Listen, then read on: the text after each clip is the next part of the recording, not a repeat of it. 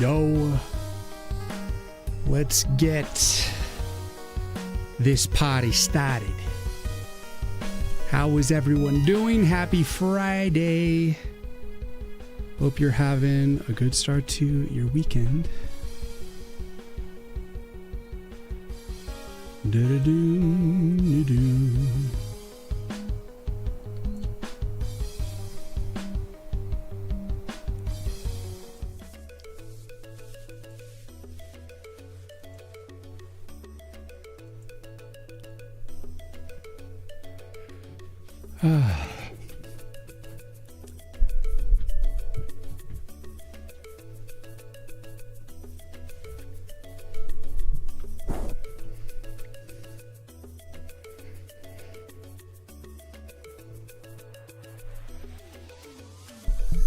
Cheers.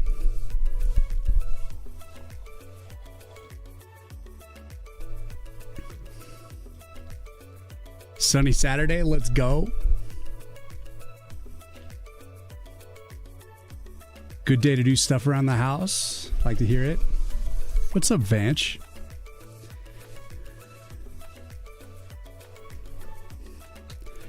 So I got the Goblin Bomber here. I did some light run cycle here that I feel like we could mess with. Go deeper with it.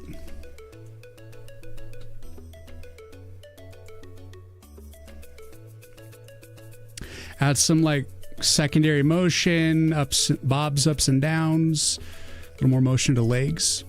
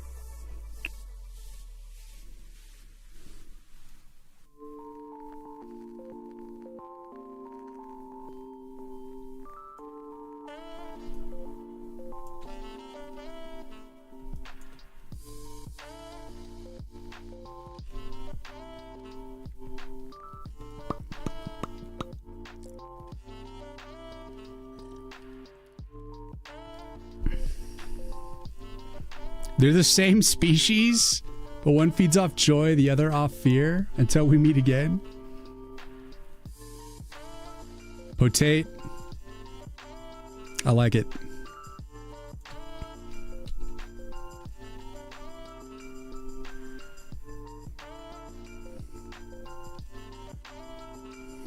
I'm going to start by separating some of these elements.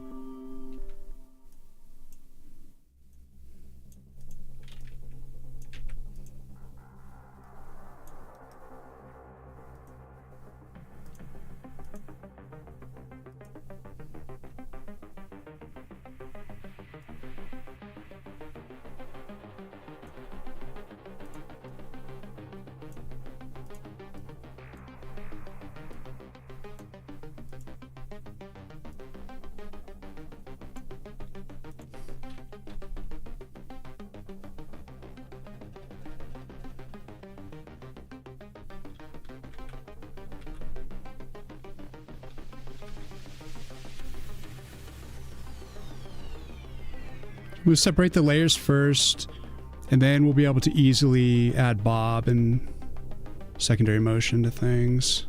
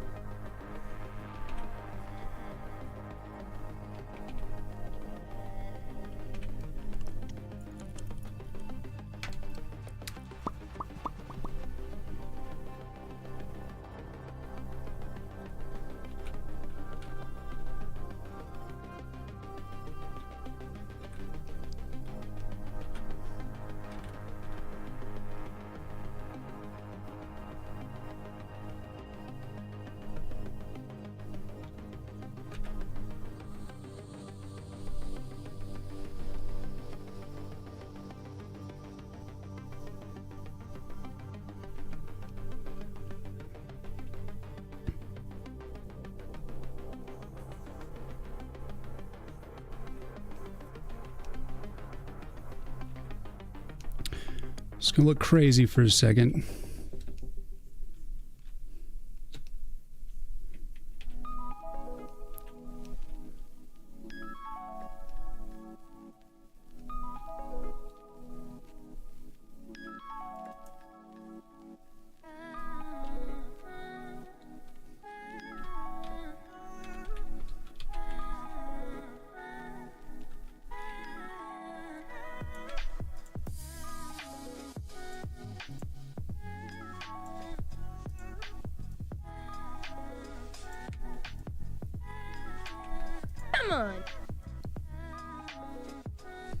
Demon, thank you for the follow. Welcome in.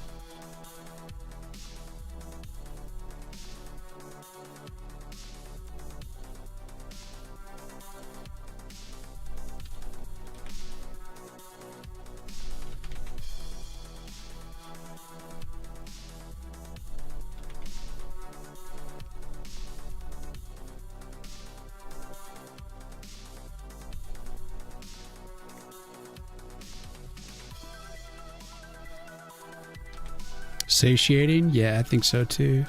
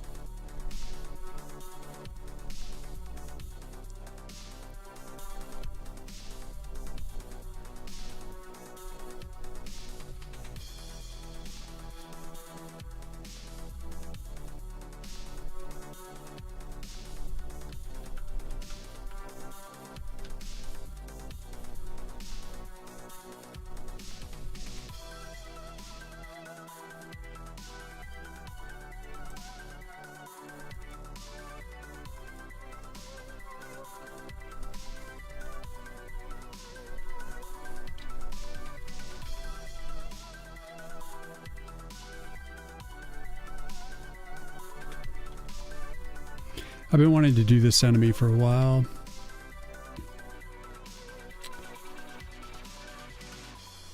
Definitely a spice in the game I've been really wanting to see.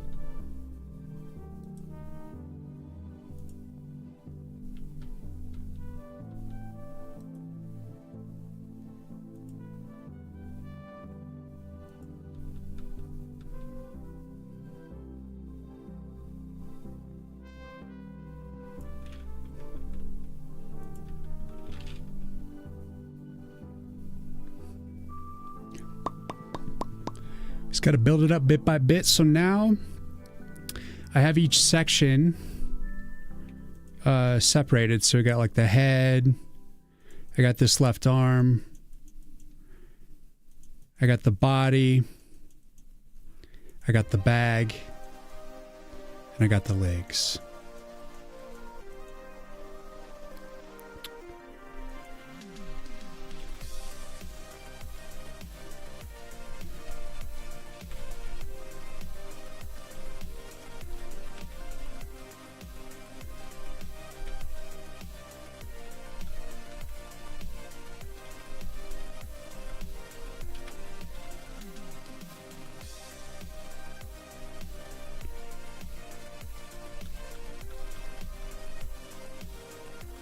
Thinking with the left arm.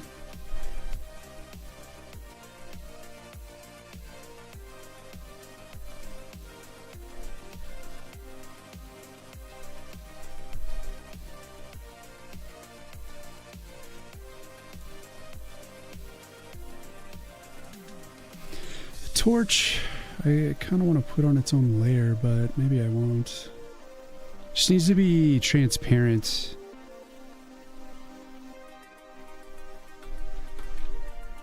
Let's just give it...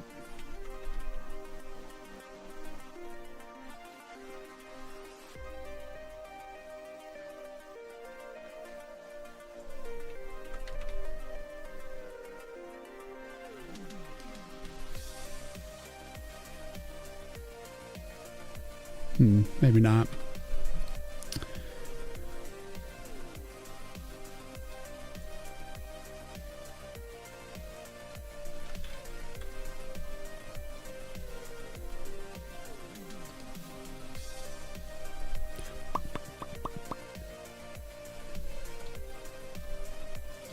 Okay, so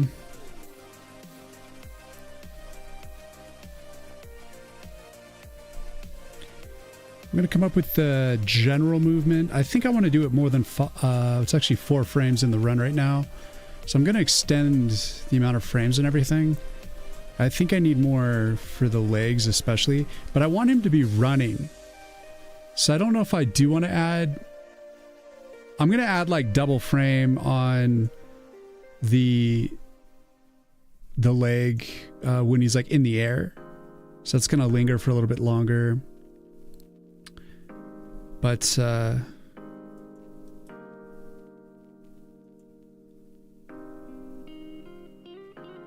want to do that just yet.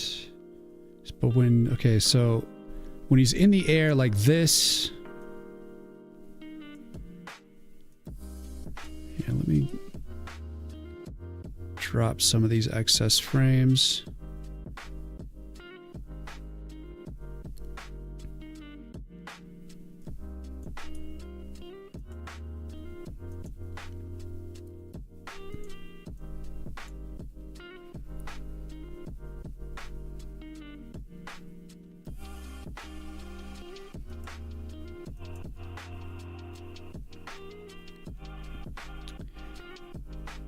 All right. So he's going to... Got to raise him up a little bit here.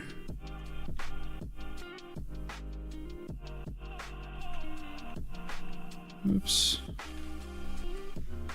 We just select all these bad boys.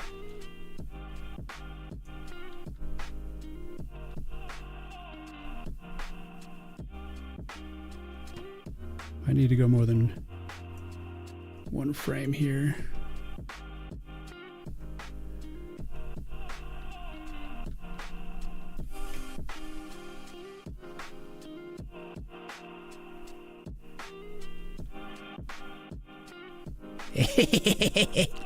I don't know what his voice is going to be, but something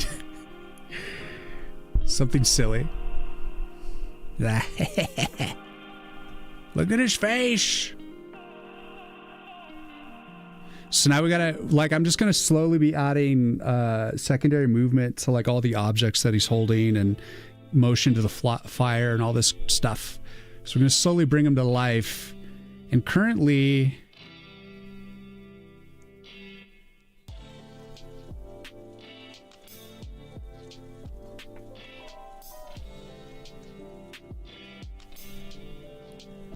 so I wonder if I do want to extend these frames.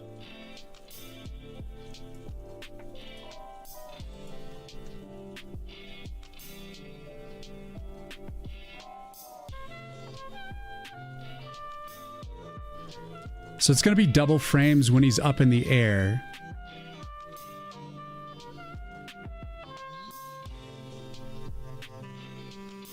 Which I should animate with that now so that I can add it to the secondary movements. That gives us 7 or 6 frames to play with. That's not a ton.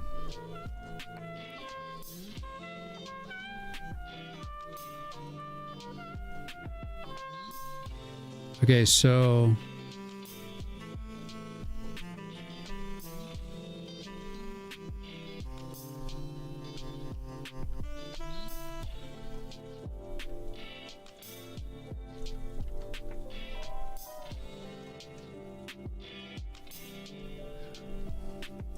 I think I'm going to start with the bag. So when he comes down,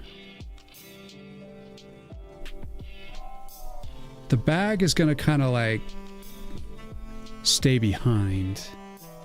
So I'm going to say for the bag.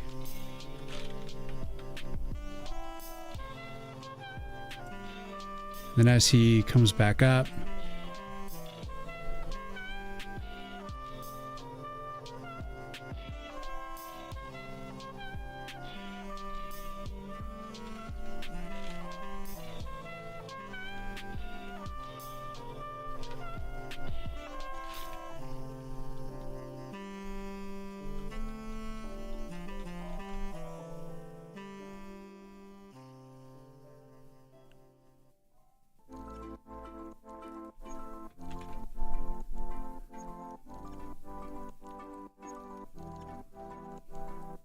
thank you, Pants. Working on it. Bringing it to life little by little here. So I want to do a little squash and stretch, but like...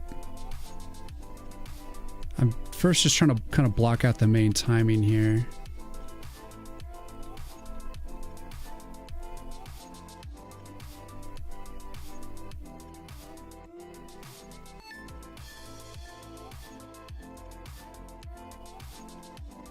See.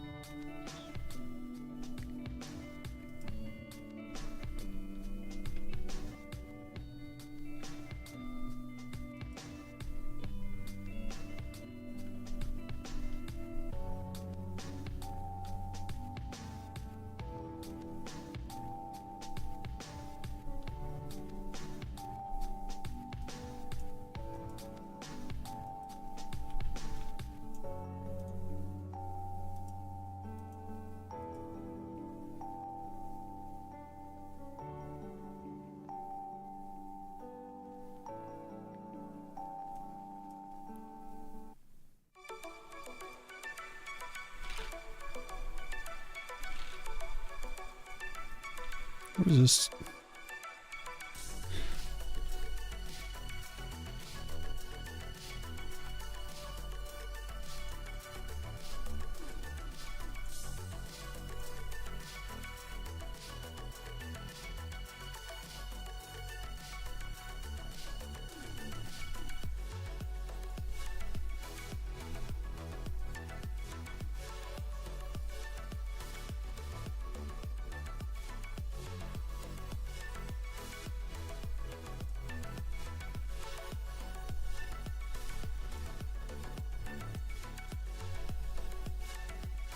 Weird.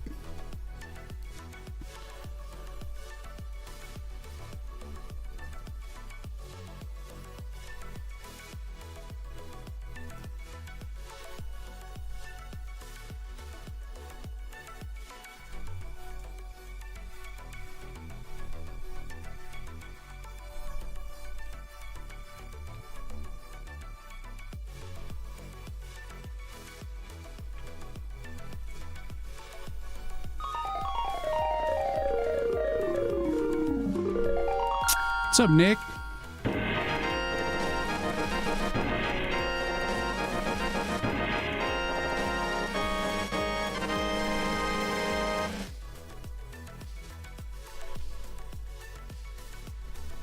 Thanks for the raid. How you doing, man? What's up, Sinister?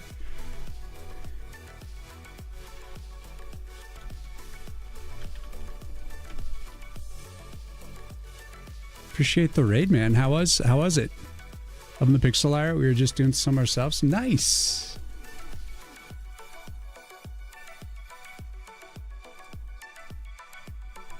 Well, guys, check them out.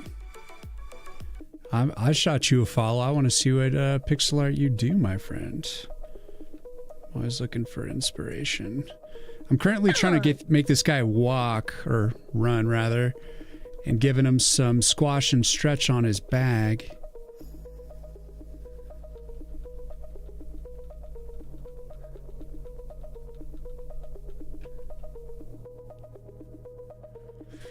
I'm building a tower defense game called Woods of War. It's up on Steam for wish listing.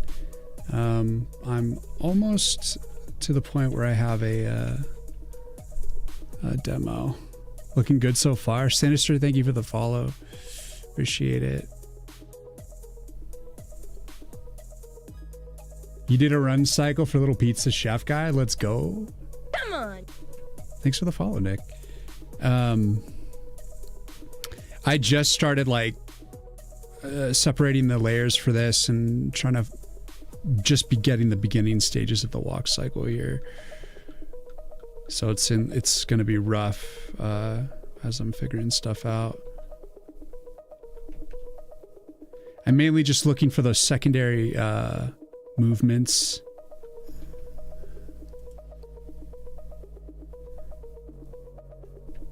So I'm listening to random 90s rock here on Twitch. I'm like, random stuff stuck in my head today.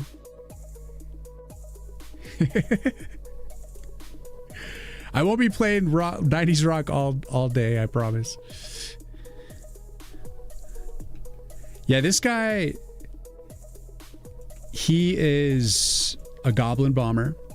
So he sets all the bombs in his bag on fire and he just runs into your armaments and blows them up. It's like a creeper. It's instant death.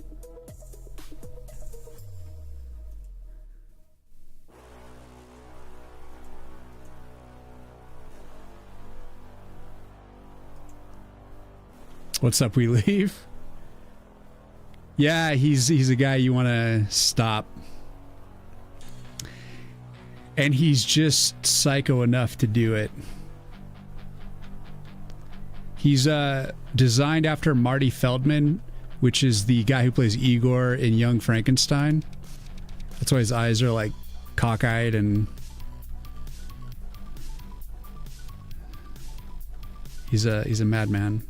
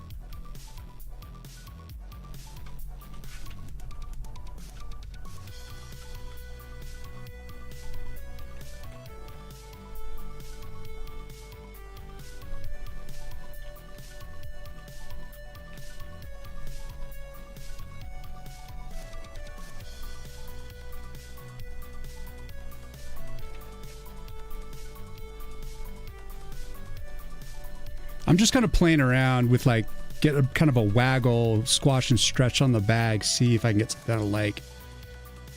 So it's not going to follow him directly. It's going to have kind of like a secondary flow to it, right? Because it's a big old chunky thing. And we still got to move everything else. We just moved his legs so far in the bag, and we still need to move his arms, his head, his body, like maybe move the shadow around, get the flame to dance. Maybe even like move his jaw a little bit. I'm not sure yet, but we're slowly building it up. We'll get there.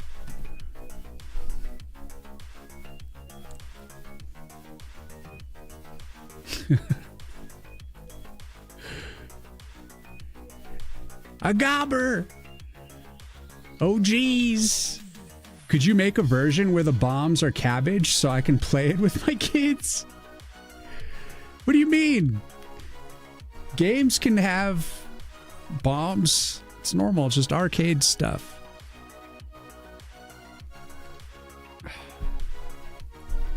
This isn't The Last Airbender, bro. Don't just have cabbage lying around. You think you have some friends on here who like tower defense games? I'll definitely let them know about this. Thanks, man. Yeah, actually, I took a few days off from streaming this week, and here I'll build the game and show you. I'm building it. I'm programming it from scratch in C++ and SDL2. And over the past 3 days, I added over 1,000 lines of code, and I was just generally doing debugging and like refinement to functionality in the game, and getting rid of like weird little stutters and things that were kind of weird, and added some balancing to some of the arcana. So I'll build it, show you guys where it's at, see how it builds here on Windows 10. I've been working on a Windows 11 machine, and so this is actually the first time I'm building it on the 10, so hopefully it runs smooth. But I can show you. It's a card game, but it's very much like a tower defense game. It's tower defense but it's like more of random. You're giving your arcana, your armaments that you help to like build up your tower through cards being dealt to you, and so you have to basically adapt to the hand that you're dealt. It'll take a second to build, but yeah, so it's just tower defense card game. I call it like a speed running card game because you have to do it in live action. It's not like you get a card and then you have like a whole turn to play it. It's like, nah, everything, like enemies are coming at you like a live tower defense, and you just gotta like survive, play your cards as they come. So you start with a starting hand, and here you can like keep or replace, very similar to like Hearthstone, you know, and you decide. I also like changed the glow a little bit, kind of messed around with the particle effects on the glow. And let's see, what did I do? I did a lot of stuff. So I changed the projectile so that it no longer is a particle effect trail on the bullet trail. It's just a normal kind of like arcade like bullet when they shoot stuff, and then when it hits the enemy, there's like a little explosion on the enemy. I just thought it was cleaner. I was sick of looking. I couldn't get the particle trail, bullet trail to like feel right. And I went back and I looked at Metal Slug, and I was like, well, how do they handle it? And I'm like, they don't even have bullet trails. What the fuck am I doing? Because I kept feeling like it was too messy. And so I ended up going this route, and I'm happy that I figured that out, because it cleans it way up for me. And so you can like a normal tower defense, you can manage each little tower, or, you know, I call them armaments because the tower is the tree that you're trying to protect. You can just directly upgrade them or directly like heal them if you have the mana, but you can also use the cards like to upgrade through that. It's a little bit cheaper to do it this way. So I have like another spike shot here that I can upgrade. And So it just kind of depends on like what you want to do. Like if I had another Thornblade card, it would be cheaper to upgrade than if I was to manually do it. But if you're kind of desperate for it, you can do it. Or if you just got the dough. So generally, you can just see cards are being dealt to me and enemies are coming down. And I'm just trying to like use the cards on the nodes as best I can based on what's happening.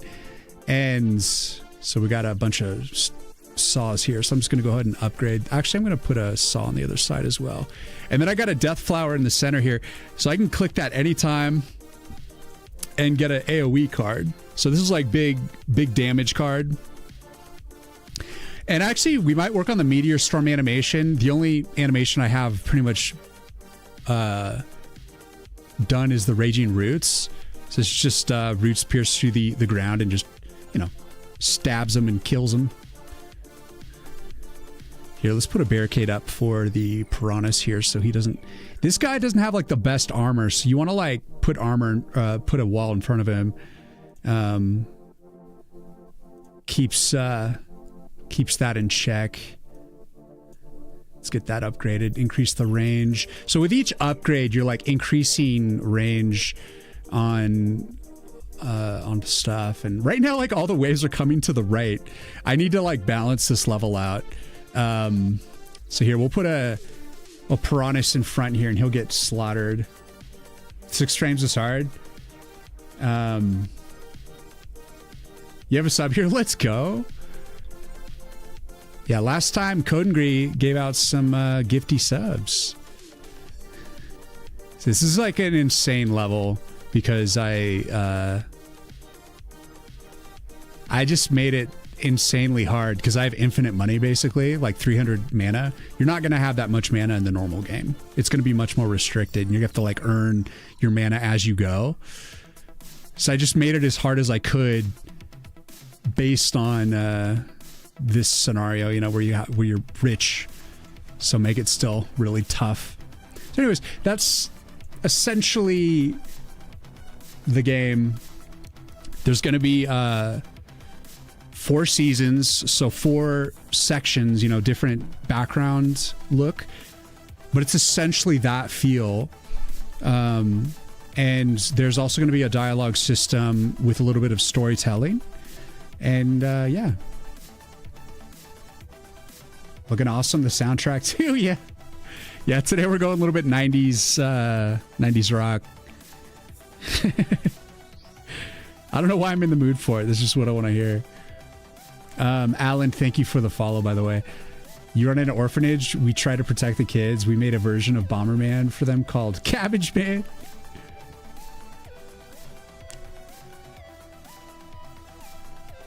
Lots of art. This resolution is daunting. Well, that's why the level is so simple. You know, like you just have a tower in the middle and you have enemies coming from the left and the right. And that way I'm not creating like this extended level. It's just kind of a very basic map that I'm going to repeat with like different art, but there'll be different enemy types and stuff. It was all to keep the scope of the game small, but it's still massive. Like it's still a lot of work.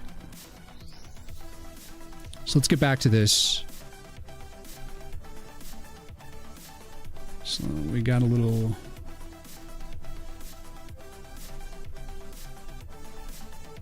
So right there is a like...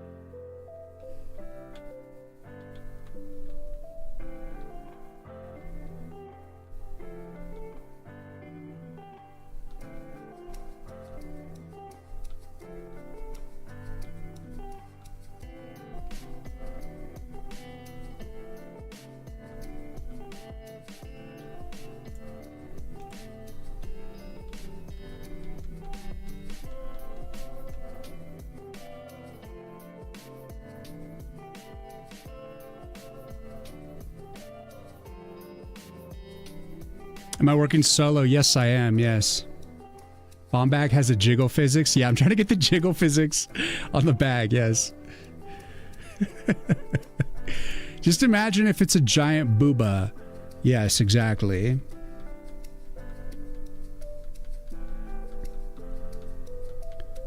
You know how like when you're running with a big old backpack, it's kind of like this added annoying motion. My camera's still misaligned here.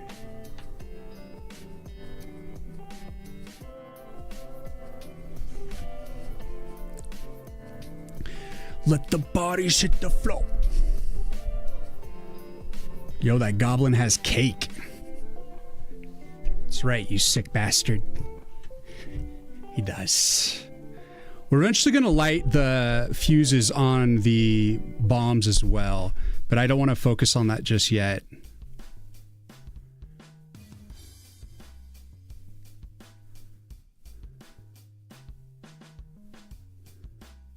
It's not quite right.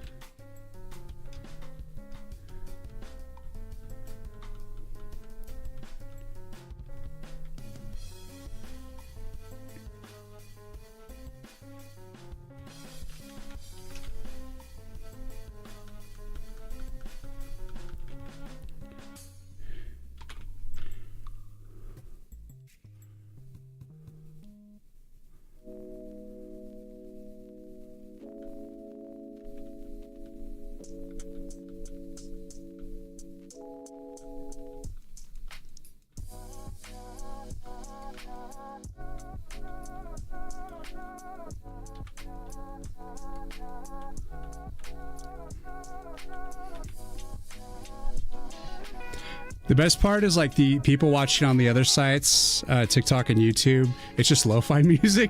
And I'm just sitting here listening on Twitch like this 90s metal.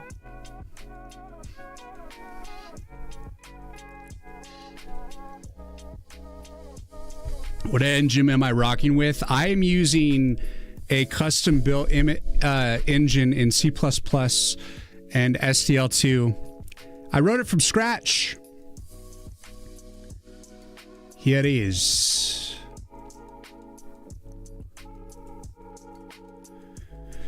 Just a little custom engine. No big deal.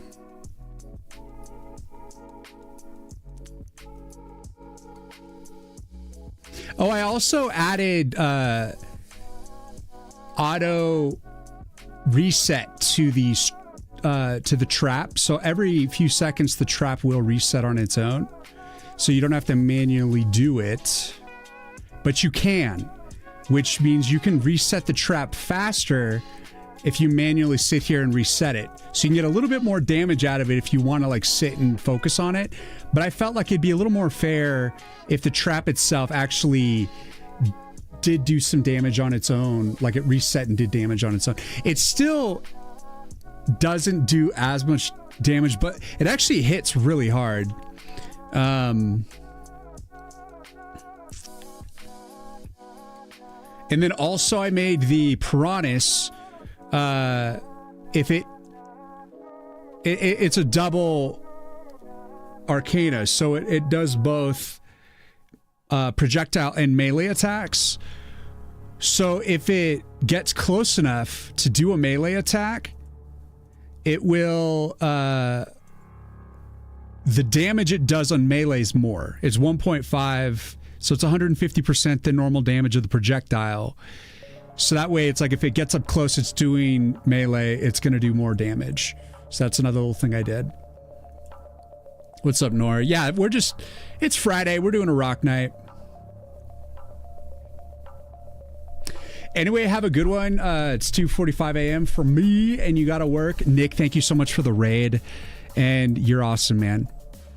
Go rest. Really appreciate it. Good night to you, my friend. Seems like a nice game concept, to be honest. Have you optimized the memory cache for recursively unrolling the game loop? Optimize the memory cache by recursively unrolling the game loop.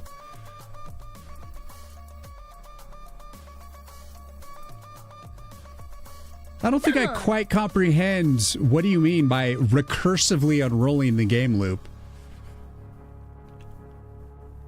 Pix, thank you, Pixel for the thank you for the follow. P Pixel, I like your name. Yeah, elaborate on that a little bit. And I'm very generally obsessed with memory management, as you need to be in C++, and you know. Happy Saturday, Epic. What's going on? Pretty impressive if that's the game and the art style looks pretty slick to you. Thanks, man. Yeah, I mean, I'm doing everything. Because honestly, when it comes to caching, I'm not caching anything. I do preload textures, like images, and then I'll like reuse the images. That's about all like the, you know, caching that I'm doing.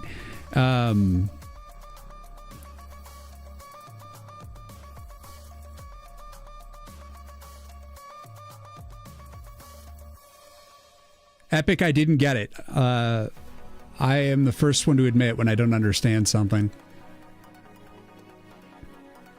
Meme from the days when you had to fun roll loop for extra performance. All right, so we got the secondary motion on the bag. I think that's what I want to do. It'll be even more elaborate with the flames, but now you can see why I wanted to wait to do the flame part on the bag, because it's going to be affected by the movement of the bag. So let's move another part of his body. I want to move his head now. All right, so as he raises up, I'm going to say the head is going to be lower. And then here, we can let the head raise up. Ooh, and then I'm going to want to add a little bit of neck right there.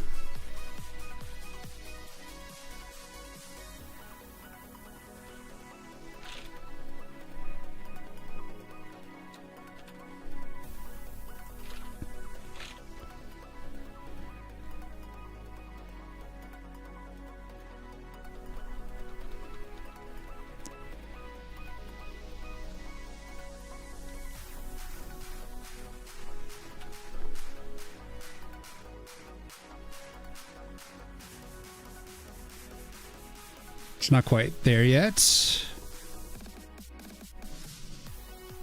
Okay, what am I doing? He is up, up, down.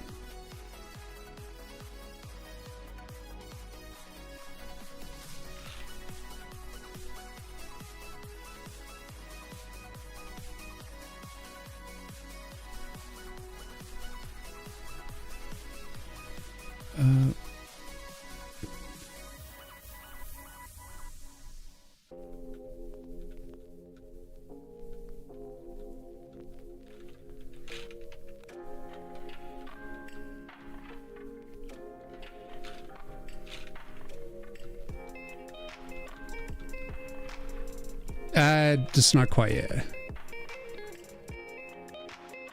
Yeah, he needs a more jerky movements.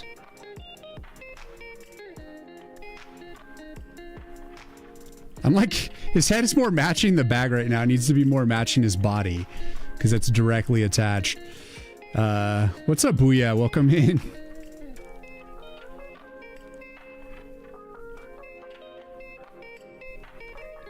Let's see.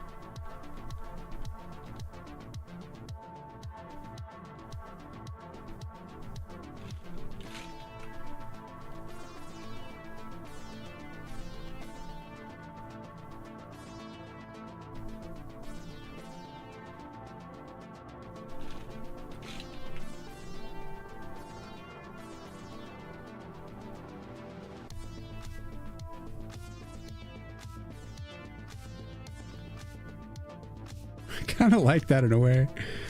His head's kind of toggling. It's got kind of like a weird style to it.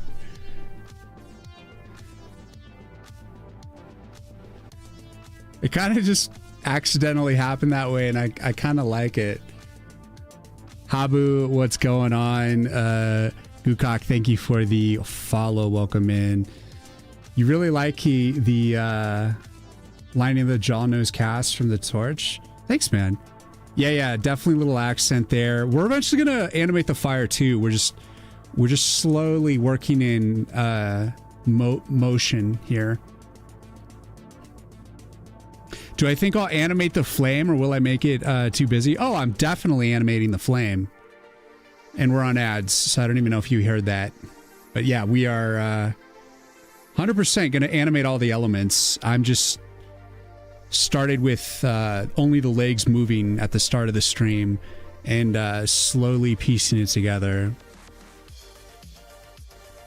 The real question is whether or not I'll add like a blink in his eyes or like movement in the jaw. But anyways, I'm still kind of going for macro movement right now. So we started with the bag, the body, and I'm going for the head bob right now. And then after that, I'll do the legs. Or I mean, not the legs, the arms. And then once I get all like kind of the secondary and main function down, that's when I'm going to come in with the tertiary movement, like the flames, because that's all going to be relative to like the movement of everything else. So I don't want to do the flame stuff now, because then it's 100% going to change. Like if I'm like, you know, making stuff kind of move around and, you know, be different.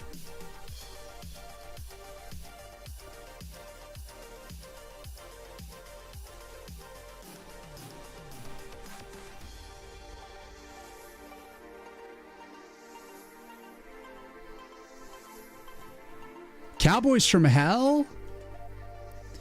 We got some real metal on this playlist. There's a random mix on Spotify. Oh, you heard it? Let's go. Of course, the squash stretch on the bomb bag. Yeah, you were looking at the head bob when you said about the micro movement. Yeah, I see that. So yeah, 100%. We're going to animate. We're also going to add flames to the bombs in the bag as well. But again, we just got to get all the macro movements first.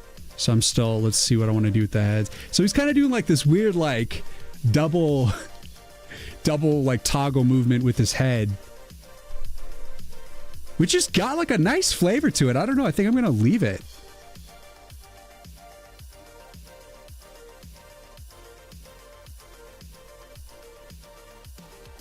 Let's just add a little bit of movement. So we have like the left arm on another layer, and let's just do a secondary movement with that.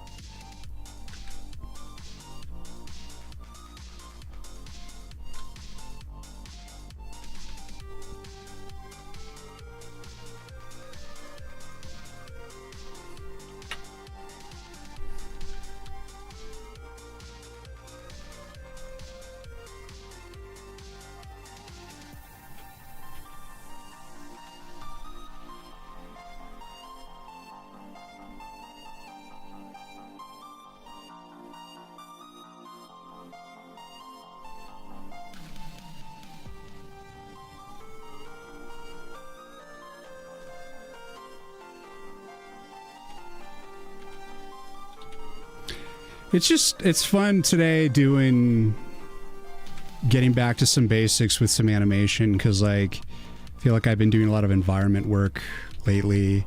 We're gonna like refine the outline kind of later, so the outline's gonna be a little messed up as I do this, and I'm just gonna leave it like here. We just need to get rid of it.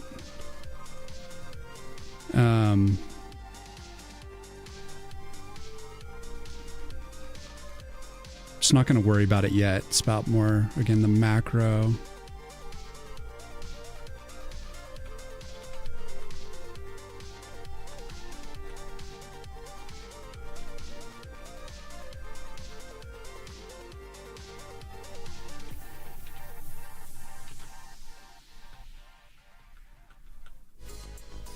Okay, we're not quite there yet, but we're working on it.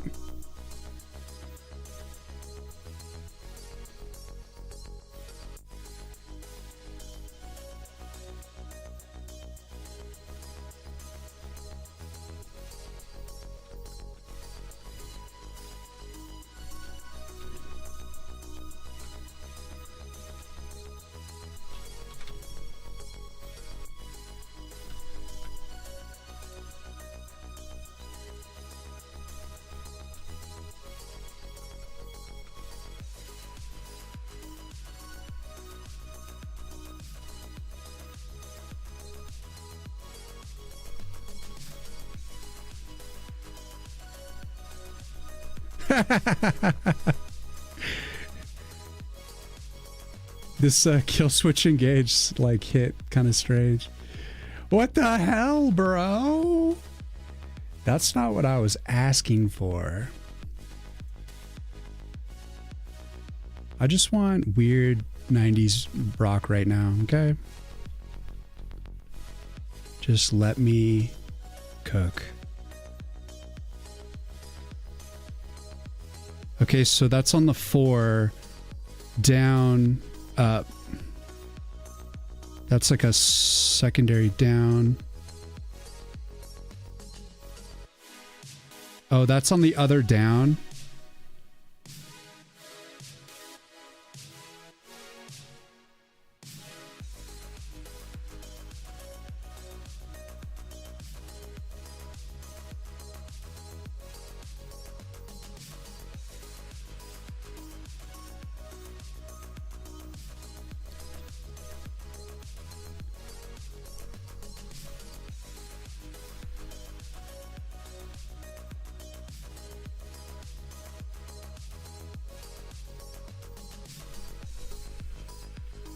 Just experiment.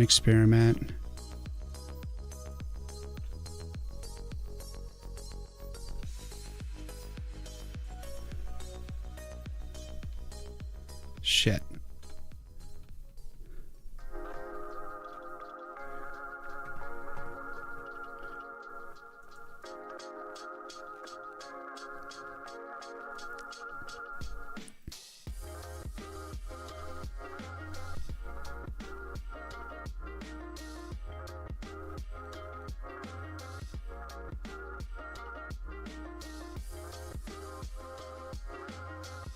No. I kind of want to go for like...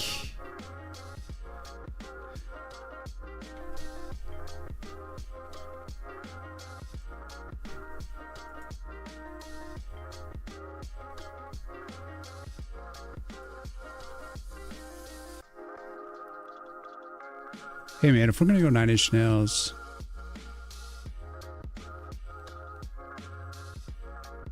Might as well go deep.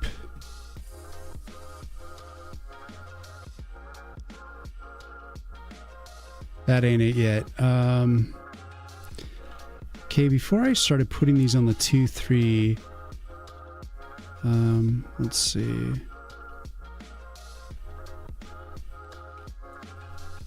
Problem is I don't have enough frames here, so this is what's tricky about it. So I don't know if I want to do like a more...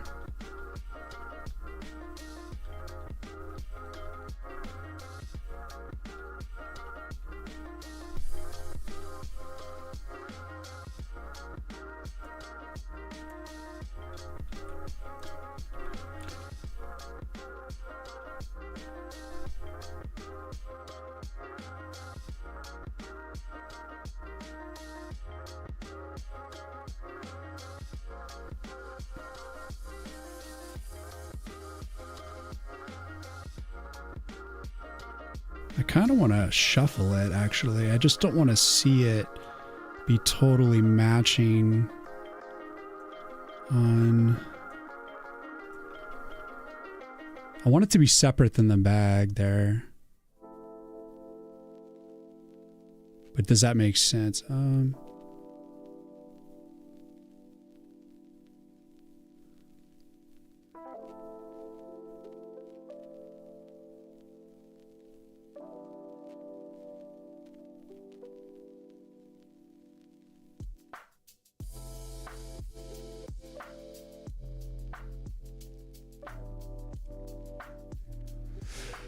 I could do like an opposite to the other arm to make it have like more of a run effect. And of course the flame will kind of dip and dance around this movement, but we're not worried about that yet. First things first, let's get rid of that extra little dot there. I don't see that anymore.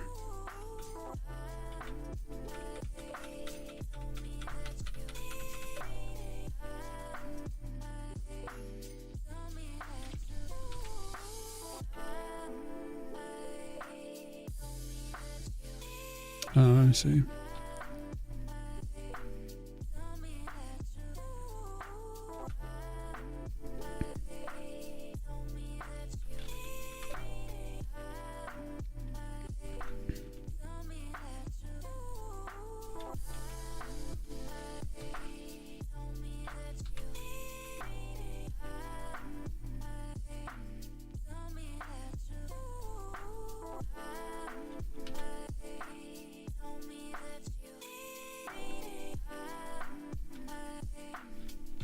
I'm starting to add in these outlines because I'm starting to settle into it, I guess.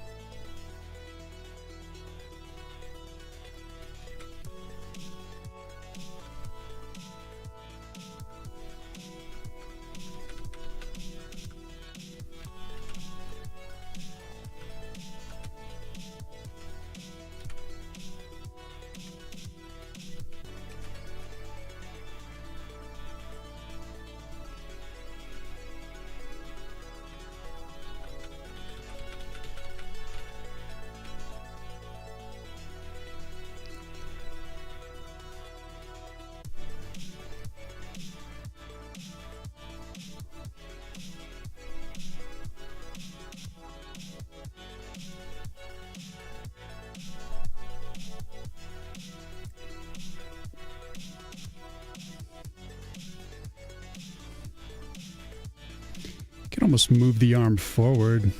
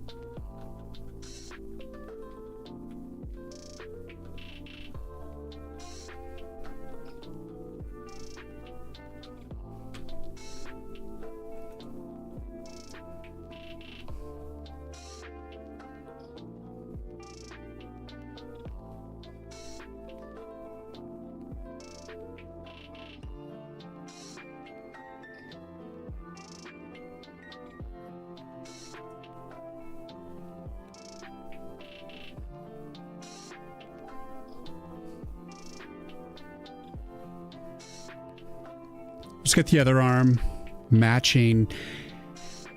And I probably should separate the arm from the body so that way it's just easier.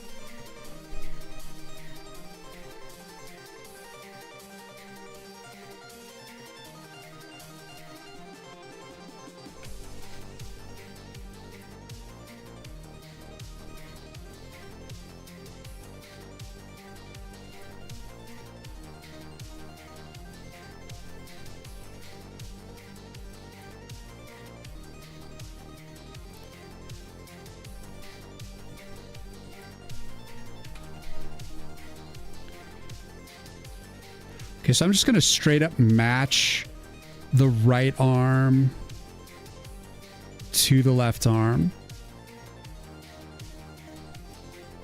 And then I will offset it afterwards. So I want to see... Let's hide the head for this. It's going to get kind of weird. I want this.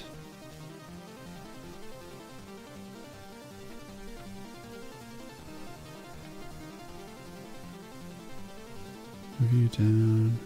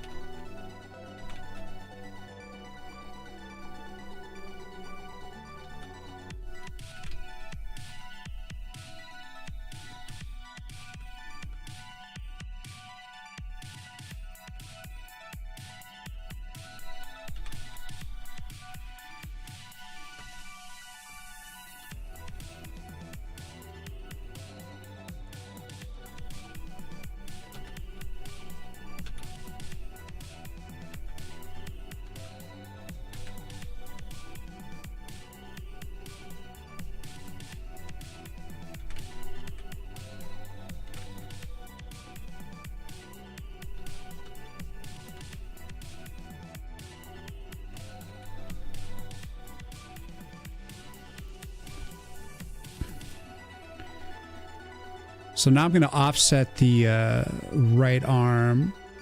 So it seems more like a run. See if that looks okay. So 7 frames. I think if I just do it 1, 2, 3.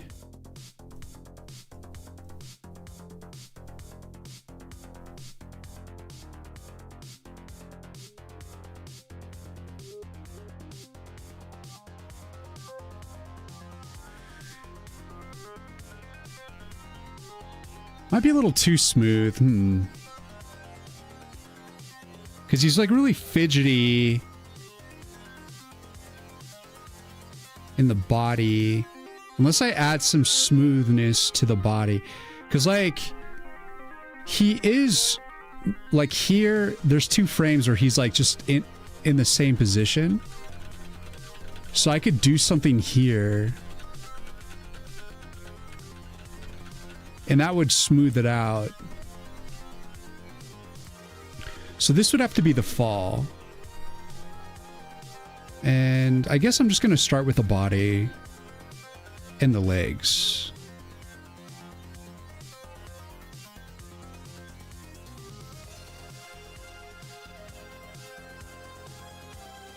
I'd have to leave the arms alone, so... Can I do that? Alright, stop. 1 down.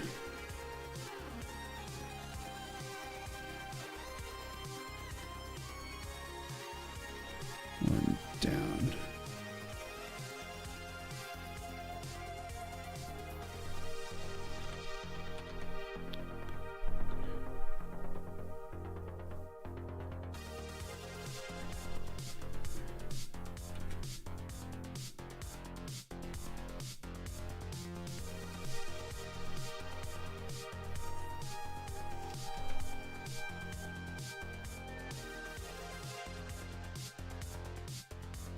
This is still with that same head bob.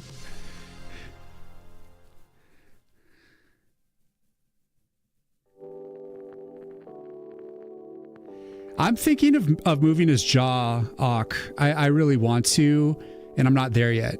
That's a tertiary movement. We're still in macro movements here. Trying to get a general flow.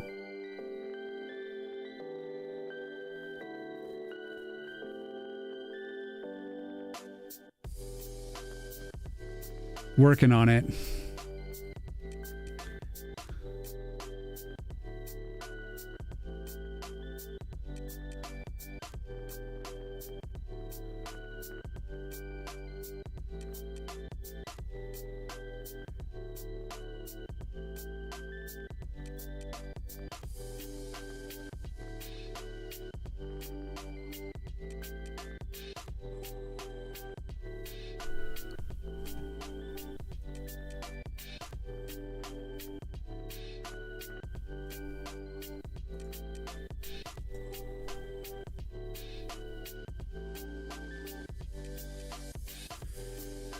Like, I like his head. I'm gonna save this head, but I'm gonna also do I'm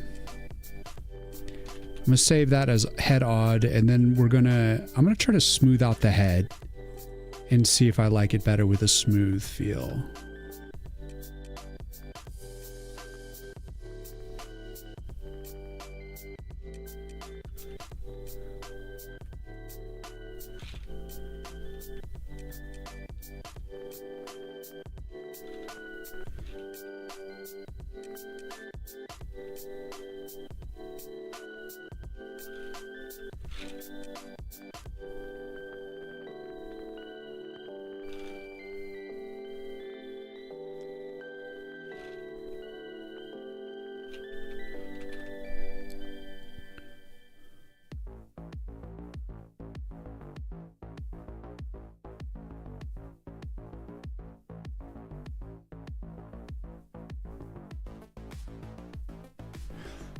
I need to lose a frame on the arms. Day is exactly the same. Going back to the other head.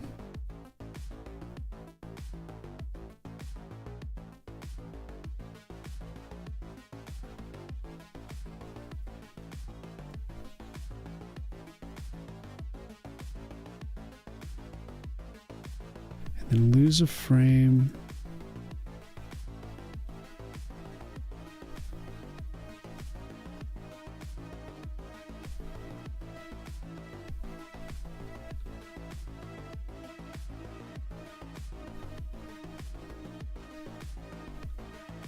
So that's the frame I need to lose.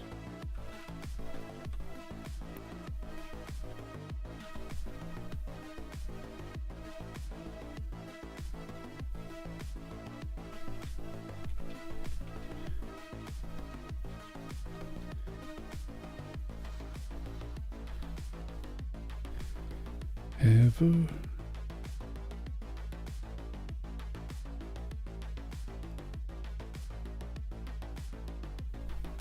Exactly the same.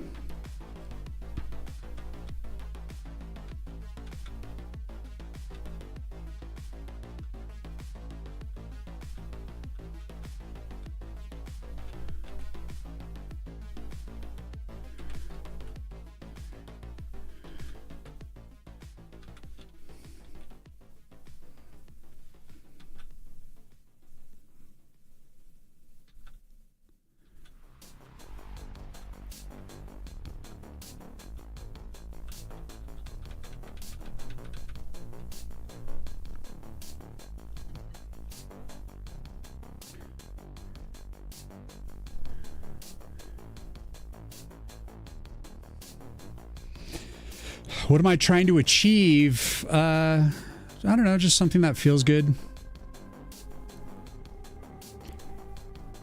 I want him to be moving quickly. He's going to be a running target, running enemy.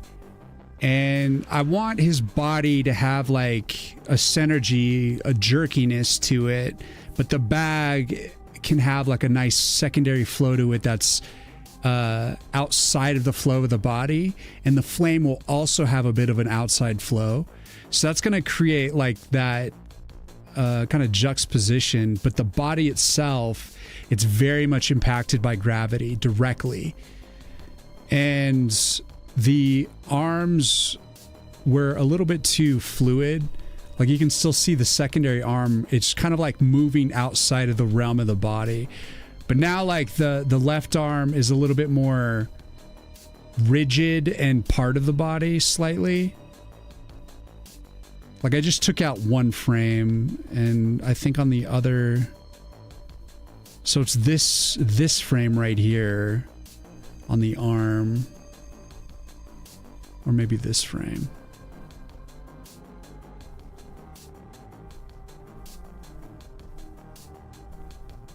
Actually, probably this frame on the right arm. Alrighty.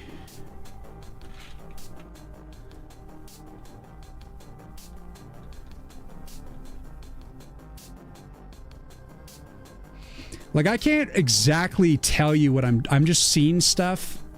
I just kind of react to it. I'm like, like, and I just sort of experiment. I'm like, that could probably be a little bit better. That doesn't quite feel right. That needs to change, blah, blah, blah. You know, like, I don't know. Like, I'm just trying to make him look good. And it's like, not, I don't know what to do until I'm like in the moment working on it. Let's get rid of that chin. Right there. And there. I'm gonna get rid of it all across the board. Oh, shit. Gives him kind of an extra long chin moment there.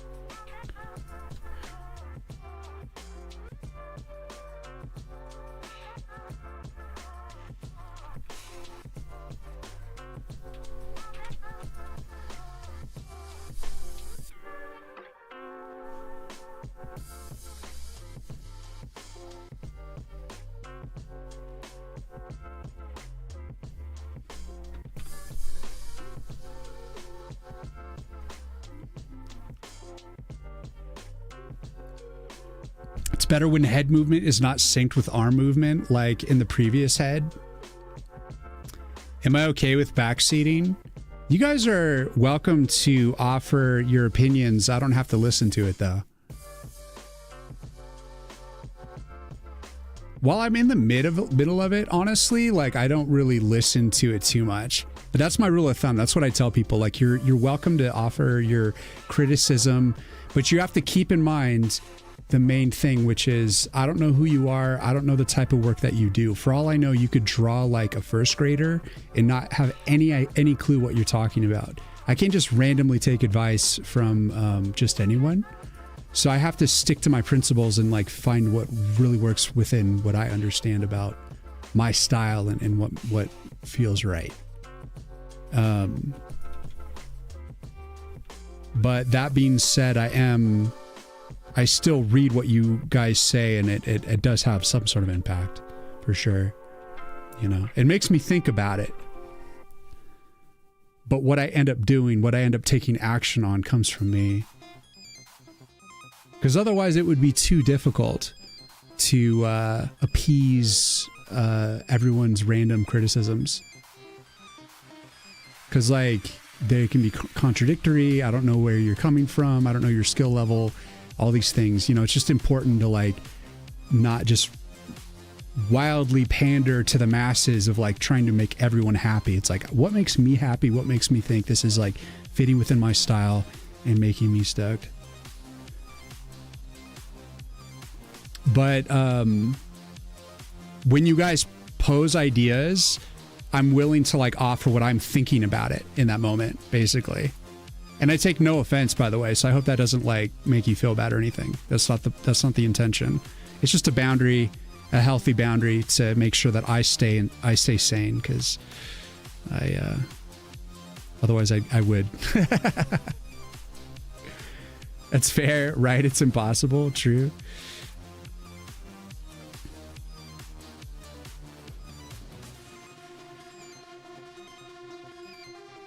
You know, in a sense, you just have to trust that eventually I'll get it right for what I believe, you know?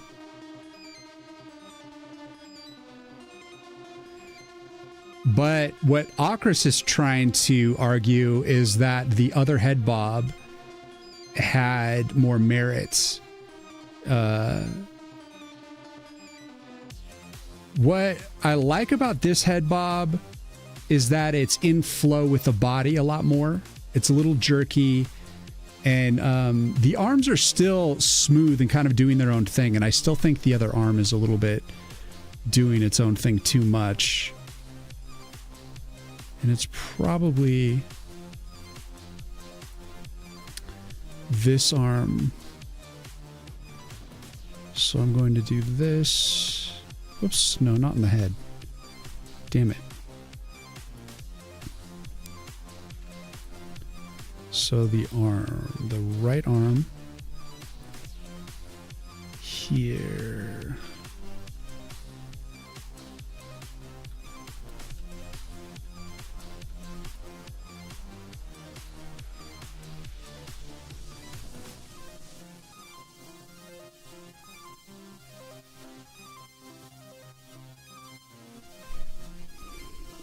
What I like about this head is that it, like I said, it follows the body jerkiness a little bit more. So in terms of overall flow, this feels more of a flow to me.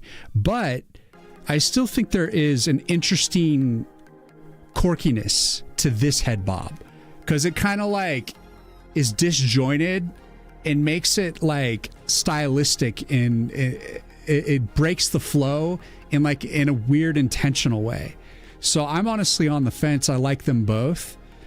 And like I said, I wanted to try the other head just to kind of get it out of my system. And the way that I end up doing things is I just have to kind of do it and look at it, watch it, experience it, and let it sit for a while. And eventually just kind of see how I feel over time.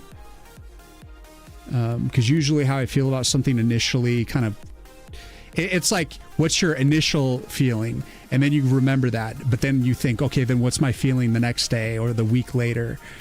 And basically, how does it survive my emotional cycle through the week and the month? You know, like days that I'm feeling different levels of creativity, different moods and stuff like that. Can it survive? Basically, the way I think of it, can it survive my criticism on all those different levels?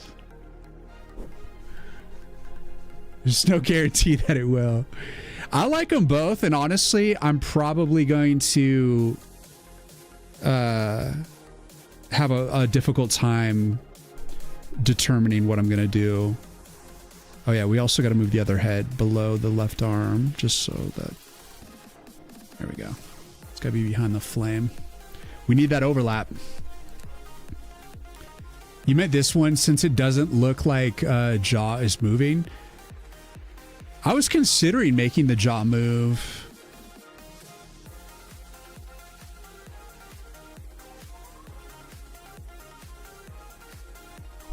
So I don't know, like seeing the like disjointedness, in a way it has character. I like it for that purpose, but like my instinct is probably going to lean towards the flow. Like I like the flow. Like this one, it looks like the head is more part of the body. There's not like a counter energy. Like the other one has like an intentional counter energy. And I think what that starts to do is it starts to make it feel like marionette animation. You know, like, you know, like some like old retro games, they started getting into like using pixel art textures over almost like 3D model looking things. And they would just like have like the chunks of the sprite, and they would like animate them all independently each other. It looks like a marionette doll, kind of like on strings. I like it when it just looks like it's core connected. The other one was looking probably a little marionette-ish when I sat with it for too long, honestly. This one's probably going to survive the way I feel about it over time. Your opinion is that a stronger color contrast between body parts could help the eye to catch up with the movement? Not sure, but it could help. TJ, what's going on? How you doing, man? Like the King of Fighters? What do you mean? King of Fighters? With the teeth?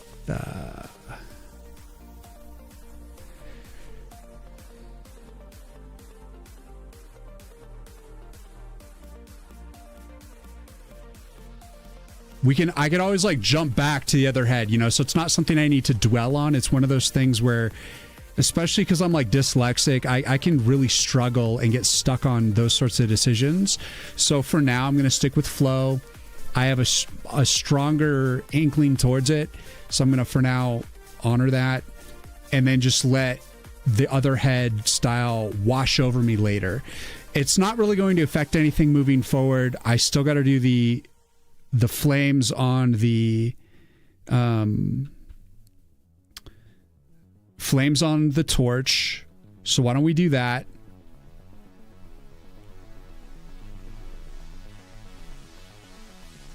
So we got to do two things here.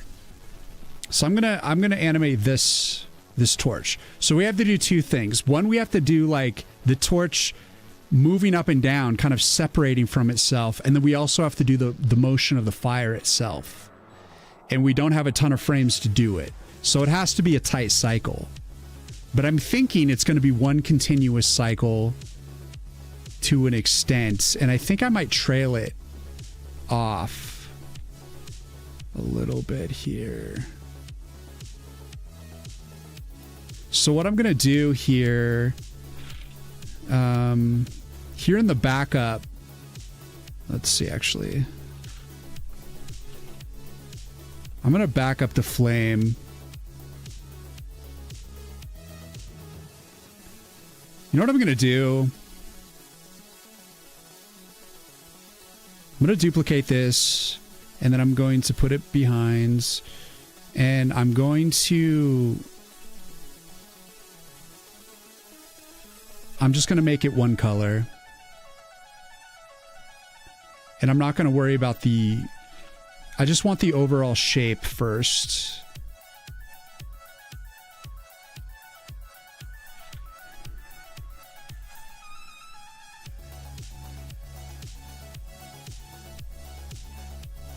I think it's more important to establish an overall shape and then worry about the guts of it later.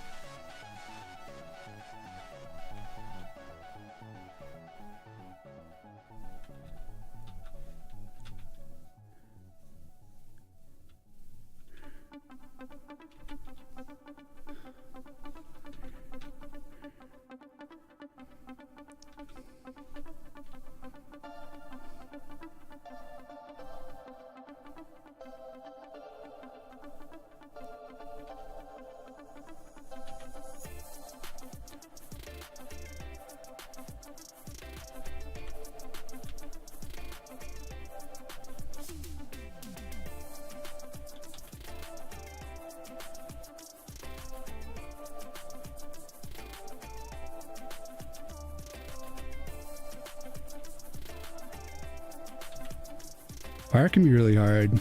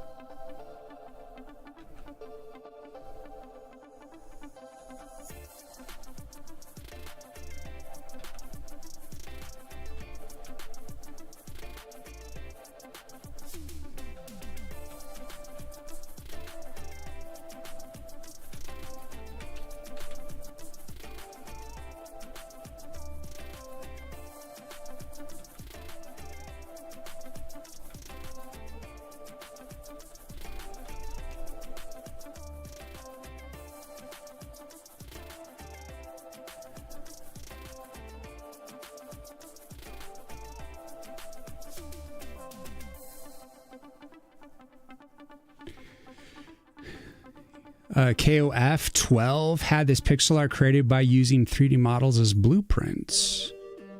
Fair enough. It's not how I work. I just draw it from my brain hole. So I think of my brain as just a giant hole.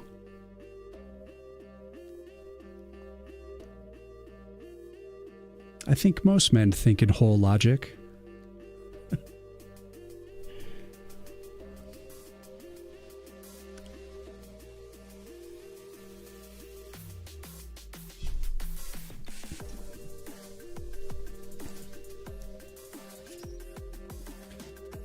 It feels good already. There's just one little blob. I want to add a little bit of extra.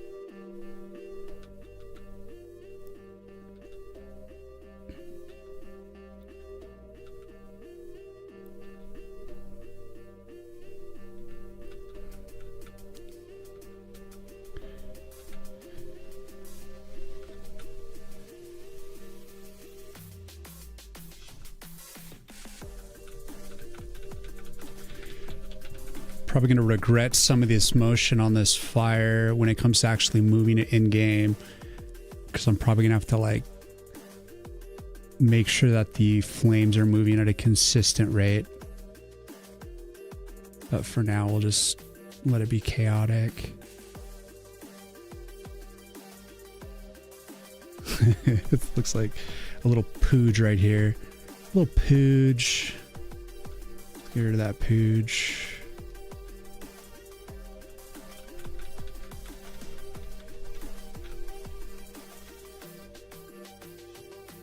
Yeah, I like the pooge.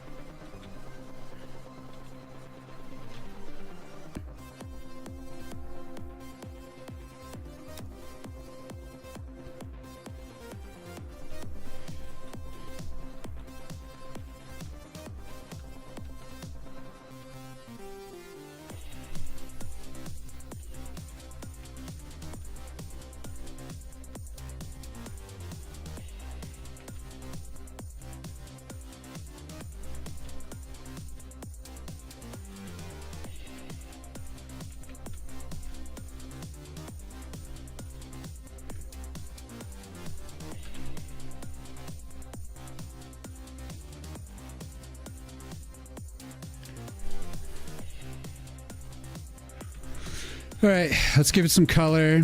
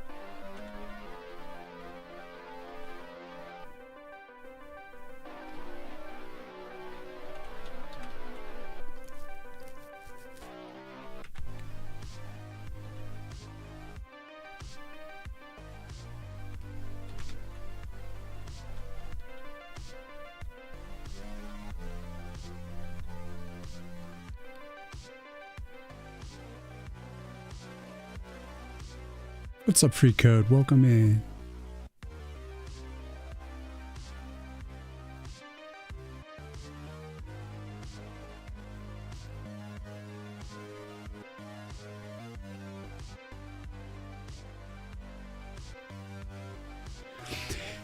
Yeah, it's inspired by the Golden Axe loot goblin, but he's actually a bomber goblin. So his bag isn't filled with loot. It's filled to the brim with bombs, and they're about to... I have to add the lit fuse in a second. So it's actually going to be a bunch of... It's just a giant bag of bombs. He's going to be like a creeper. He's going to run into stuff and just blow stuff up instantly. So when you see him, you will be sad. Oh yes, you will be sad.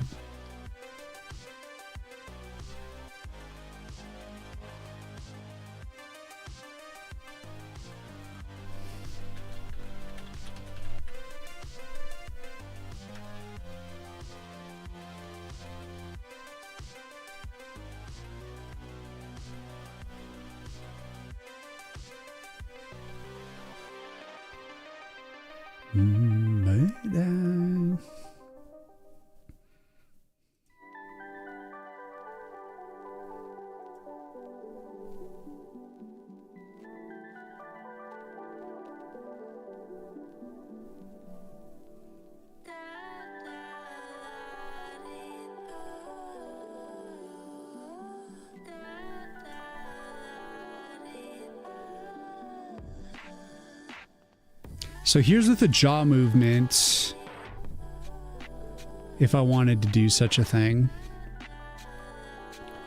So now I have like additional options here. So we got jaw movements. Look at this. We got no jaw movement, normal head bob.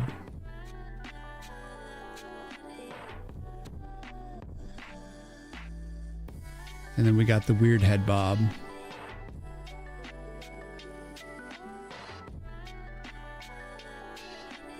I want to try the alternate head bob with the jaw movement as well.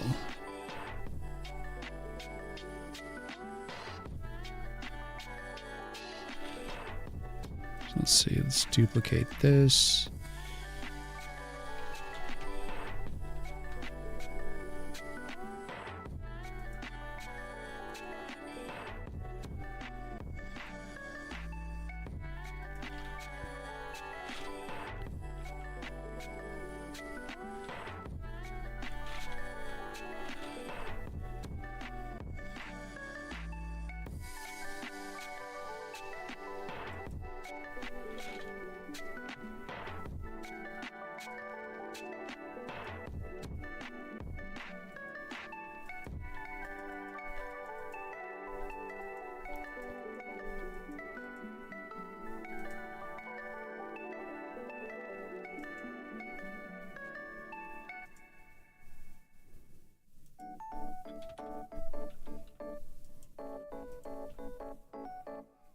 All right, here's odd movement with jaw.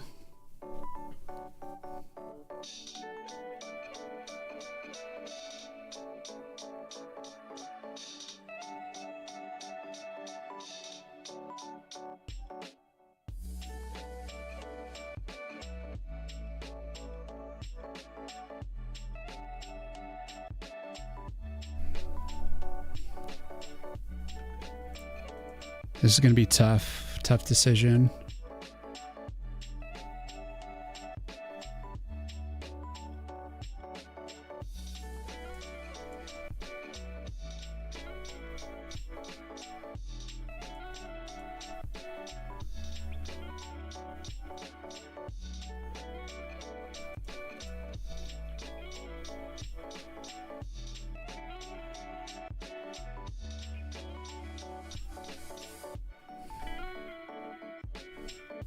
All right, I can't decide, so I'm just going to move on to the...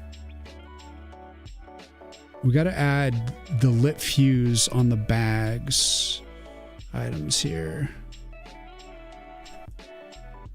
Let's hide this.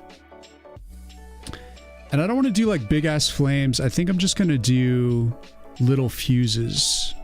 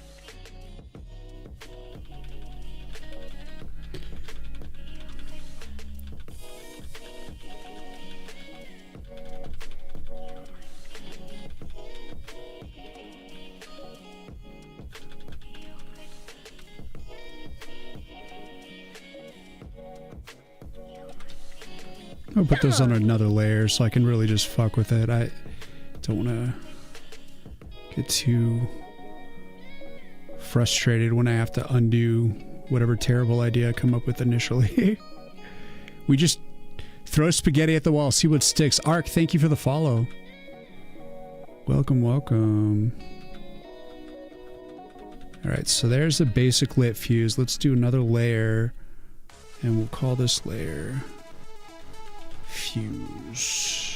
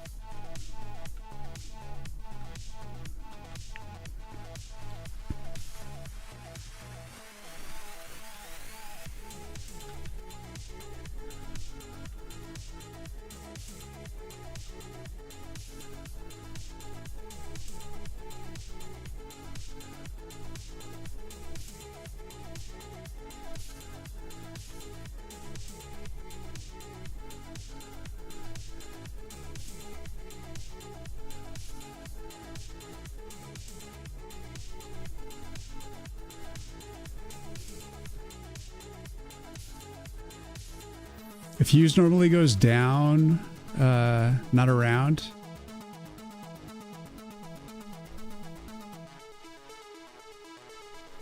goes down. Not around.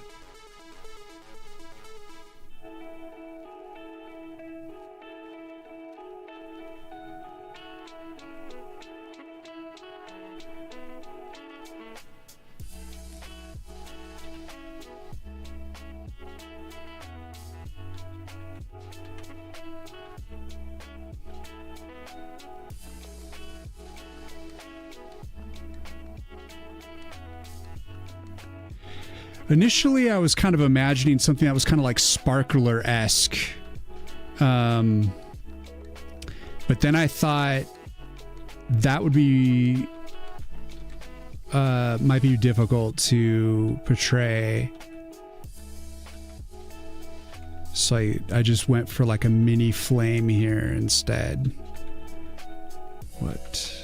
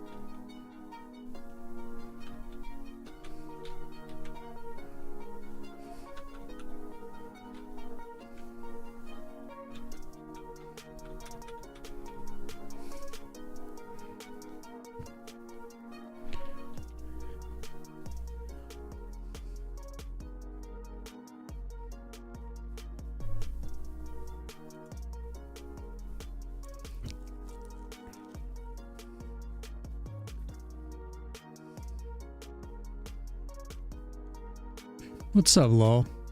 How you doing?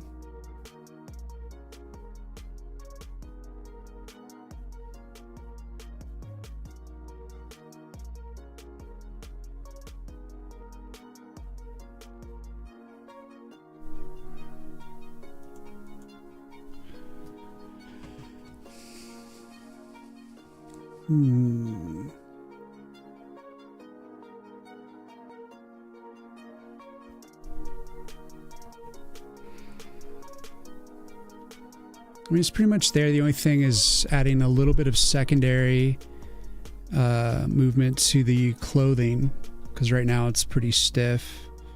So let's see.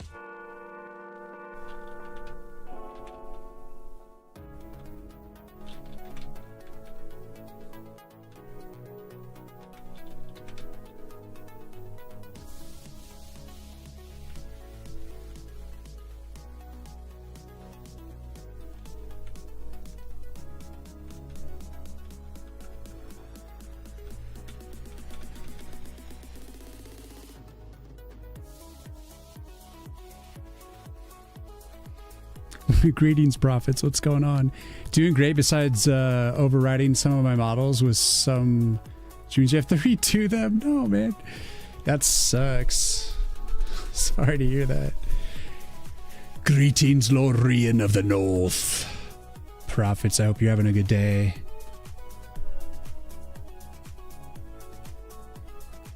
This is the song that's playing in this goblin's head as he's running to destroy you.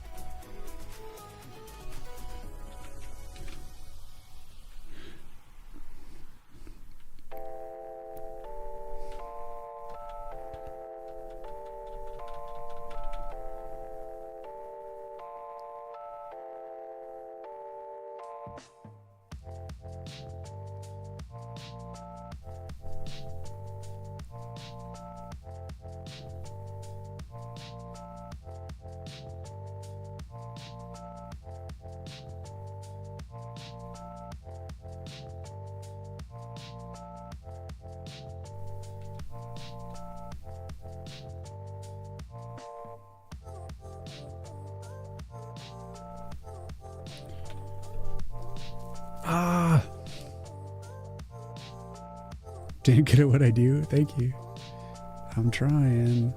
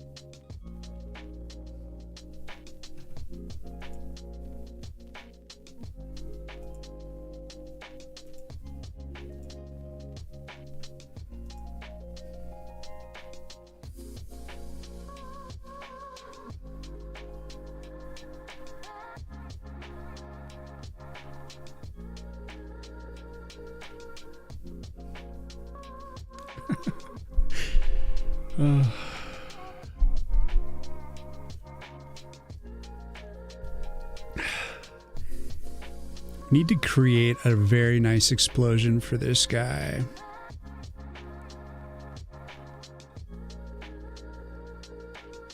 Sunshine, sun is mine.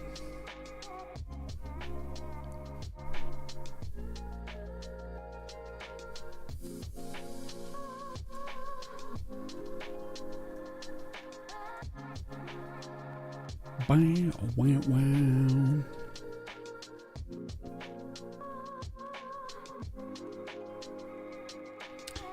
But let's do a little touch up here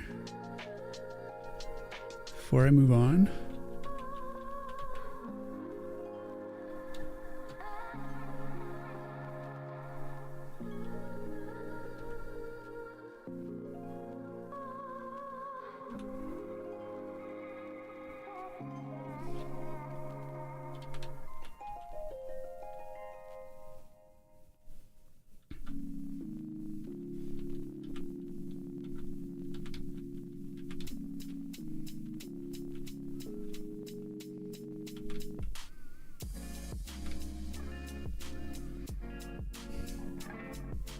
Cheers, Ock. Thanks for the hydrate.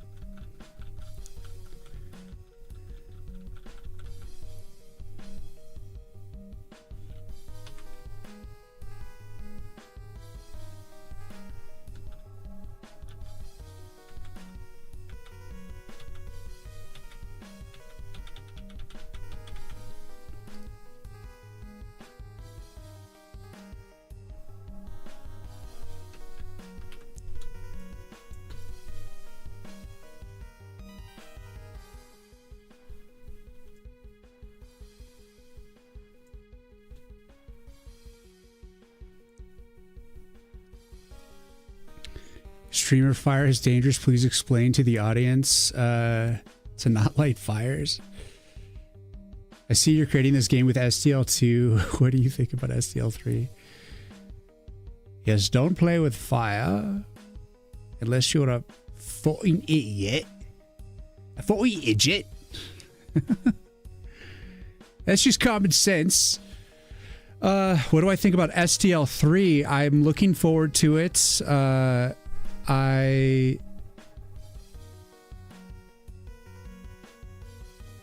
It's not like, it's not super significant towards this game.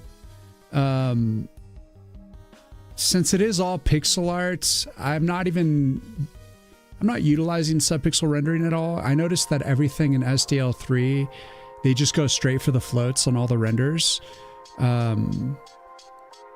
And I actually converted my code to support SDL3 on a different branch, but they didn't have support yet for the SDL image and SDL TTF. So I just am waiting for that. But we'll see. Mr. just subscribed. Mr. Almeida, thank you for the 7 months. Welcome in, man. Really appreciate that. Let's go, sub hype.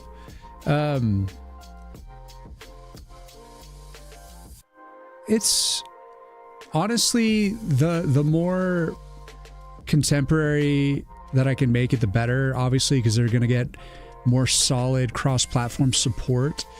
I'll definitely be converting the code base to SDL3 as I create the next game after this one, my horror game.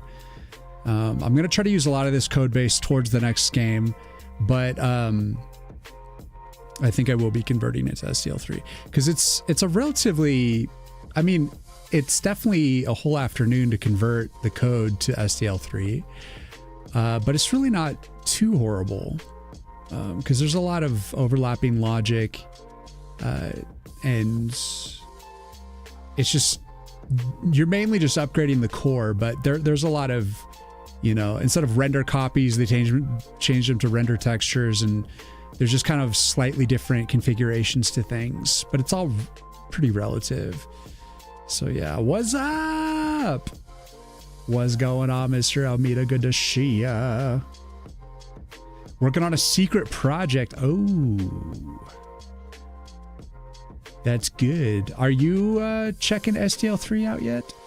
It's like just came out in just a few months ago, where SDL3 like final release was like put out there, and it's just not fully up to snuff. I mean,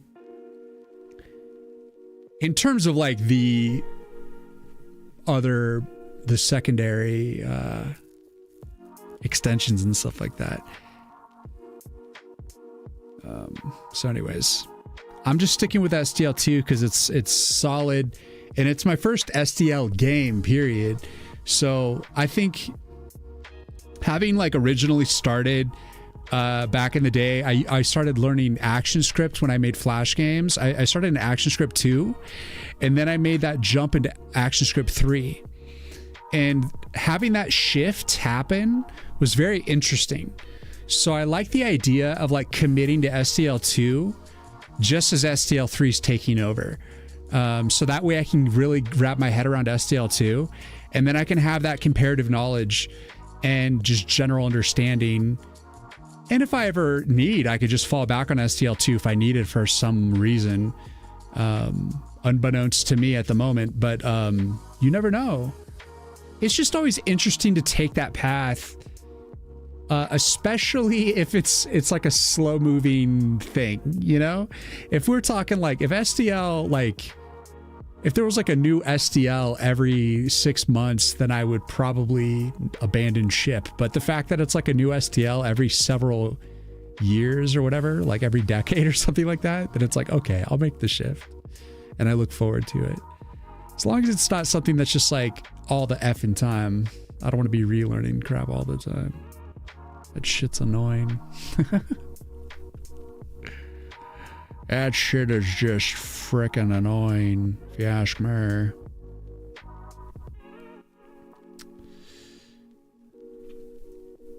So I think I'm good.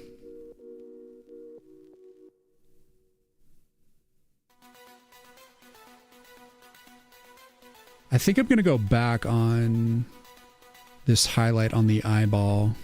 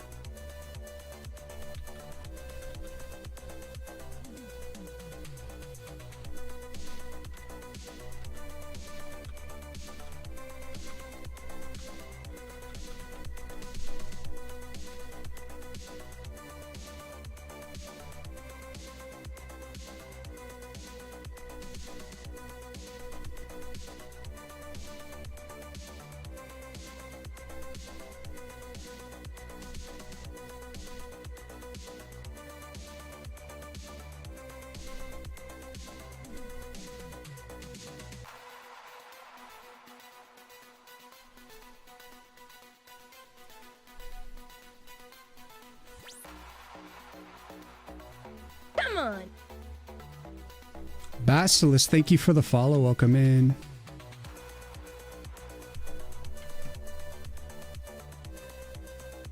Currently modifying it to support multiple character. If you know what I mean. Wink, wink. Ooh. Oh, wait. True. It's not that secret tier. It's the Twitch AI project. Oh, I see.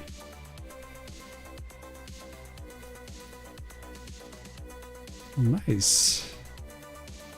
Progression. Bestie Art, thank you for the follow. Welcome in. All I can say is that you're super excited about the debut. Let's go. Very exciting. I wish you guys luck on that debut. Miss Almeida. Hopefully it all works out.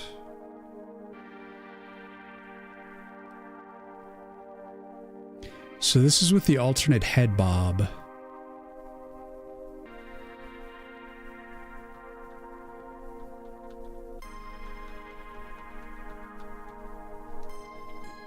Gotta make sure and update the art. This is with the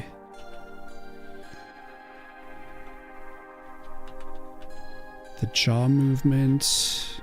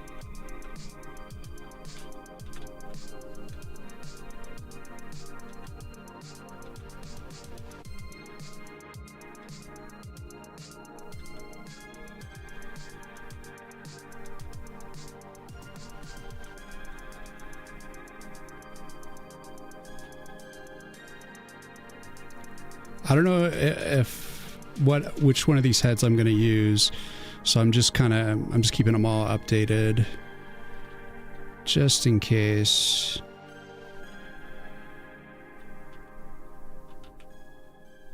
So that way I can kind of shop around later on.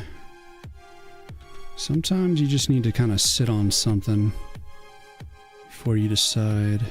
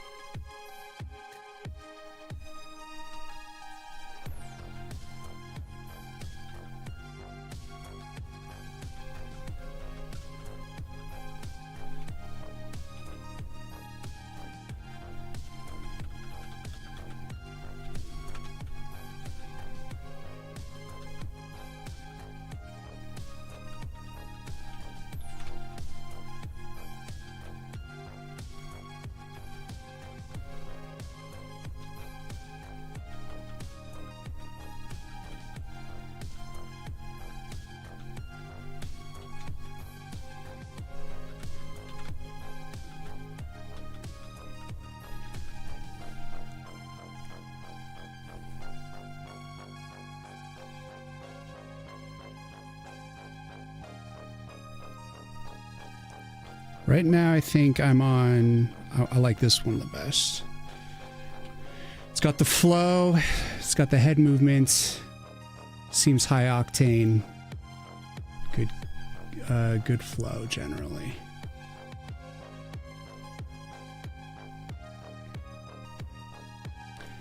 Cakes is not streaming for the whole week, so I had no chance to test it. Sad.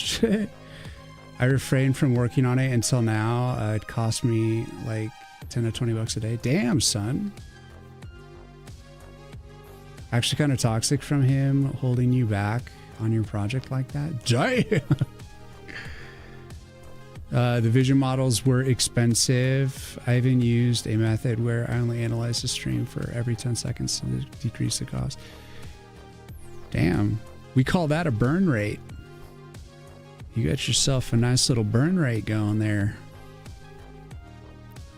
I'm wondering if I shouldn't add a little bit of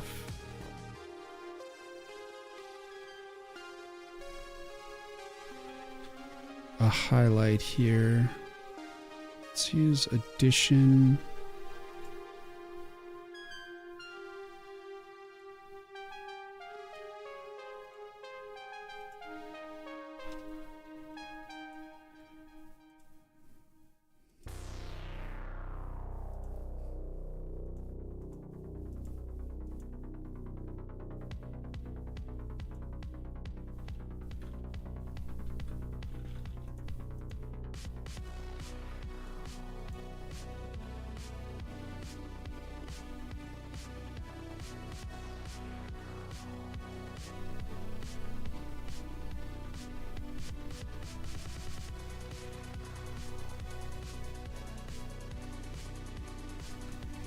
Probably drop opacity a little bit more, but let's just get it drawn.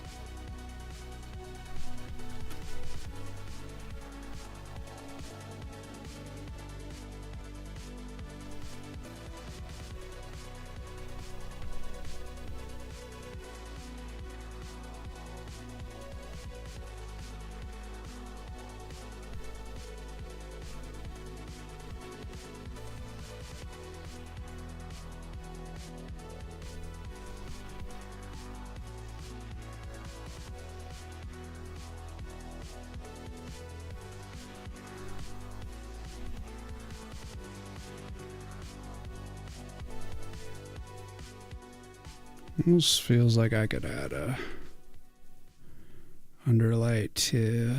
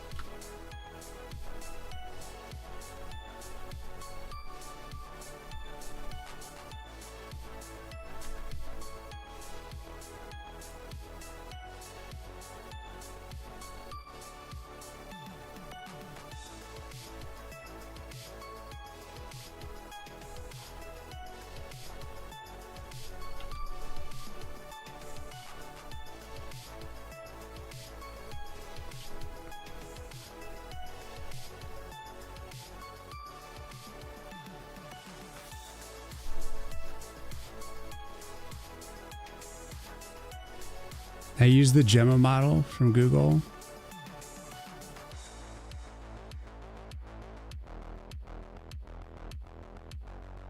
You can self-host, which would be peak. Sounds like that would be peak. Get away from this burn rate.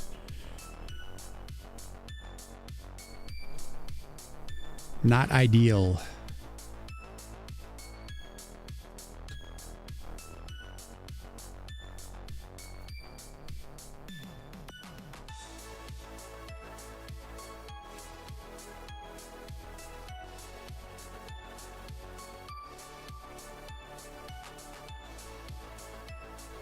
I think that's it. I think like, well,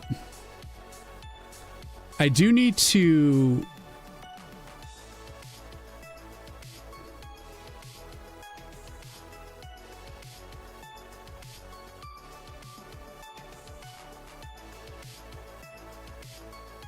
you know what? No, I'm going to make this. So I was thinking with the Goblin Bomber that he's not really going to have, he is going to have to like get up potentially. But like, if you kill him,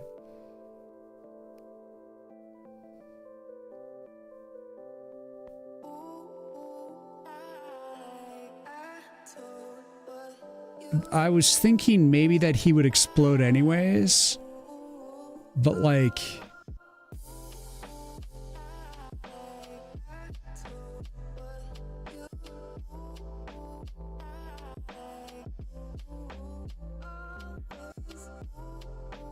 but if you can like knock him down and kill him or freeze him and kill him, then you could avoid losing Arcana.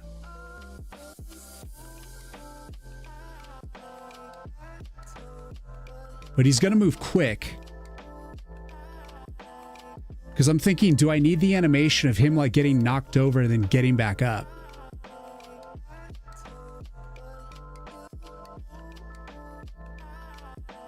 I mean, yeah. I think I will.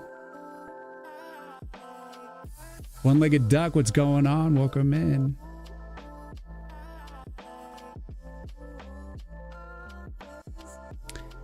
So he's going to need the usual.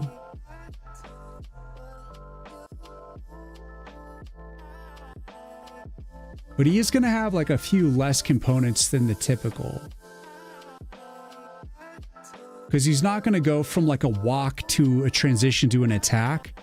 He's just going to run in and then hit and explode. But he can fall over.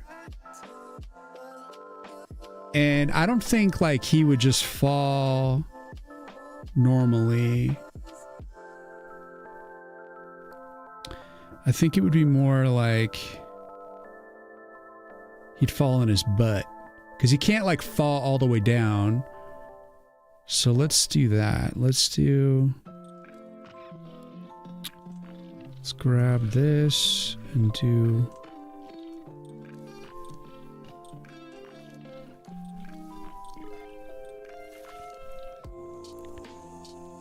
And this will be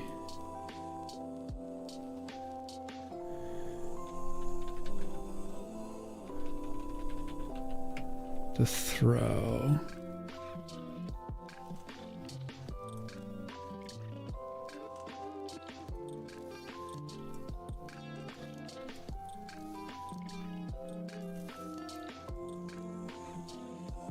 Oh, it's locked. Derp.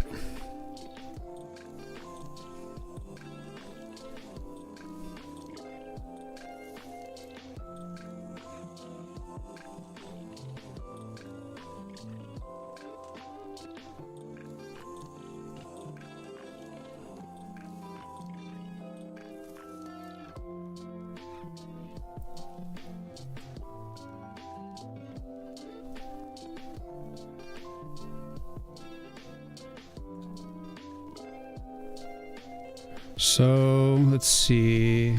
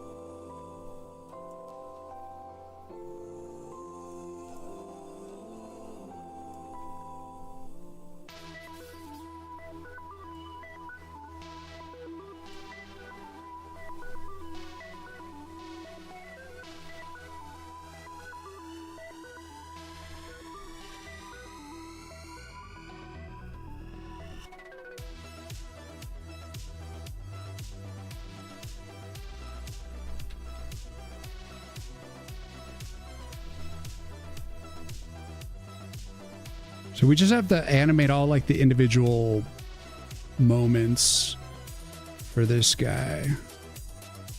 So he's got his throw. And so I'm going to have him just like shoot his legs out. So we grab this leg. And actually we'll grab that as well. And then go to frame 1. Toss that.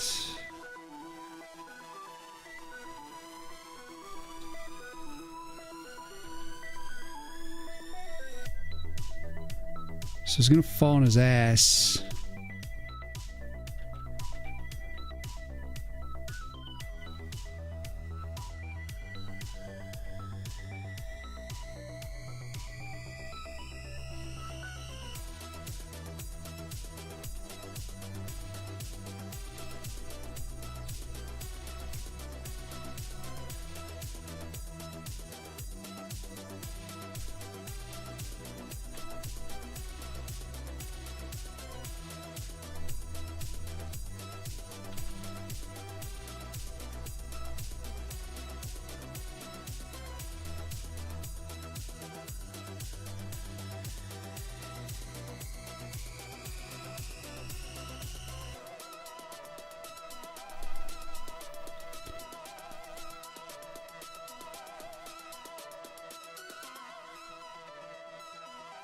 So I'm going to be bold here.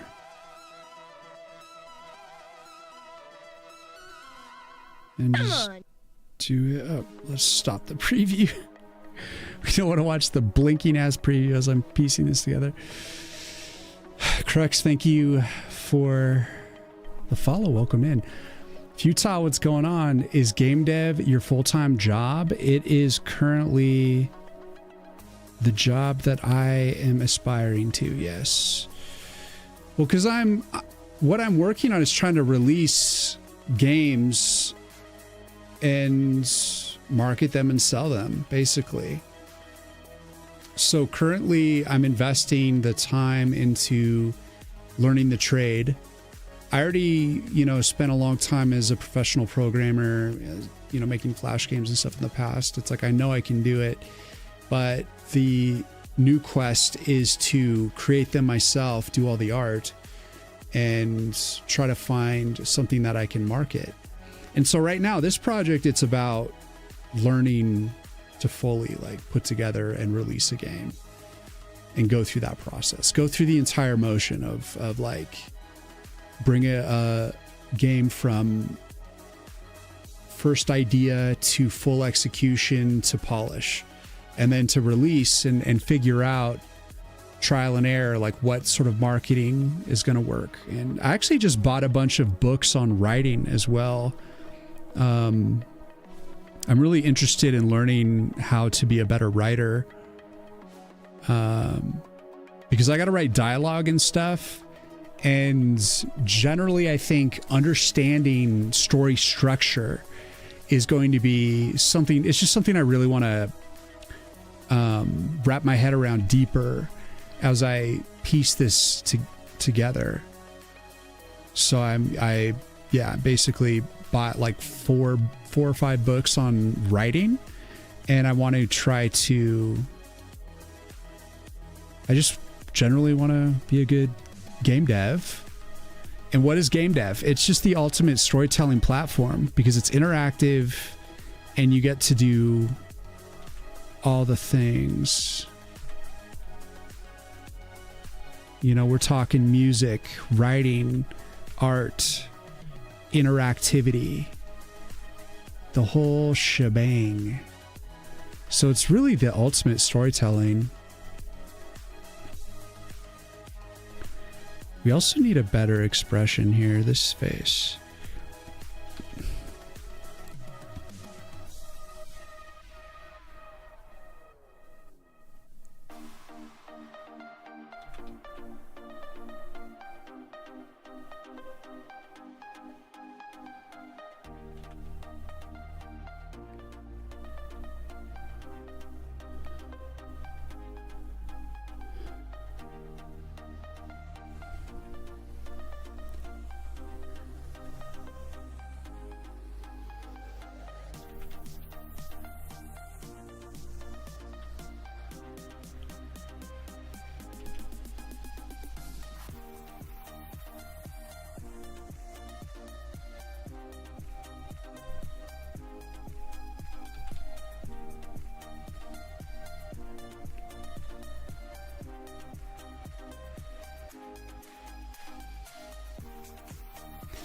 But yeah, it is something I'm doing full time, but I'm not making really much income at it yet.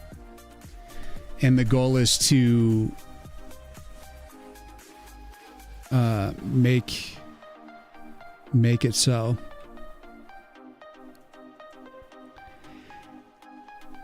And it's one of those things, it's like we are so inundated and spoiled with not only what's coming out currently, but all the prior games in the past. And they just continually are remastered and released. And it's just like the gamer of today is, they want something polished. They want something that is done well, not janky, not shovelware, not fucking garbage. They want something with integrity that isn't trying to nickel and dime them on top of it. And so what I'm trying to do right now is give myself the space to rise to that as best I can, so that, like, you know, hopefully I can be a worthy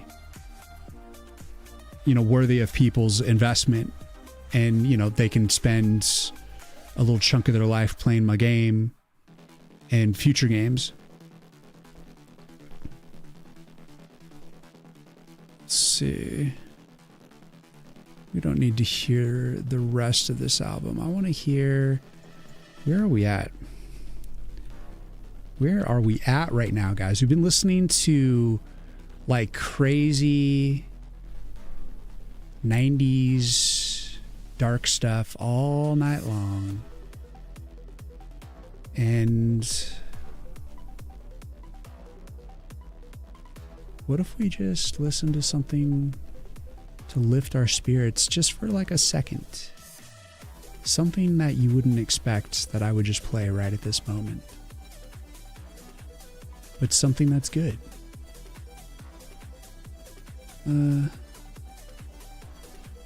Something that's, pretty good. I got two songs that I want to hear.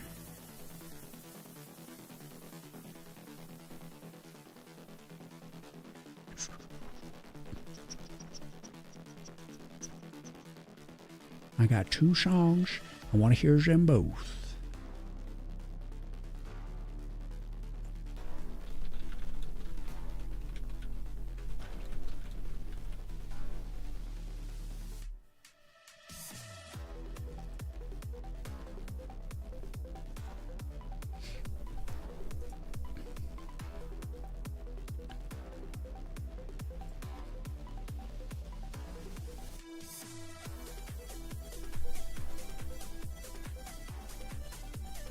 All right, so this is him getting hit, and he's going to be flowing backwards.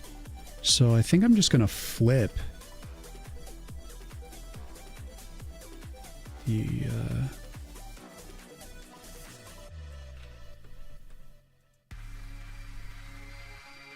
someone knocking at the door. Do me a favor.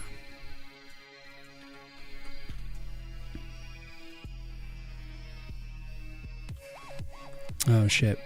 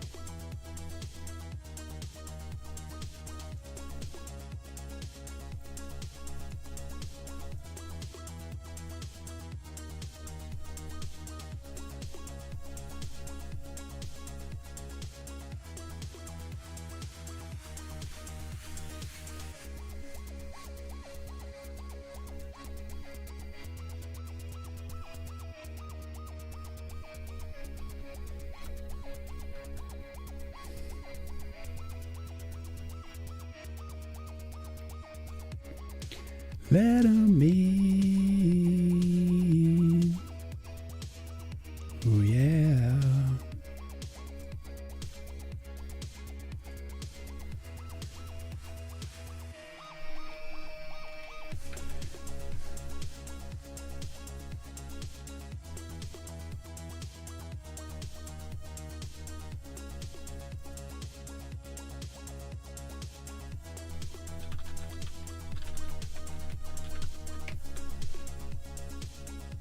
What's up, Marzen? Welcome in.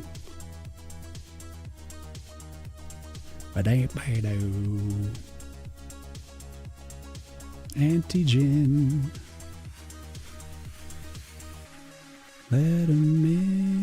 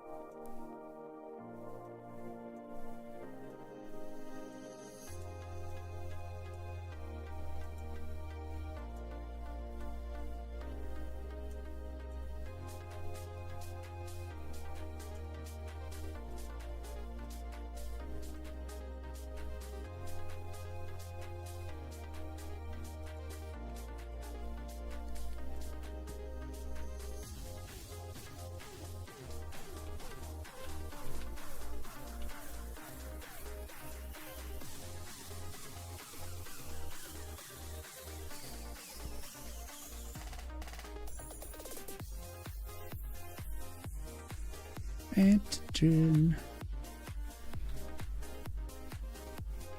How many people are working on the game? It is me.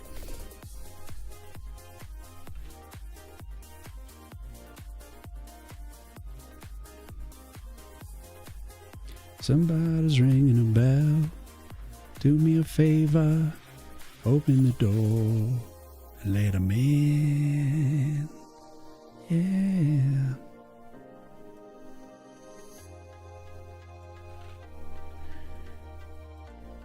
All right, now we gotta line it all up.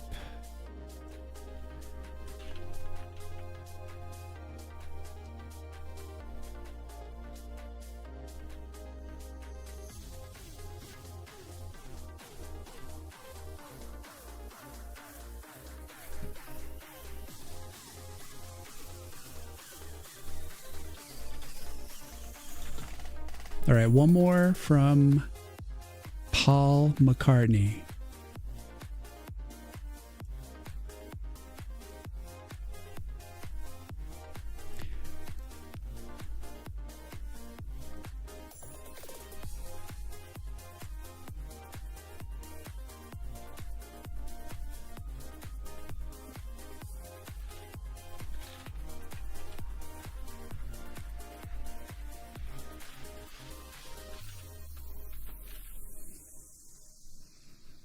You just woke up, Marzen? Happy Saturday. It's gonna be a beautiful day.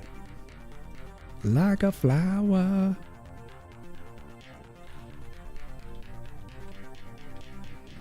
In this video, Paul McCartney plays all the parts. He's like the drummer, the guitarist, the bassist, piano player, and he's like different characters for each one. It's really funny.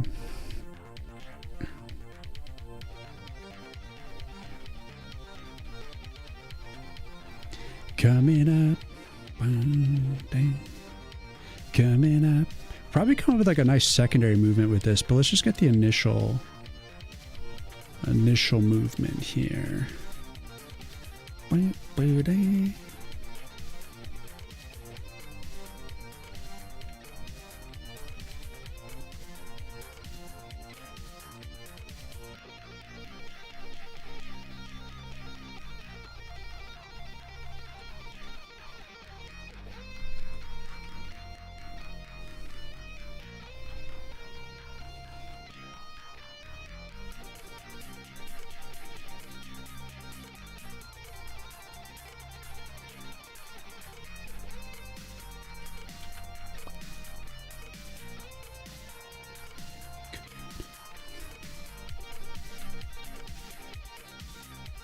Like a flower.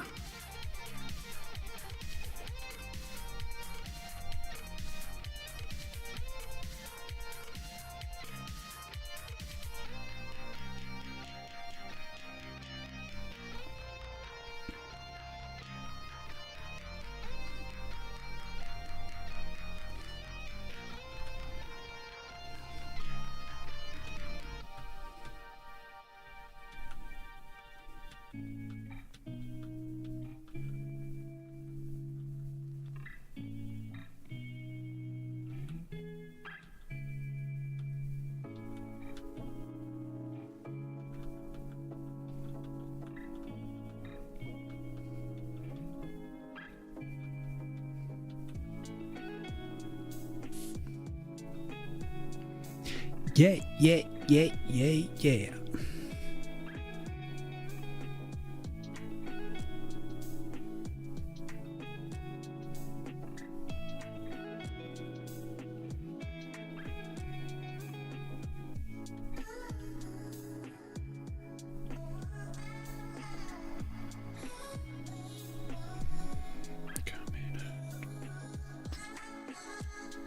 Coming up like a flower.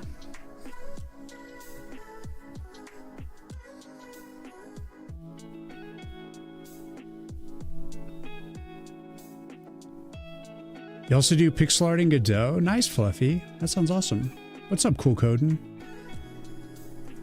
Here's the main animation we were working on today. The running bomb man. The running of the bomb. Goblin bomber. He is one nasty piece of work.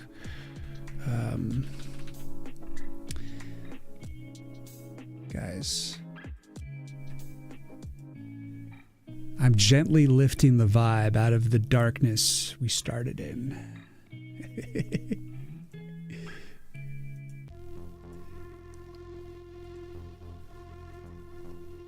And I, of course, am talking about the music here on Twitch, just so you know. What's up, Karani? How you doing? Happy Saturday. You played with the X11 library yesterday. Just made a basic window with Hello World. That's how it all begins. That's how it all begins. Thank you. Have a nice day, too. Thank you, Marzen. It's going to be a good one. What do you call it when computer science majors make fun of each other? Cyberbullying. That's a good one. Fucking nerds, man. Random, how you doing?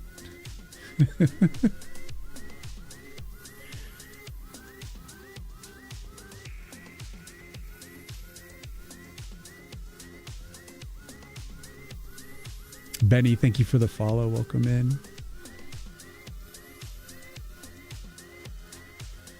Reminds me of the goblins from Clash of Clans. He's based on Marty Feldman, the guy who played Igor in the Young Frankenstein Gene Wilder film. He's got those cockeyed face and like a hunch. But currently we're working on his throw. So that's in process here. So he's got like a more surprised expression on his face. And then he like floats up. And then here we need to stomp his ass onto the ground. So boom. And then we will kick his little legs out. Say good night.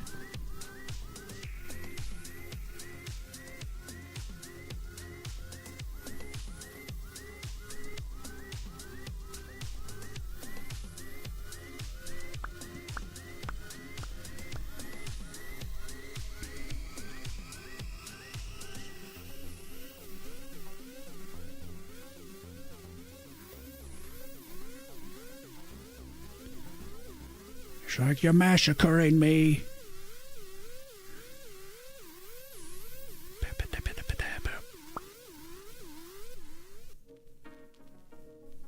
Is where I want to be, but let's put this on the foreground here. We need it to overlap. Dude, right arm should already be behind everything.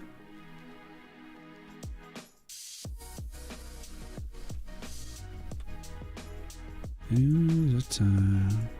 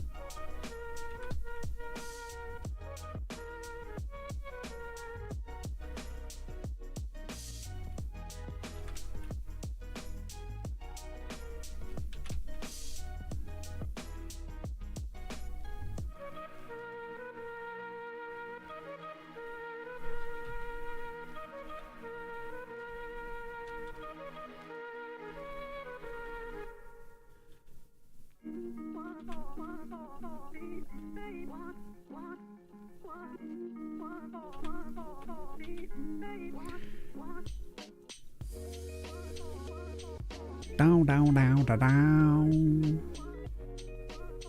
Oh. Oh.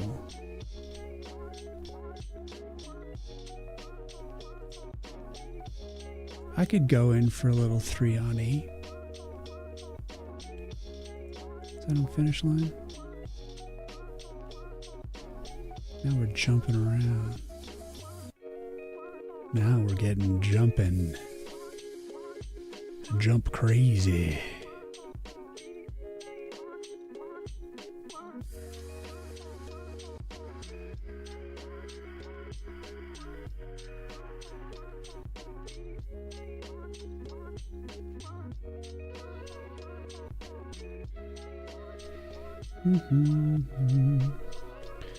Where are you? Man, I think I always look for this playlist and it's... Here it is. It's a sneaky one. Sneaky. Need to rename it.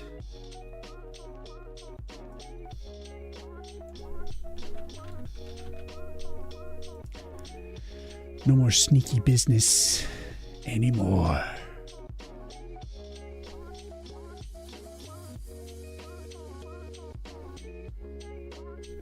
Where is it? It's on here somewhere.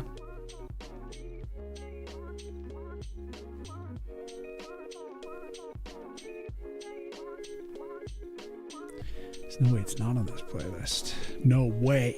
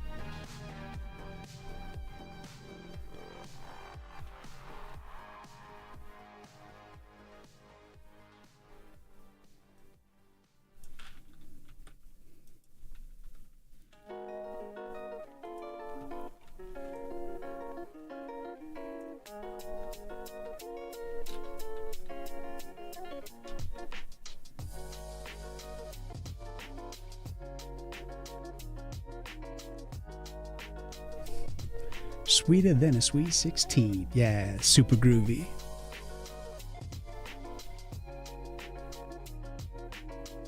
It's the only good coding joke I got. All good, happy Saturday. Let's go. Is the Hoblin bomb and candle separate objects? the goblin bomb and the candle. So he's holding a torch and the bombs in his bag are like lit up.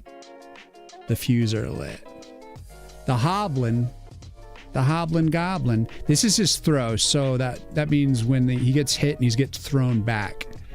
So he's got to raise up. And then here.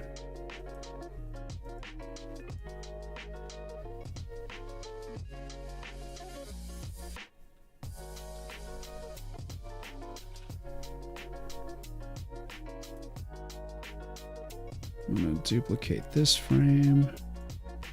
Here we are going to give him a bounce.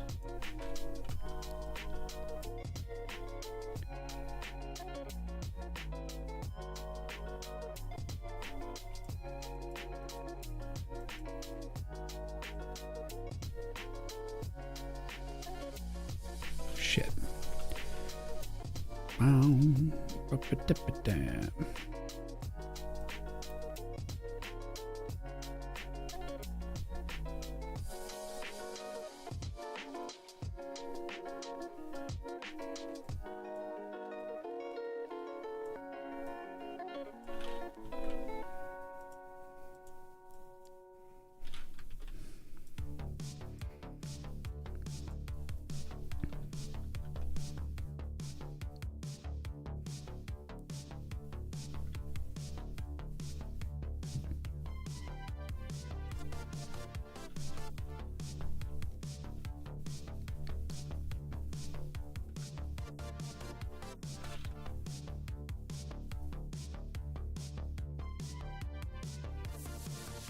So we got to get in those secondary movements. So remember, like we add a lot of extra like movement and life to things. So we gotta build it up.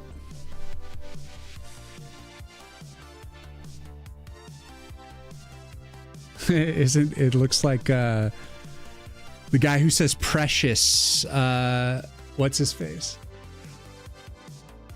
Oh, why can't I think of him either? Oh, obviously Lord of the Rings, Gollum. Yes, Gollum.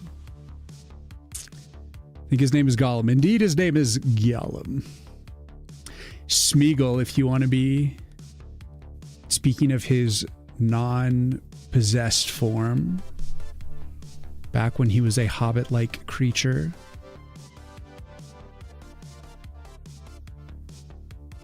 This would be something Gollum would do for sure, but I'm not sure that he's strong enough to carry a bag of bombs, but he's psycho enough to do it. All right, so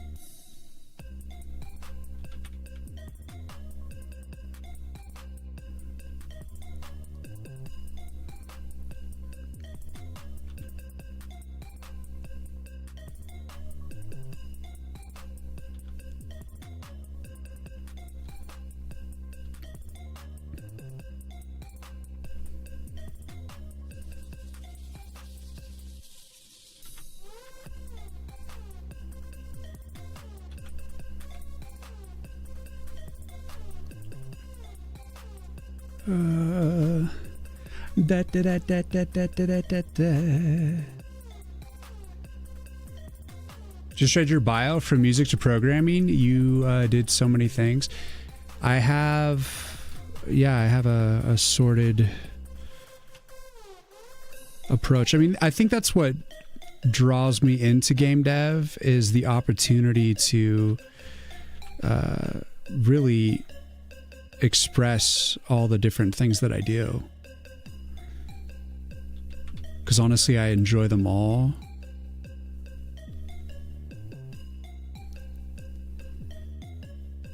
I don't think I do any particular one exceedingly well, but I think I do them all like collectively pretty decently for being someone who does a lot of different stuff.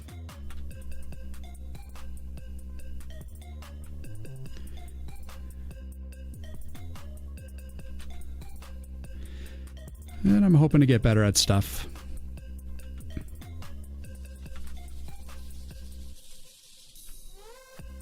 As time goes on.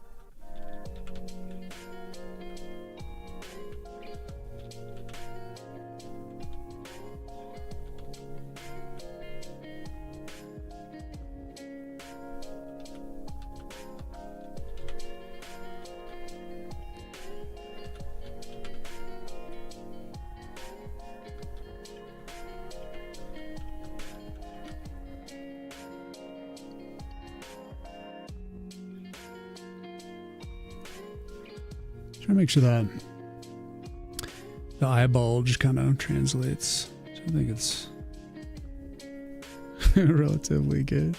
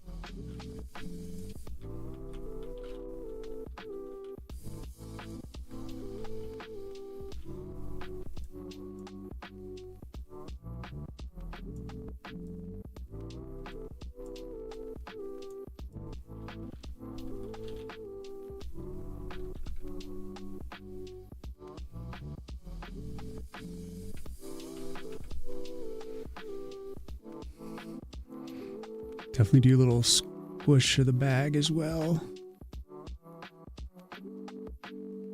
Think you got a sunburn on your head? Bald life balling again? Gotta wear a hat, man. You gotta wear a hat.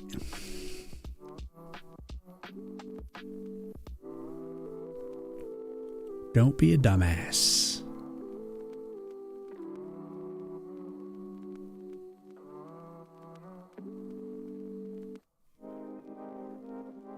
It's okay, we've all been there.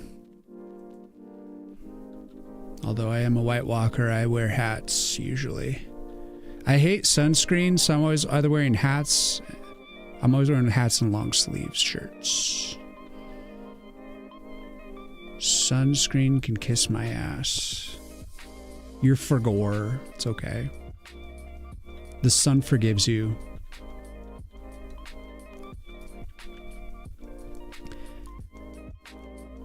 We need sunlight, just not too much.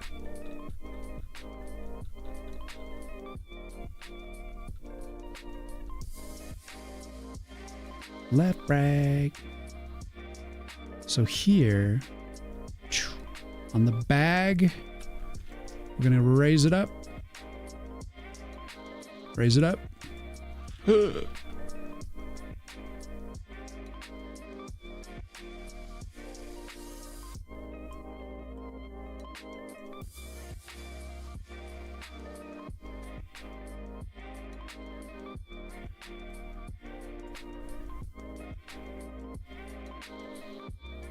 Bam, bam, bam, bam, bam.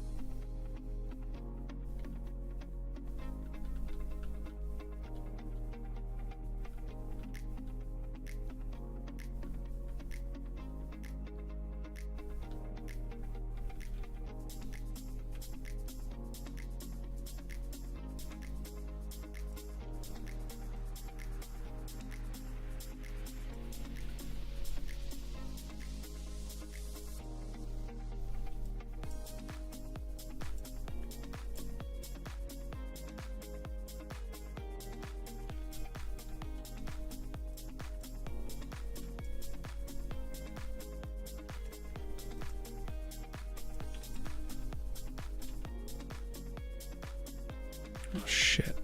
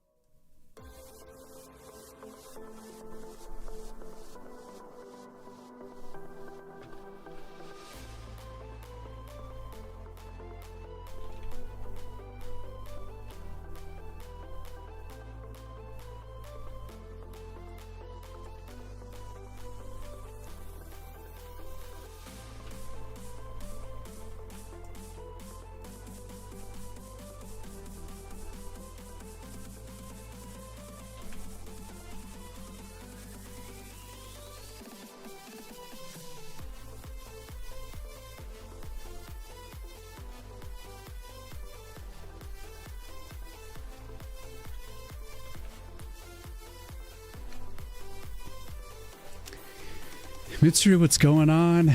Thank you for the hydrate.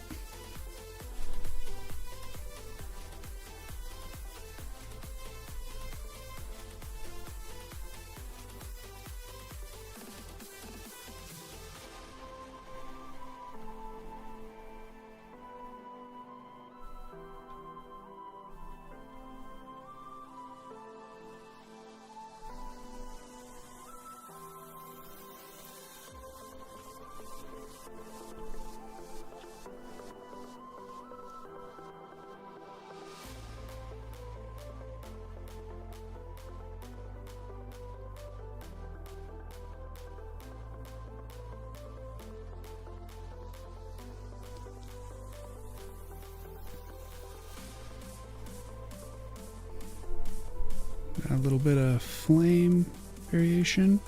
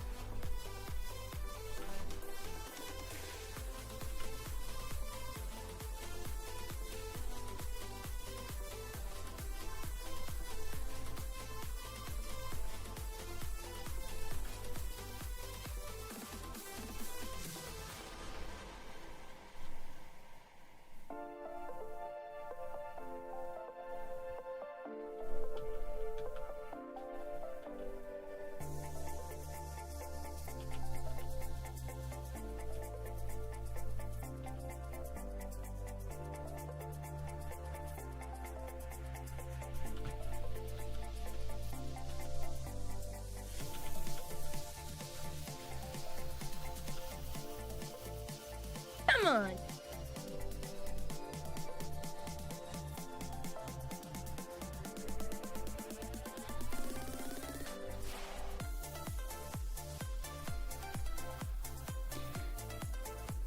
Plakowski, thank you for the follow. Welcome in.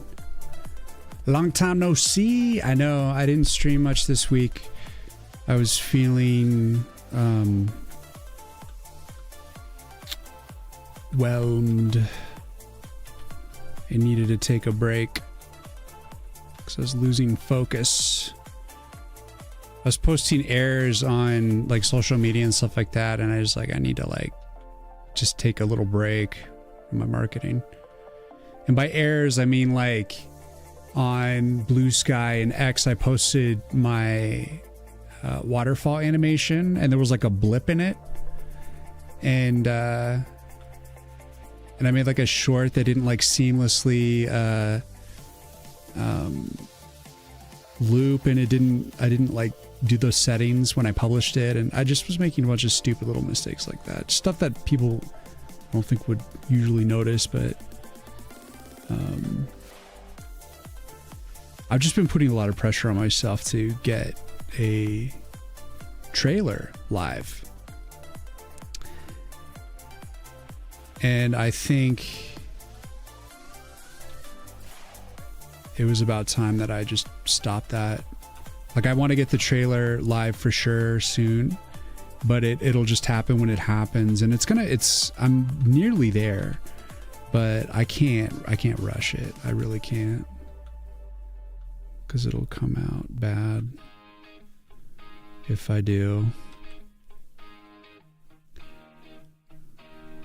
So yeah, I took the week to kind of just chill, get my head on straight. And the past few days, as I wasn't streaming, I added 1,100 lines of code and drew this guy. And now we're animating him. And it's still in line with, like, for the demo, I wanted this guy in. I wanted the 5 enemies, and this was the last enemy that I was wanting to get in. And when I just made this sprite, I was just so relieved, because my initial drawings, my initial sprites for this guy were not good. And I was worried that he was gonna not turn out But I just got a little relaxed about the sizing. He's kind of got a big head, and he's kind of a bigger character compared to the other characters. But with the changes coming, it should all be good.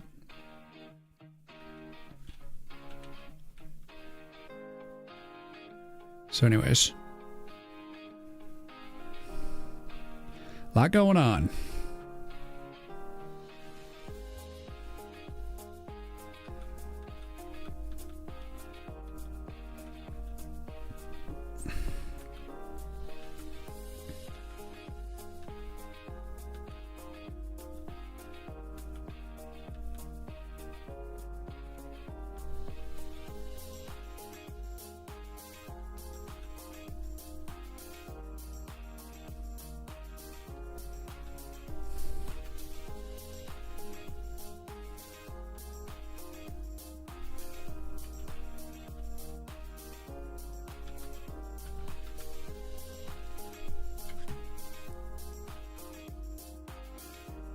I forgot my cappy. Guys, I'm going to be right back. I'm just going to go to the bathroom real quick because we've got ads about to play. And I shall be right back. And I can have that Mitsuru hydrate. Mr. Almeida. Come on. For getting the hats. Bandanites, thank you for the follow. All right, be right back. Just be a couple minutes here. And here, I'll play the run cycle while I'm away. And let's save it real quick. All right. Oh my God. Messed up the placement of this. And a highlight. Oh no. How annoying.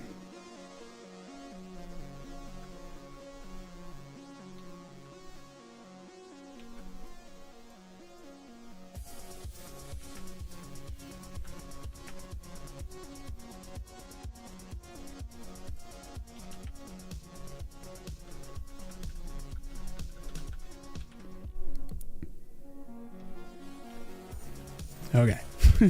PRB.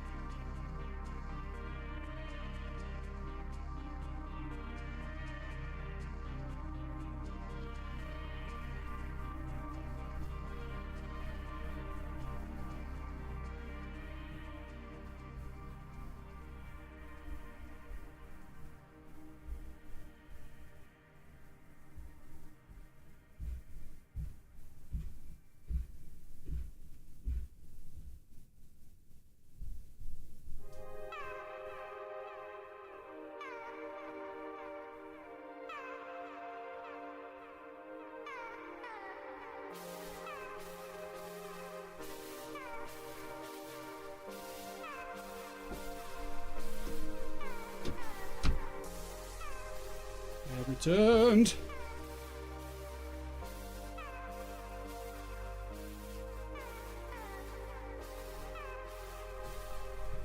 Whew. Just ran around for a second. Whew. So that the blood may flow. All right.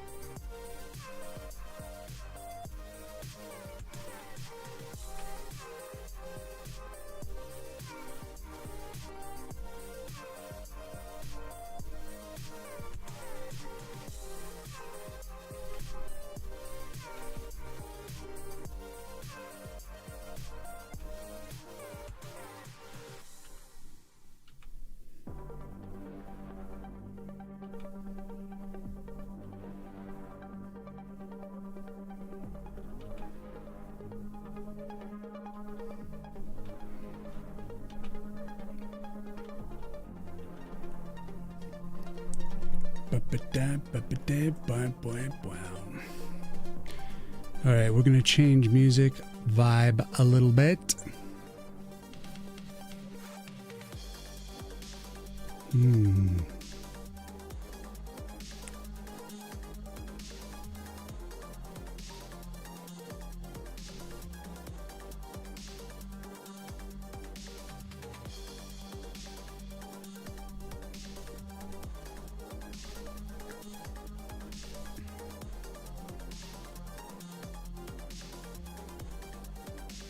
What will it be today?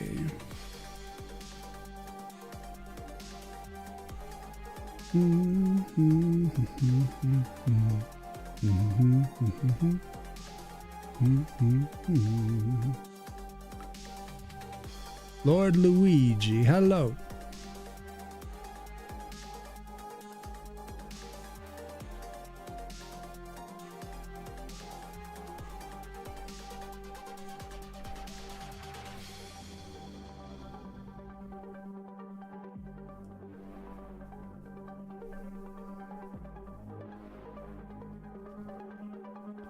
Just finished breakfast. Let's go.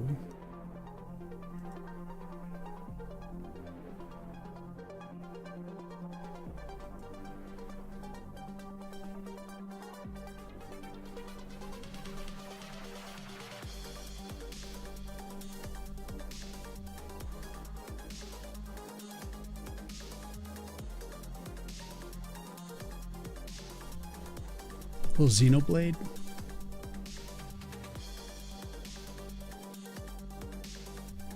You do have a question. Shoot.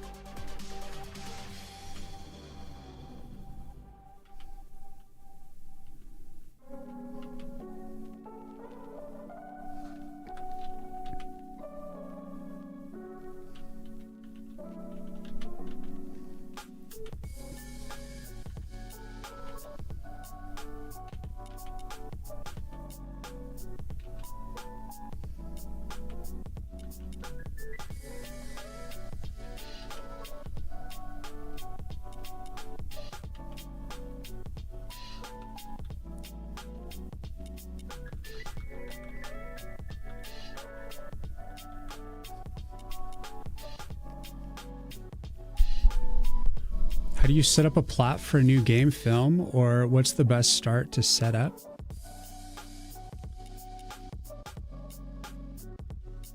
The best thing to set up? Well,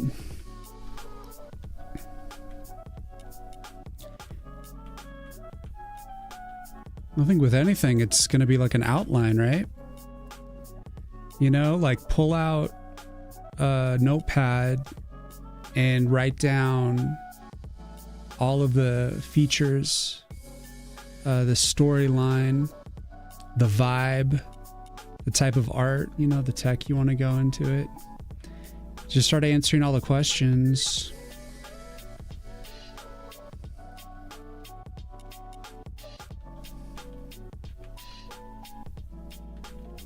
So I would just start with an outline.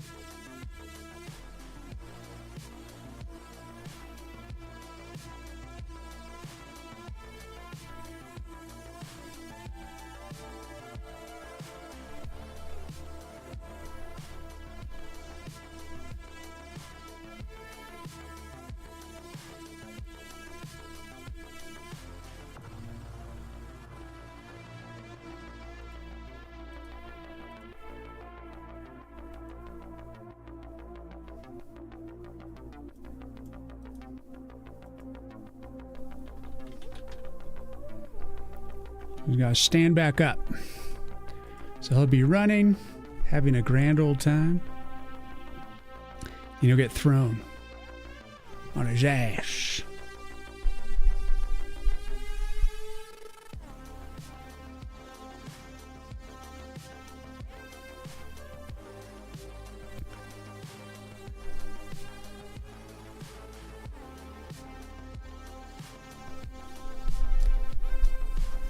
Mr. Mita, you want to quit your main job?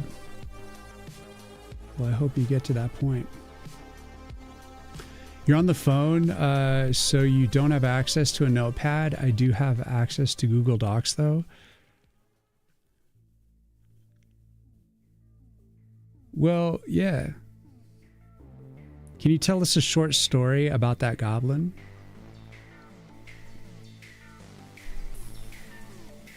Sure.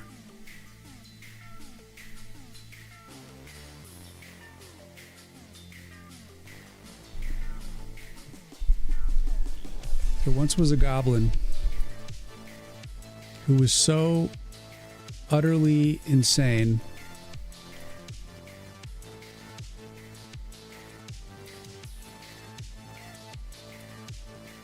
that he strapped a bag of bombs to his back and sprinted straight into battle to sacrifice himself for the betterment of his horde.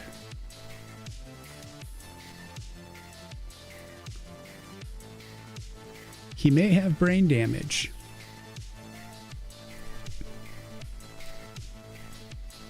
But he's a good guy.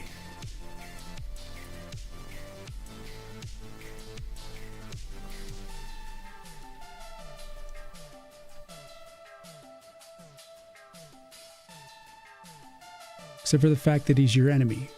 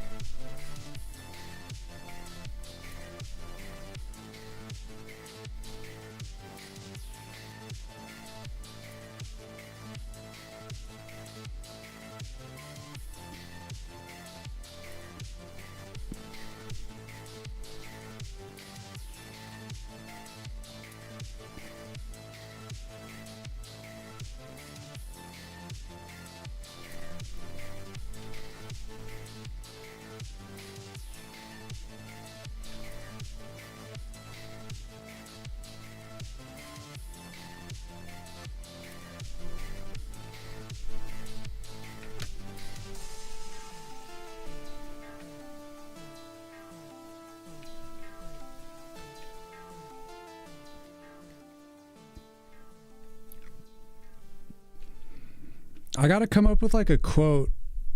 I have to come up with his main saying that describes his personality. And I haven't really thought about it. Probably something really simple.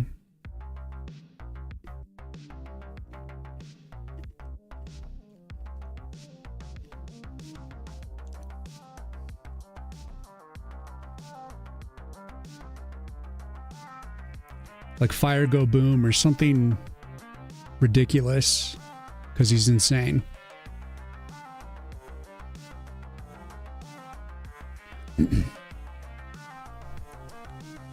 Or Goblin being a good guy, sure.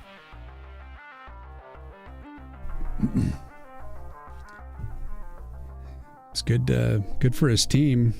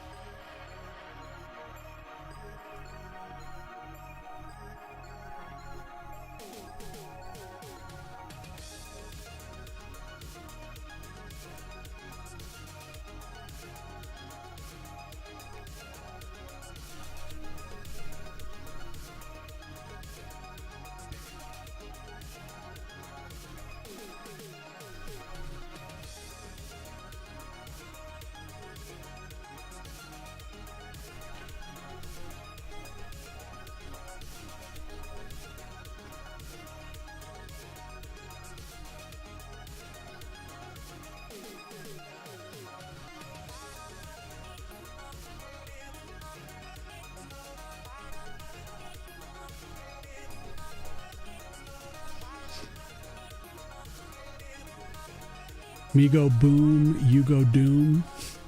That's it does seem dumb enough that it might work.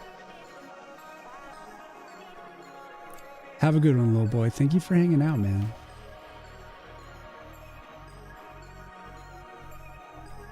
Yeah, I hope it's a real nice day today for you.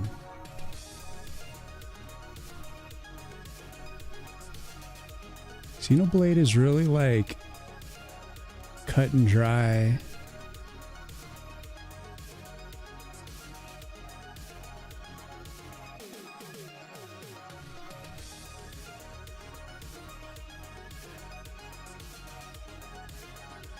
You want a piano song?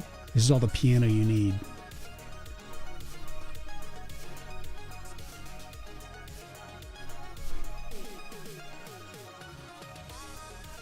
Do you start with the title first? I don't know, man.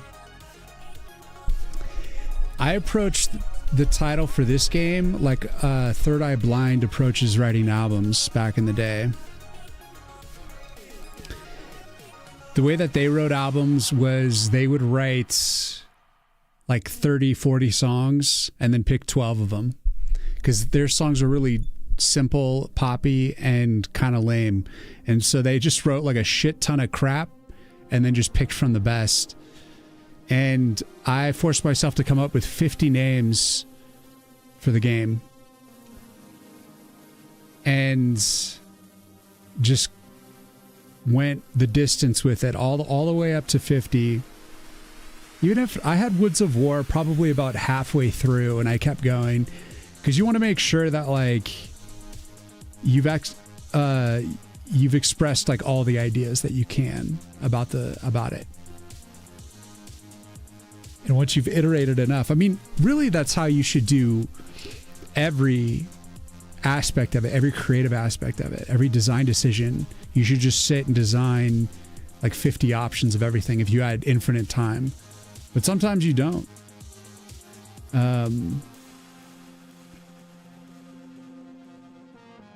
For this guy, I think I drew him probably a grand total of like 10 times to get to this, like that's including like the portrait and then this.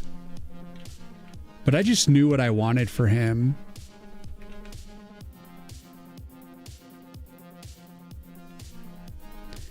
But it was probably more than 10, like 10 to 15 times.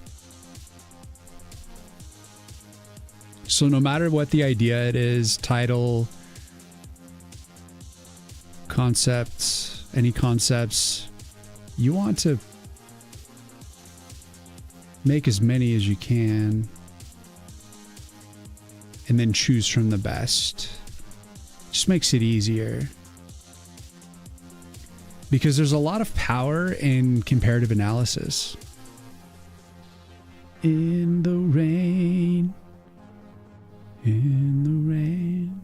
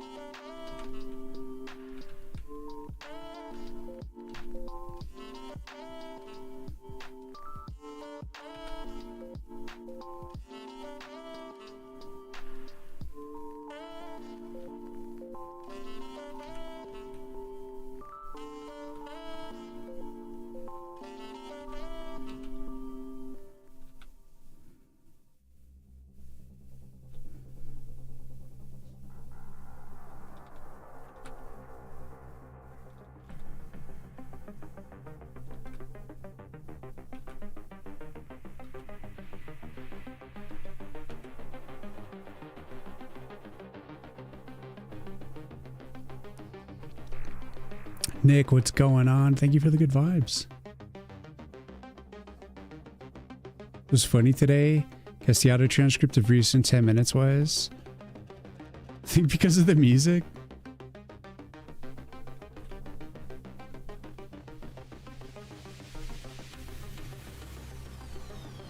So this is him standing up.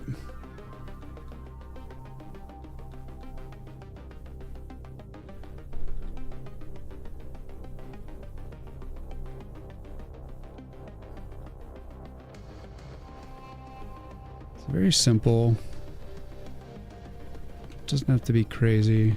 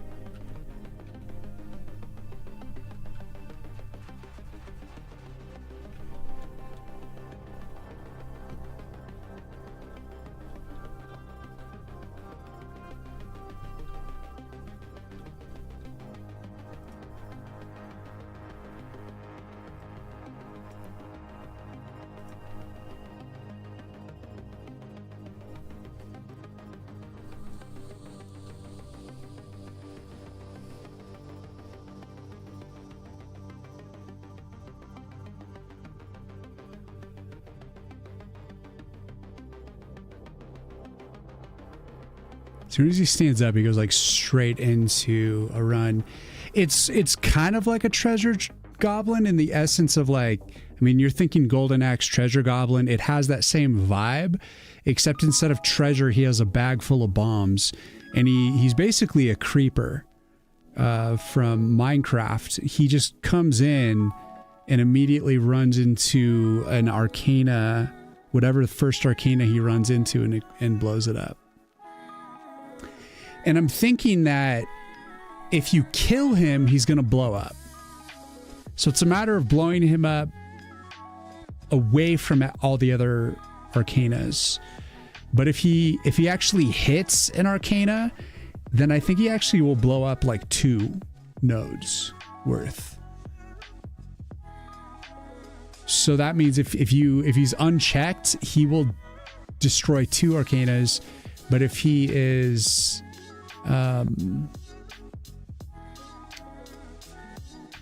blown up prior, then it'll just be like, it'll be less.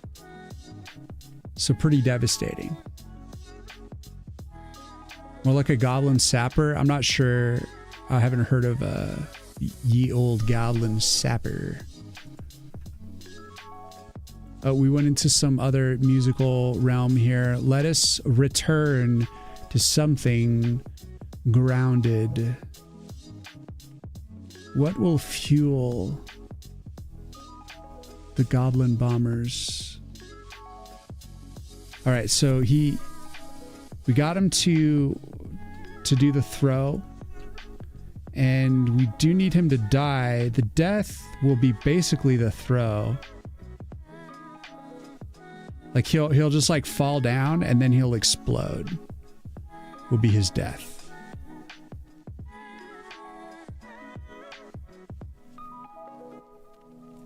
And yeah, I mean, basically this guy's like pretty simple. I'm actually loving this enemy for that, because that means he's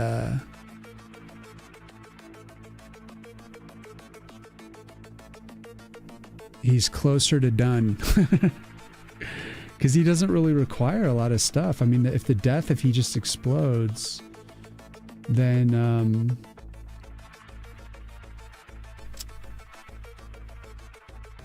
like the defensive hit,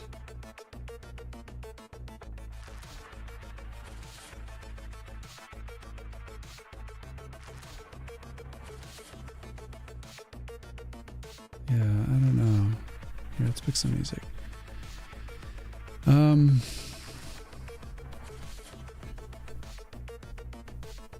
I gotta look at I have to look at another enemy type and see if there's anything else that I need to grab.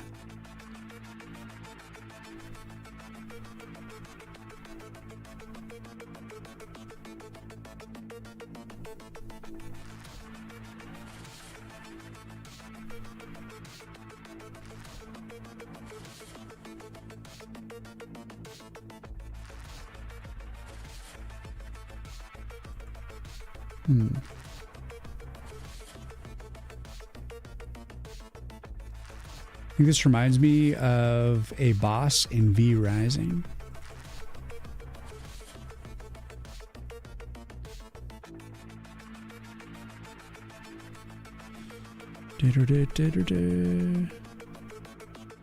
All right, so oof, I see that. I see you.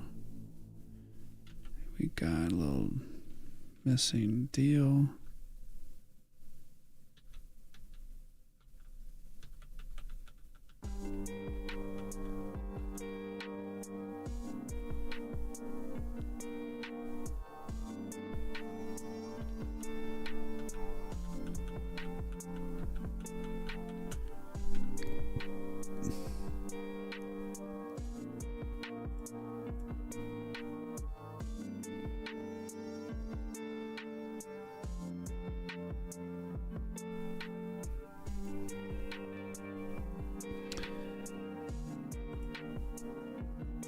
Well, we could work on his explosion. For his defensive hit.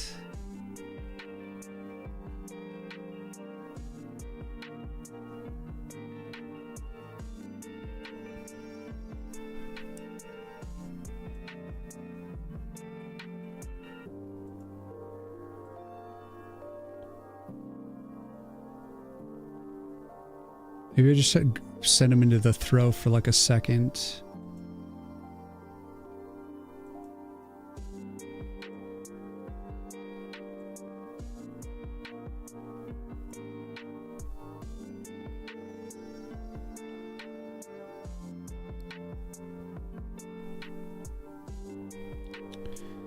So I need to come up with like a nice explosion for him.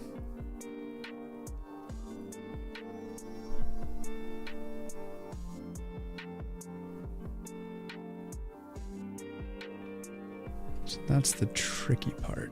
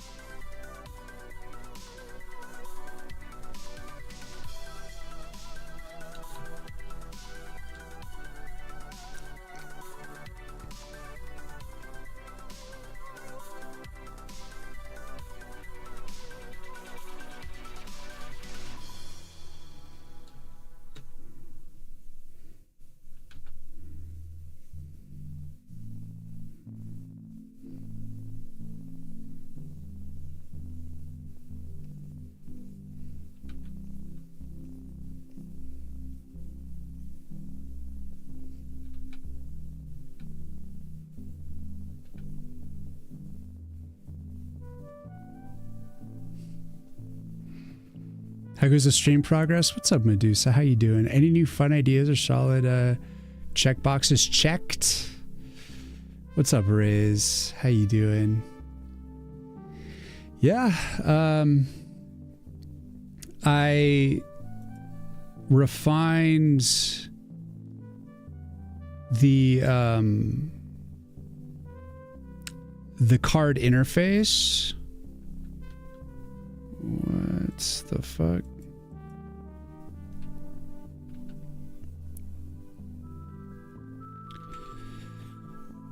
So before I'd refined it, the cards were kind of like stuttering around sometimes, and it might not be 100% yet as well because I haven't play tested it enough probably, but as far as I can tell, it's pretty solid now. And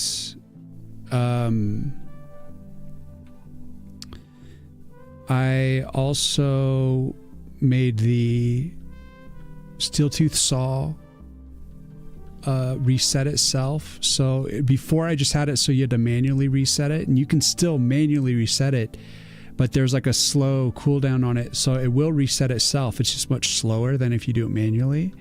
So there's an advantage if you wanted to like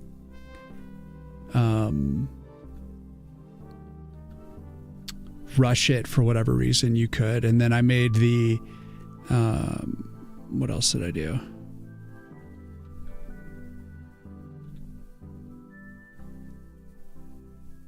The Piranhas plant. It's a melee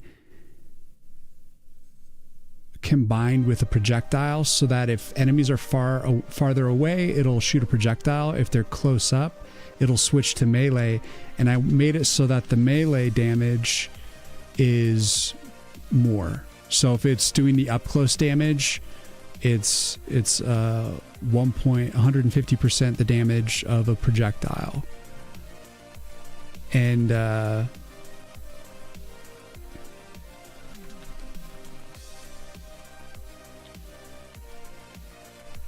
I also reconfigured the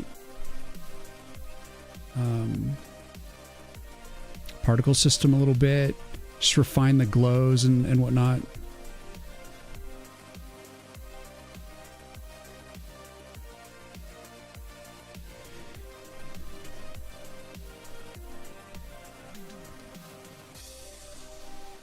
And what else did I do? Drew this guy. So is it like they're solid to do that I crossed off the list? Not particularly. I also spread out the nodes slightly so that the rank 3 steel trap could be better aligned because it was overlapping a little bit. So we relaxed there. We didn't put them as close to each other. And I was just generally just going through and debugging, trying to strengthen. Sometimes you just spend time polishing what's already there, making sure that everything's running smoothly. And that sort of coding days, it's not about forward progress. It's about reinforcing what's already been done to make sure that it you can be confident in it.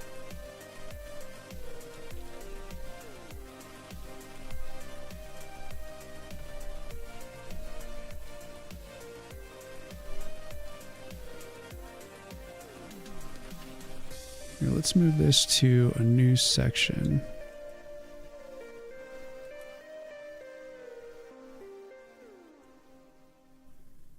Before we have a freaking seizure over here.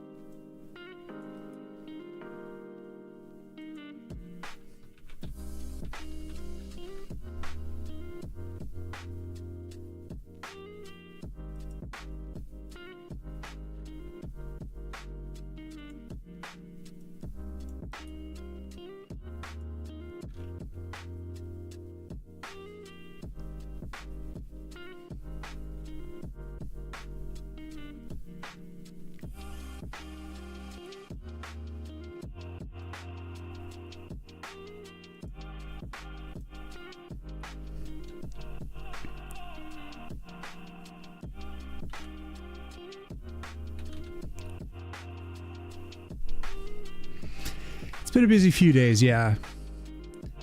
Things that I really need to finish is the Meteor Storm animation and the getting the leaves animated in the background for spring.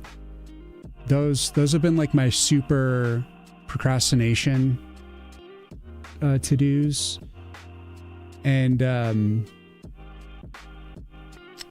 but this current to-do, working on the Goblin Bomber, is well within scope for demo, so it's all good. Sometimes I just jump around a little bit and just work on the things that I'm most inspired to work on.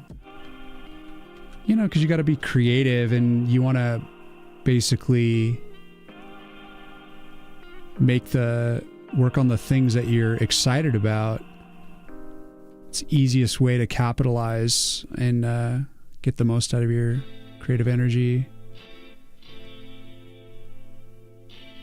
But I am trying to be like more strict with my time.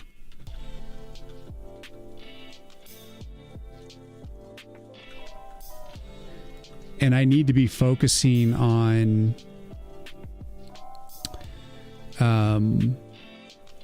assets for the trailer. And I'm kind of meandering a little bit here. But I've been trying to relax this week, just chill out my nervous system.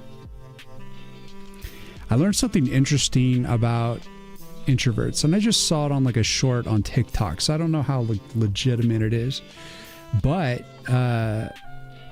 they were saying that introverts and extroverts are not necessarily a result of social conditioning. It is more related to when you're a kid, when you're a baby, and how you generally respond to a lot of stimuli. So if it's like a really chaotic environment, if you tend to absorb a lot of it and freak out, you know, and it becomes overwhelming. So it just comes down to like how your nervous system is wired. So if you're, because you know how they say like for people who are extroverts, going out and socializing charges them up, but if you're an introvert, it drains you. And I think what that stems from is basically, if you're an introvert, you have a sensitive nervous system. So that means stimuli, a lot of stimuli, social stimuli affects you, and it's literally impacting directly your nervous system. And I was like, wow, that actually makes the most sense about being an introvert that I've ever heard, because that's exactly what happens to be. My nervous system gets like really stimulated, and then I like have to just take a break. That's why you find me I tend to take breaks from stream. Dan, thank you for the follow. And a lot of times it's because I feel like overloaded. And it's self-inflicted stress, you know, like streaming is always very relaxing, and you guys are like always so nice, and you don't stress me out. What's stressing me out is trying to make a good game, and something that I'm like trying to do, stake my reputation on, and it's like really stressful. As you guys know, you guys are working on your projects. And when I like do marketing and stuff like that, and I'm asking for attention for things, it's like that, it's having to put up with that extra input into my nervous system. And so sometimes it just becomes like too much, because I like get overwhelmed with it, and I just have to like step back and take breaks every now and then. And it's worse as I'm like trying to work really hard on the game and make the game like reach benchmarks, like get the trailer out and ask people for wish lists and all this stuff, and get the demo out. And all this shit is like freaking me out, on top of like asking for attention, which I'm not really comfortable with doing anyways. So anyways, that's why you see me like having quiet days where I don't stream, because I'm basically hiding, and I just like throw a blanket over my head and pull out a laptop and just keep working. I can't always like socialize. Anyways, I was like, that's exactly what I'm going through.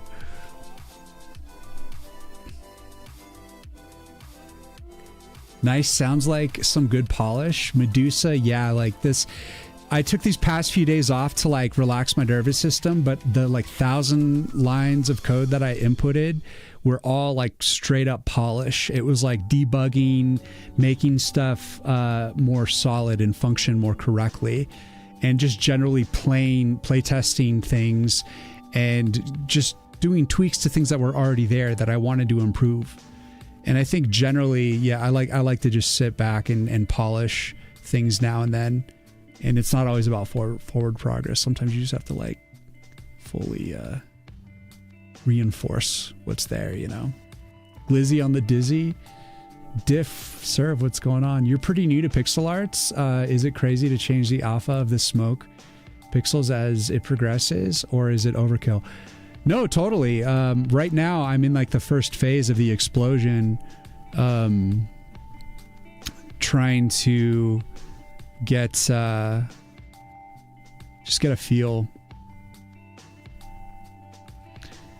for what I want to do. So I'm just laying the foundation, and I think adding transparency will come later when I want to add maybe some smoke on the side.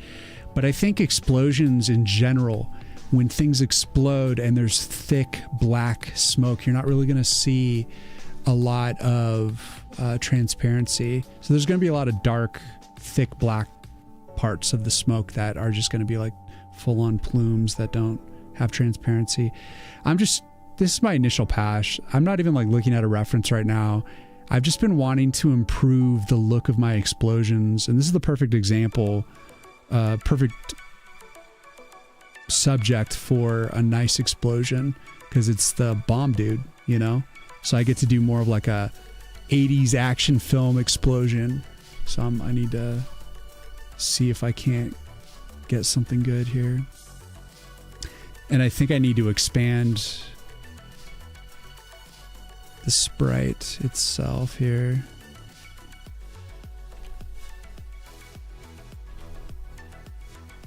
I'm just gonna make it oversized.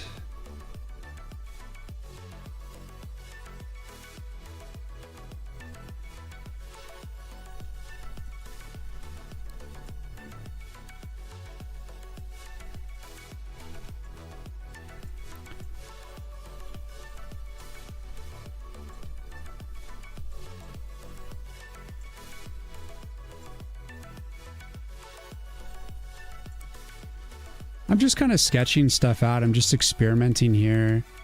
And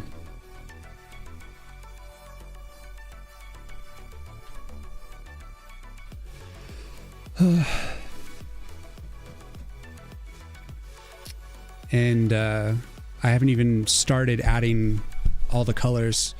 Just kind of like a basic structure right now.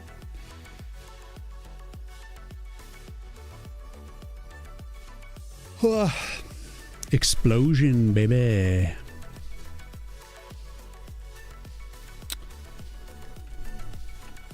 So I want to definitely add like a lot of, you know, bright, you know, close to white yellows and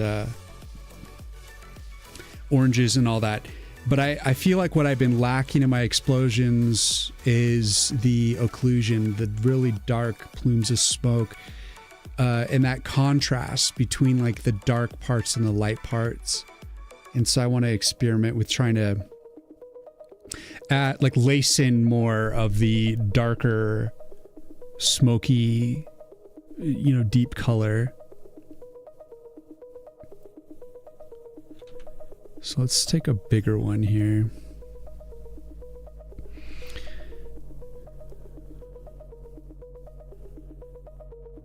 And I definitely need more frames at the end to resolve it.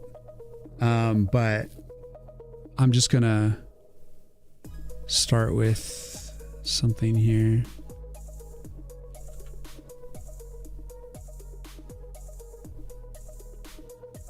experiment here a little bit.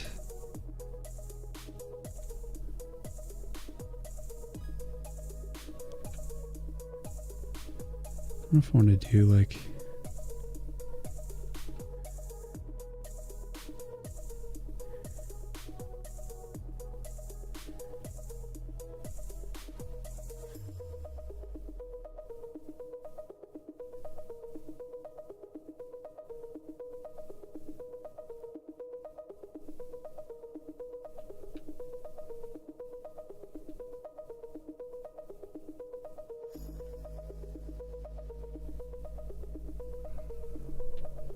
Thanks for explaining. My pleasure. Transparency makes sense more for smoke and just at the end when it vanishes. Old school games didn't use much of the transparency anyways. Yeah, I'm trying to get a little bit away from the particle looking transparency stuff, like really soft looking stuff, and I want to go more like the full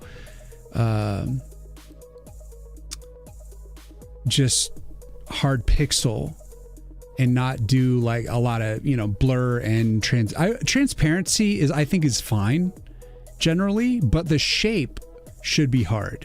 So I'm mainly just trying to get away from like the soft stuff, and I think a little bit of transparency is okay, but like or a lot, but like generally looking for hard shapes, keep it hard pixel art.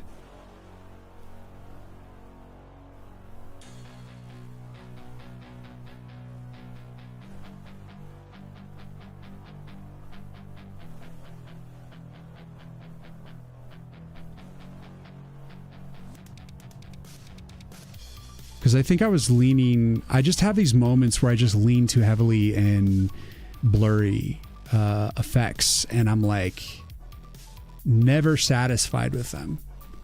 And I'm like, why do I keep going there? I need to just stay true with what I know is I'm actually going to be happy with in the end.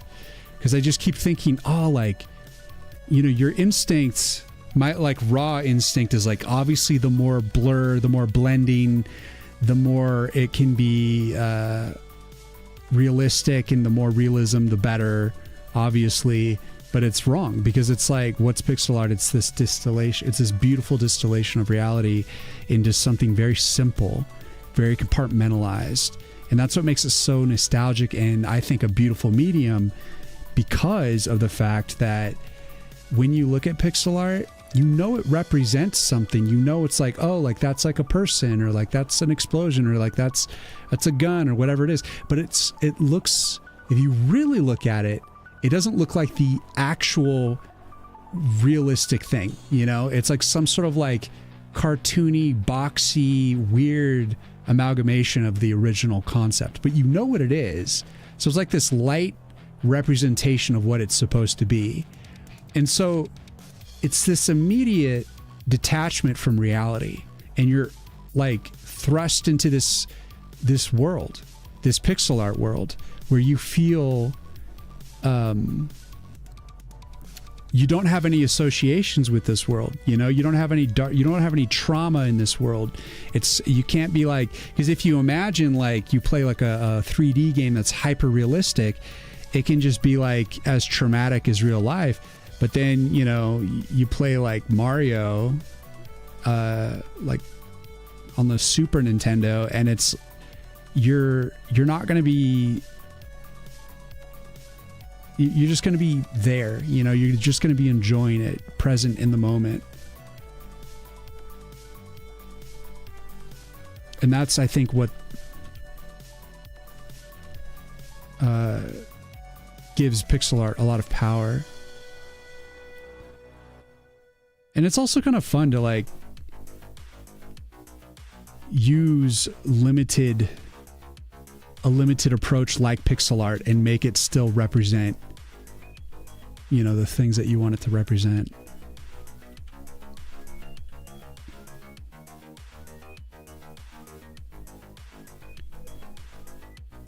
Like if you can pull it off, it's satisfying. That's my point.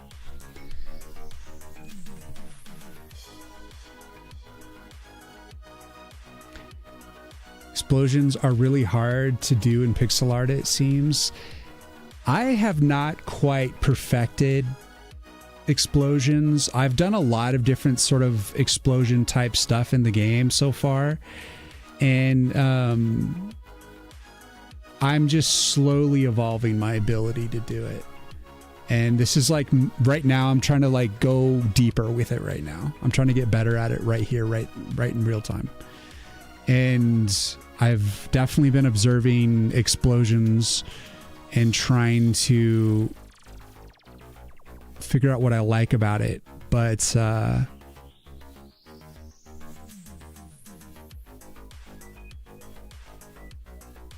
matter of sitting down and getting her done, I guess. I don't know.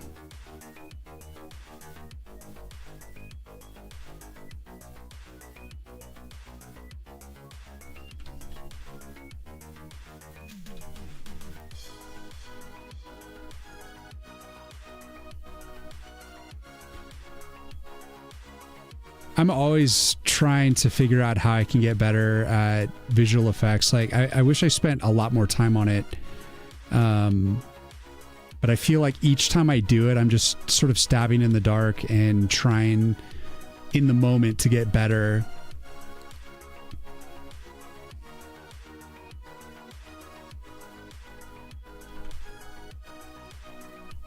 So yeah, I'm using this really high contrast, you know, black and red here to just help me kind of get the essence that I feel like I've been missing. Because it's easy to add in like the bright parts later. But I think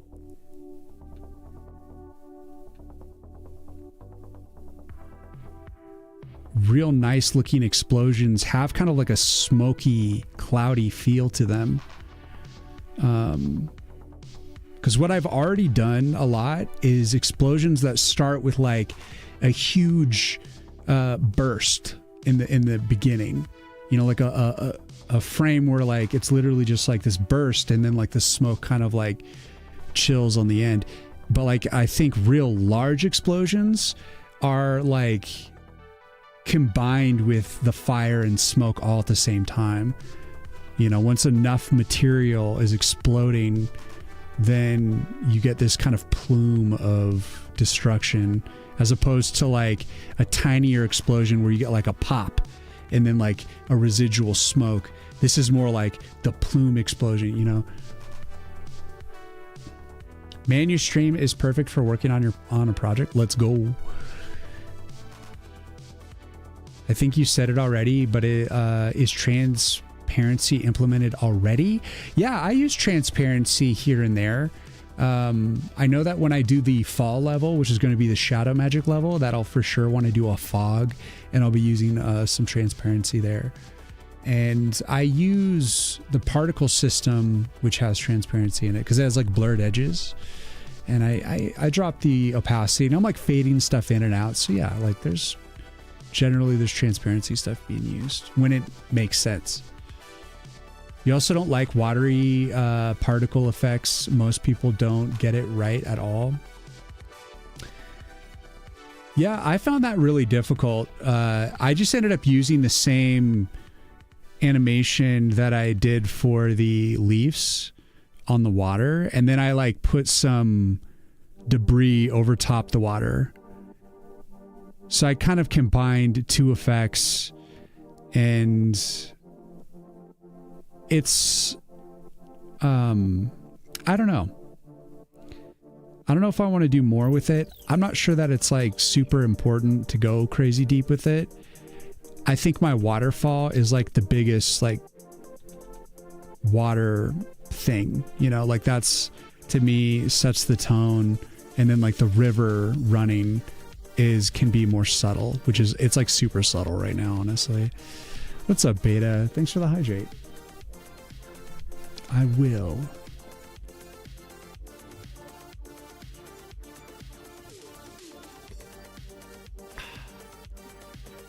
Some room left for imagination. Always, Warlock. Always. Pixel art is crazy. If you do something with a real art style and you have a lot of references, but Doing pixel art requires you to add creativity. Yeah, you have to get creative for sure.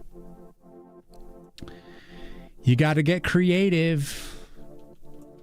Look, Beta. It's the Bomber Goblin. Check out the Bomber Goblin. Take a break from my crazy looking explosion to peep this. Oshar, what's going on? What is your game engine using C++? I am writing the game engine from scratch in C++ and SDL2. No game engine. I am the game engine. Happy Saturday. How goes the animation? It's going pretty good. It's been chilling, getting this goblin animated. And he's going to be a really light enemy. As in, he doesn't have a lot of intricate parts because he doesn't do the walk and then transition into attack and then attack. He just runs like a madman. And then we also had the throw animation. So he will get thrown. He can get thrown. And then he stands back up. Which I'll slow the animation down in real. And so like he gets thrown and then he stands back up. And then he immediately just starts running. And he's just trying to run into you and then he explodes. And I'm trying to come up with like an explosion animation. And I'm trying like a slightly different approach than I usually do. And seeing if it garners interesting results. So I'm just kind of experimenting on an explosion right now. And I'm not even looking at reference, which is probably a mistake. But honestly, I feel like I have an explosion in my mind. Like I've seen enough explosions that I can do this. I just want to see what comes out. You know? So anyways, I'm here giving it the old college try. Without reference. Let's see what happens. Duro, what's going on? Duro. He looks so happy and chaotic. Well, you know, he is he's based on Martin Feldman. Is it Martin Feldman, the actor who played Igor in Young Frankenstein? So he has a very specific look, very specific, and he's meant to be kind of like a madman, you know. Why not SDL3, Hoshi? Because SDL3 is last time I checked, it's not fully, at least when I tried to import it, I could not find the linkage files for SDL image and SDL TTF. And they do have like a version of that ready for SDL3 supposedly, but I think you know, have to use a specific way to like import them or something. I don't know. I couldn't figure it out. So I couldn't get it to compile basically, but I was trying because I was curious. So I did like the general conversion over to SDL3 wasn't too bad. So I had that done, but since I'm going to be reliant on like Mixer and I'm already using TTF and image a lot, I was like, you know what? There's probably a mess of other extensions that I'll end up be using that's not ready. So it's too early to transition because I'm not resourceful enough to make it work. And I also was stating even earlier in this stream that like, I want to make I want to fully execute this project in SDL2 and then later make the transition into SDL3 so that I have that SDL2 experience, because this is like my first SDL2 project, you know, and it's about to go obsolete. So it's like kind of the last chance to use SDL2 before it's just like a memory. And I want to be part of that so that when I'm using SDL3, I have that experience. So anyways, those are my reasons. He's living his best life for like 5 seconds. It's true, Dura. How big is the executable now?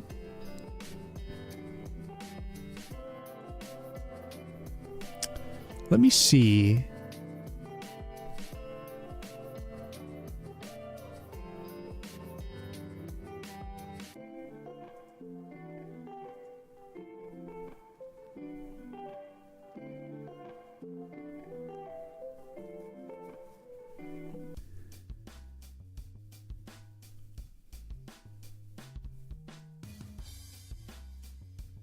19.3 megabytes.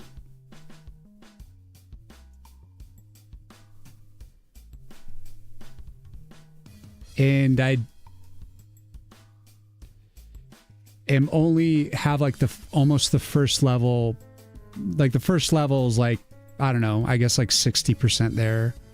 So there's going to be 4 other levels. And then I don't have any of like the like setting screens or like intro animations or the chat system in.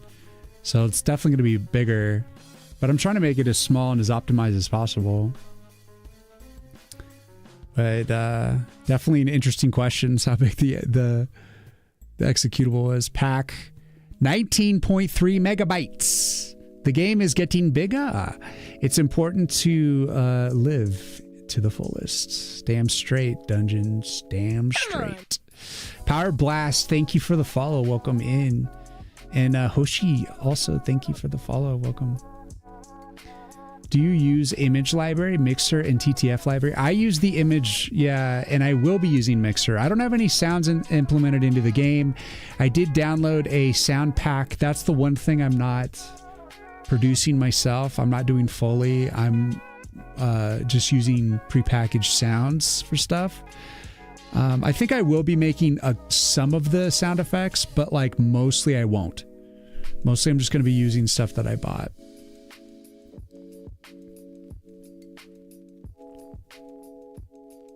But I want to be doing I want to get the sounds in like soon. So we'll be doing sound effects stuff soon. Just a matter of getting everything ready for the demo. But first the trailer too, so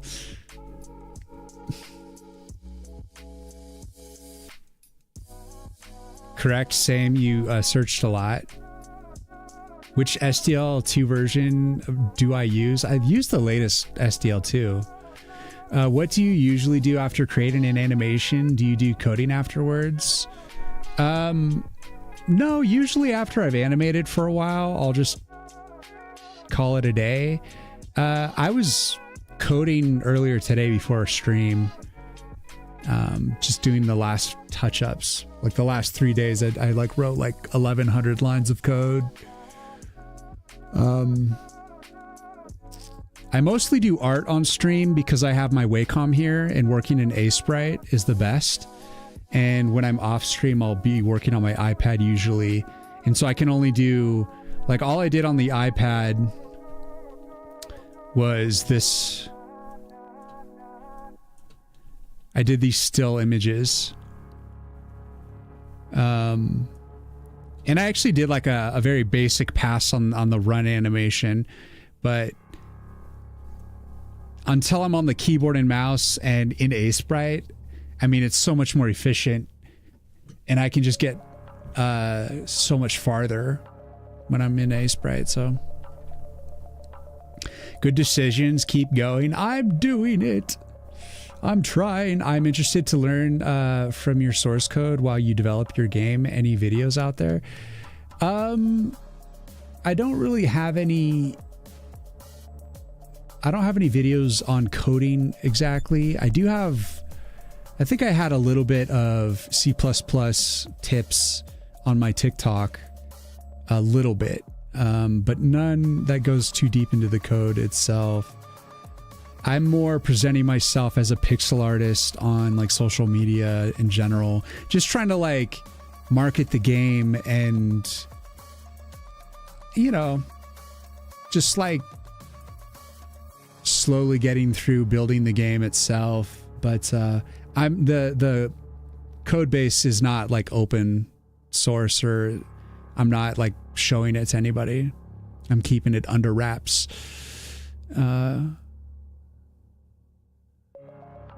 You need to upgrade your computer for this game on the 19.3 megabytes. What do you mean? I've been pretty good about memory management. I think it like runs, it right now runs, God,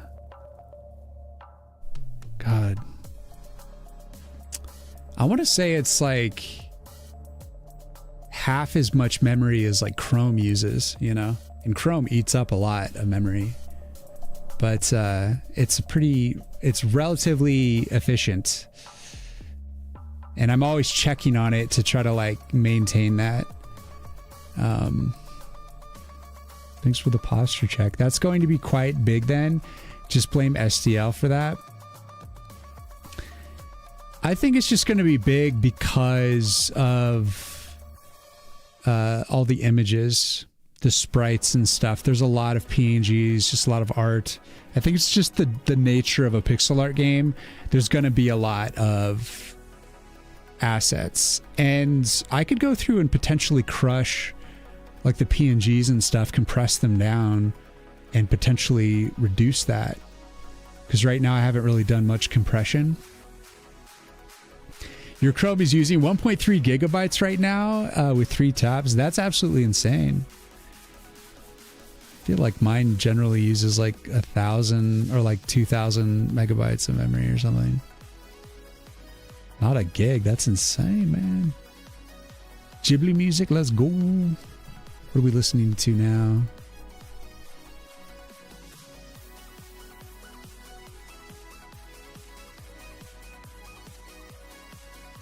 Joe Hisaishi.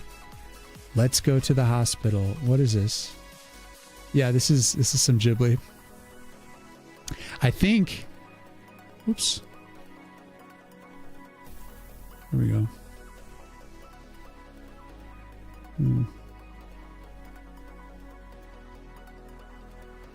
All right, let's get back to this explosion, people. Got to work on the explosion.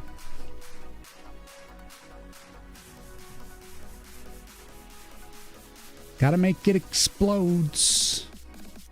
Where you release on Steam? Yes, Hoshi. If you want to wishlist, if you could wishlist, if anyone could just wishlist the game, even if you don't want to buy it or you're not interested, it really helps because I need to get my wishlist up. I do intend to do Next Fest. There's like a Tower Defense Next Fest that comes up. That's coming up in like summertime, but I don't. Like, I missed this last Next Fest because I don't have the demo yet. You know, like, you need an actual demo. And, like, my screenshots are already, like, not the correct screenshots. The Steam page it's like a work in progress. And I'm currently just trying to get enough content together to get a trailer up on the Steam page. So, like, my wish lists are kind of low right now, and I'm, like, working hard to actually get it together. I'm actually really proud of the amount of wish lists I've got so far, even though it's like kind of a small amount, but like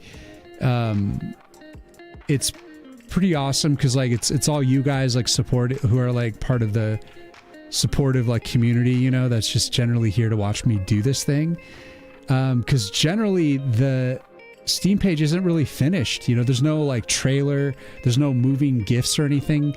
It's just all very like static and preliminary assets just to get it moving. And I'm glad I have it because I'm like tweaking it every now and then. And right now I'm just trying to get the stuff together to get a new overhaul so we can get like the trailer up and get some new screenshots up and just definitely generally make it more compelling. And this is one of the reasons why, like, going through the effort of actually releasing a game is so important to learn. Because, like, as I'm doing this, I'm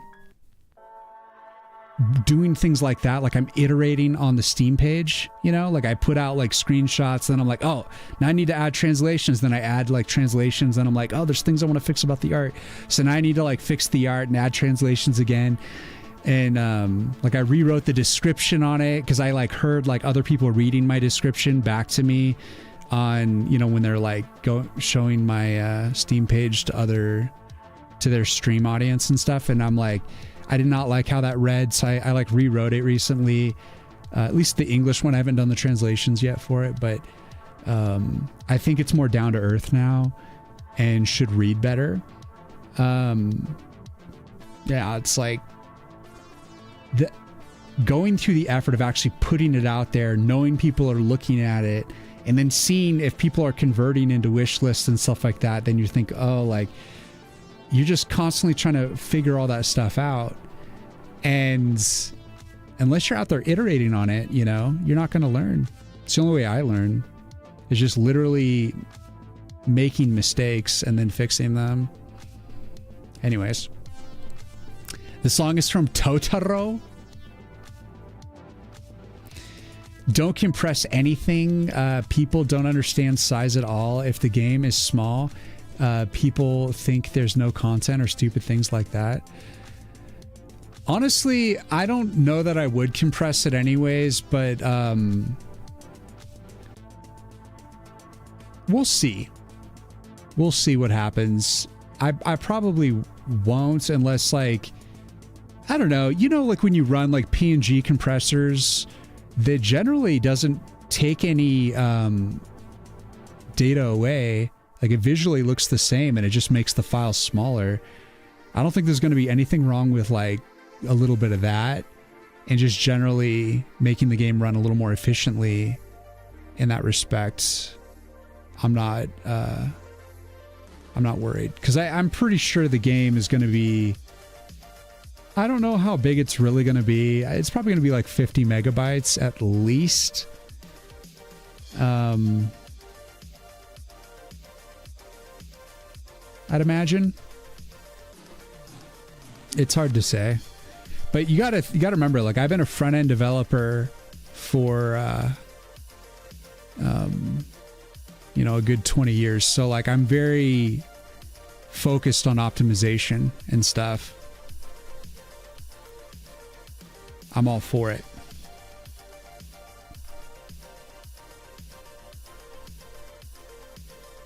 But that's a good point though, Riz. I mean, like, people thinking, oh, it's not like 20 gigabytes. I also think people don't love sitting there and downloading your game for like hours though. So I think it's like there's a happy middle place, a middle way there, because you certainly want it to be big enough to seem substantial, but like small enough that you can just get off and running.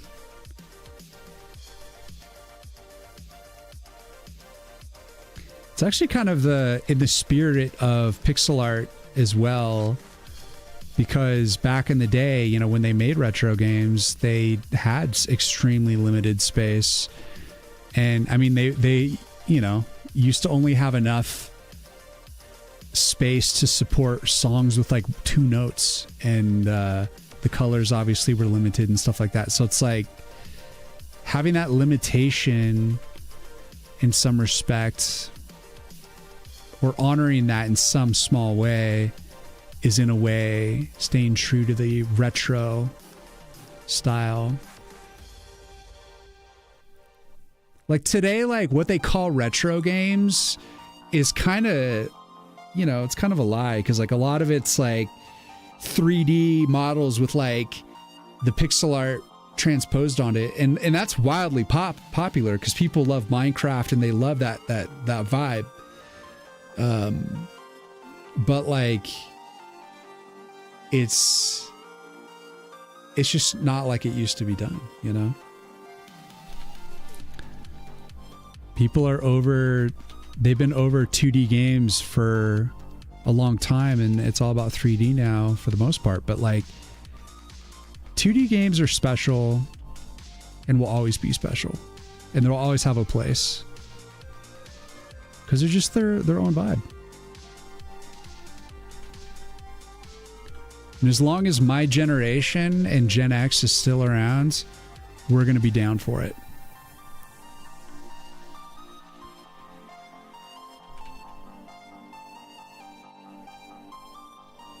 Because like 90% of the nostalgia I have for games is with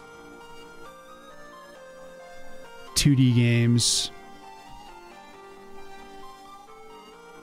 or like isometric games that I guess have like somewhat of a 3D vibe, like, you know, StarCraft or Baldur's Gate 2. Because I guess that's got like, you know, that does have 3D elements, but they're they save them out as sprites, you know? So it's literally just like sprite animations, but they're 3D models. Where like nowadays they're just like straight up rendering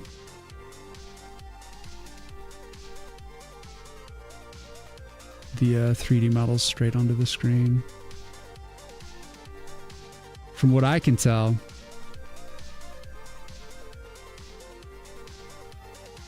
maybe not.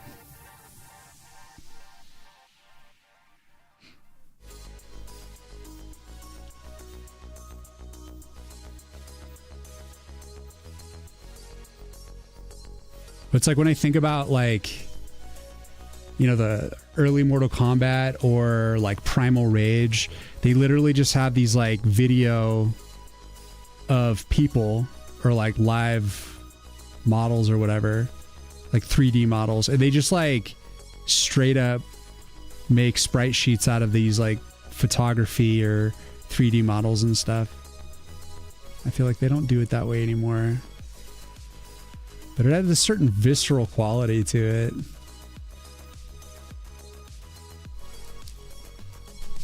I honestly don't know that much about 3D anymore. So I like when I went to college and I learned about 3D, it was mostly about modeling and just actually using the 3D programs, not integrating them into games or anything. So I never really learned that stuff because I didn't really like 3D. Didn't really enjoy it too much.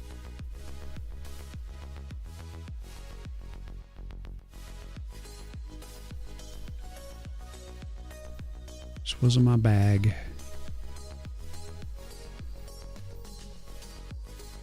I'm just a 2D artist, guys. It's my vibe.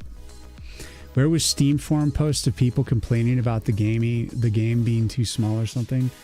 So it's a real thing, even if stupid. They call low poly PS2 like games. I see. Why does Twitch go out of their way to not let me run personal scripts on the website? Wait, what?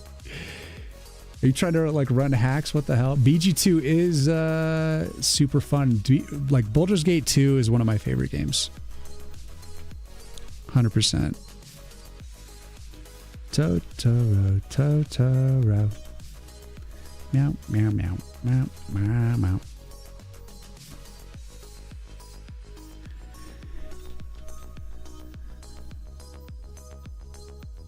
Totoro. Totoro.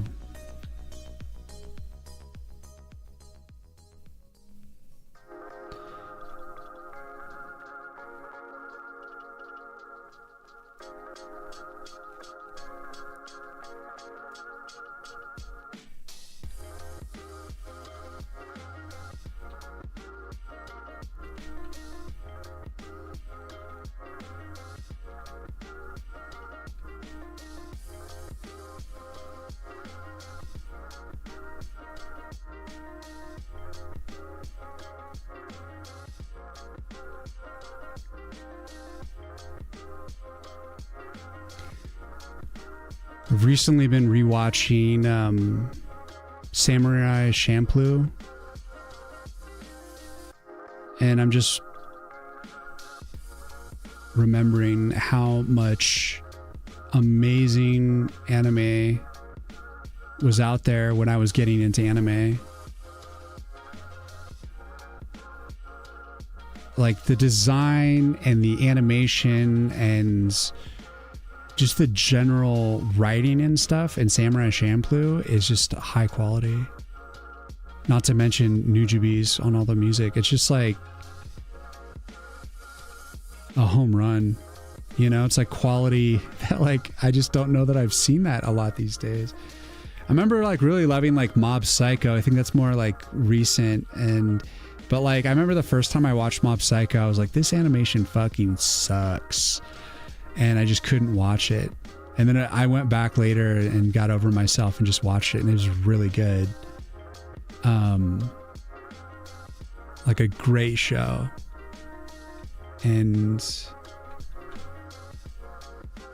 But I miss when it was like really nice action, really well, beautiful art, you know?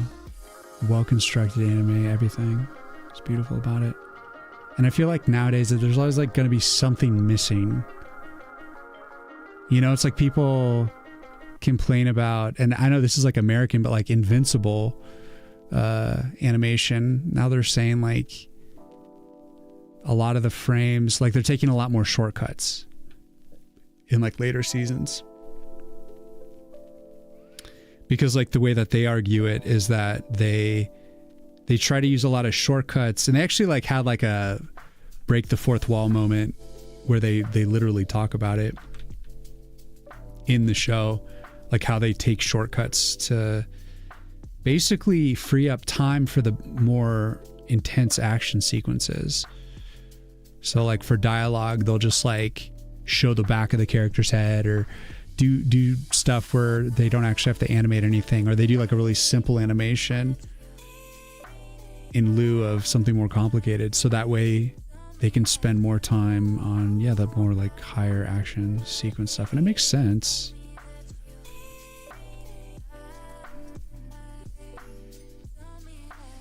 But you know, it's like One Punch Man first season was incredible, and then all the subsequent seasons were just kind of garbage animation wise. And it's like, damn, why do they keep doing shit like that?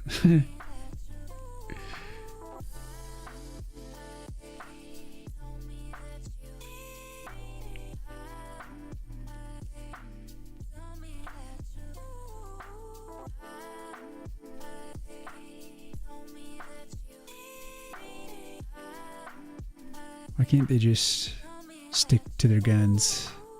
Something's good, just do that thing again. You know, it's like when they know people like it, they're like, all right, time to charge an arm and a leg. Well, I guess we're going another way then.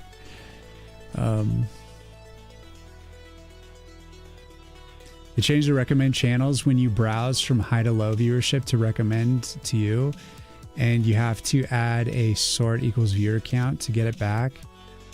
Try to just run a script to always do that, but unless I do hard refresh, it doesn't work.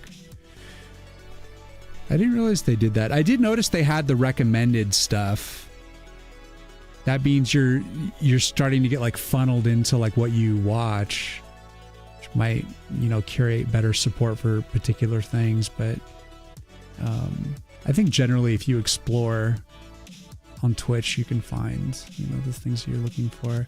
But it's hard because like streamers have to be on your schedule and doing the exact thing that day that you're interested in. So it can be hard to really like find a streamer that does the thing that you enjoy.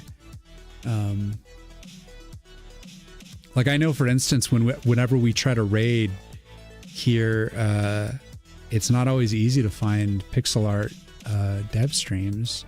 Most of the dev that I see is like 3D stuff, or, you know. And I know the pixel artists are out there. They're just not always on, you know.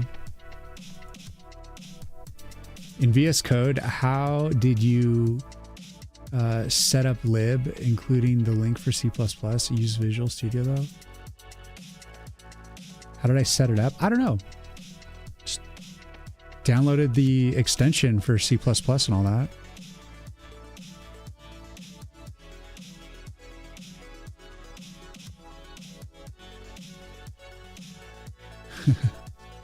I don't know, Micros. I don't know.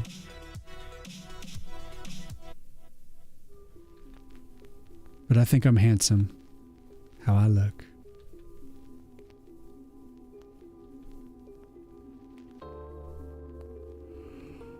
Oh, geez. I think I'm circling the drain, but I want to make a decent pass on this explosion effect.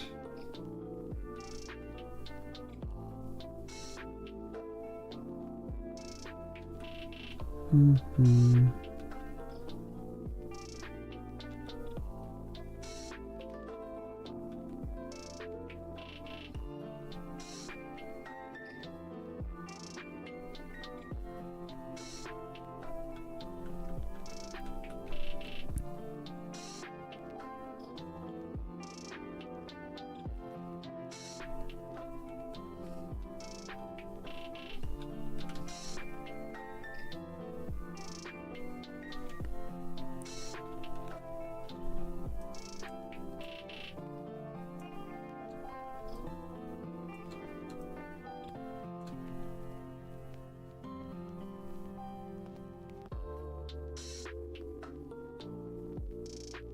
So I got a pretty thick outline there. Let's try for a brighter color. Let's see, which red? I got this like orangey business. That is from the orange there. I don't know if I want to do like massive blending. Here, let's do like this. Start with this one. Oh, sure.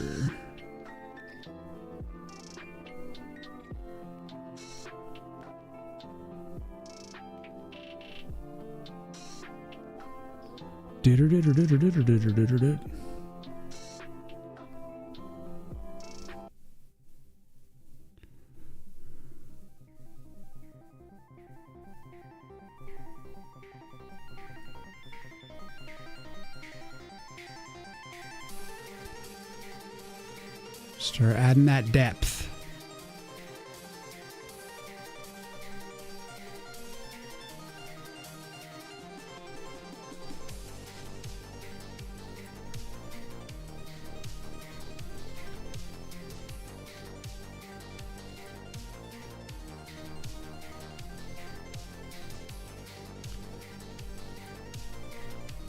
One anime that I saw that was more recent that I thought was pretty enjoyable. I guess it's not super new anymore, but Chainsaw Man I thought was pretty good.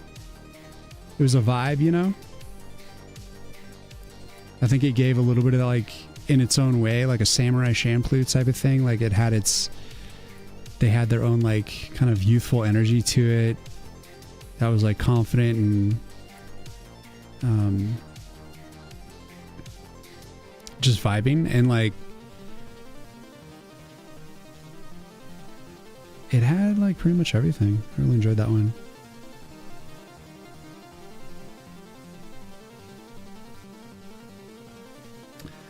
But I feel like right now I'm going like very old school, just watching a lot of original anime that got me interested in the genre.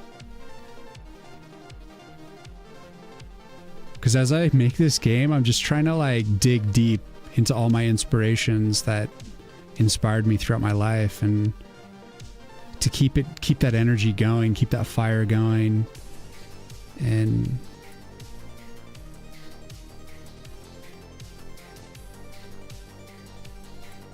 it's insane. I mean, this day and age, like we have so much content to consume. It's basically endless. It's nutty.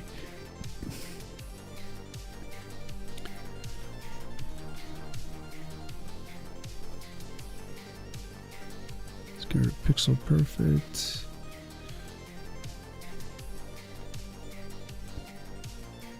I feel like I can always find something to watch. I recently watched, was it Love Eyes? Horror film with, let me see. Love Eyes.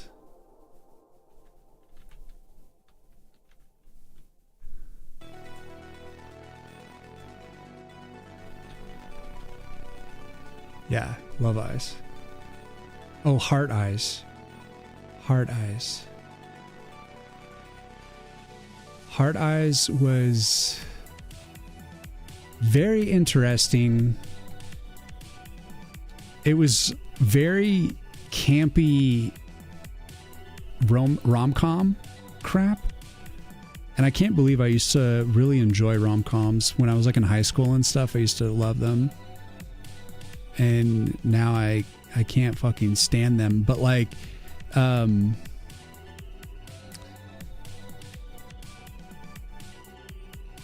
it was a horror film with a rom-com vibe, which I was like, I don't think I've seen this before. But essentially there's a serial killer that like targets couples, and it's like a Valentine's Day, and basically it's over the top romance. and you just see kind of like douchey romantic stuff, like douchey people doing romantic stuff, and then this serial killer just comes and starts murdering them. And at first you're like, oh, like this is gonna be fun, like and then like it actually gets really rom-com-y. I'm like, all right. I mean, it was good. People like seemed to love it, and it was well done. But honestly, it felt like it'd be like a date movie for the partner trying to date someone who loves horror, and that'd be like the middle ground, you know. B and Bit, thank you for the follow. Welcome in. Like, I watch a lot of horror films, and it'd be interesting to like I've not really done a lot of dates where it's been around horror films, you know? I don't think I've ever done a single date that's like that's included a rom-com either, so.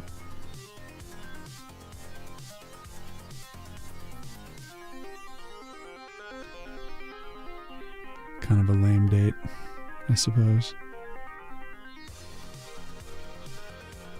But that just felt like it's like a popcorn horror film date movie. For horror enjoyers. It's weird, and now that I think about it, there's like another one that there's one called Your Monster, and it's basically like partial musical kind of rom-com horror film.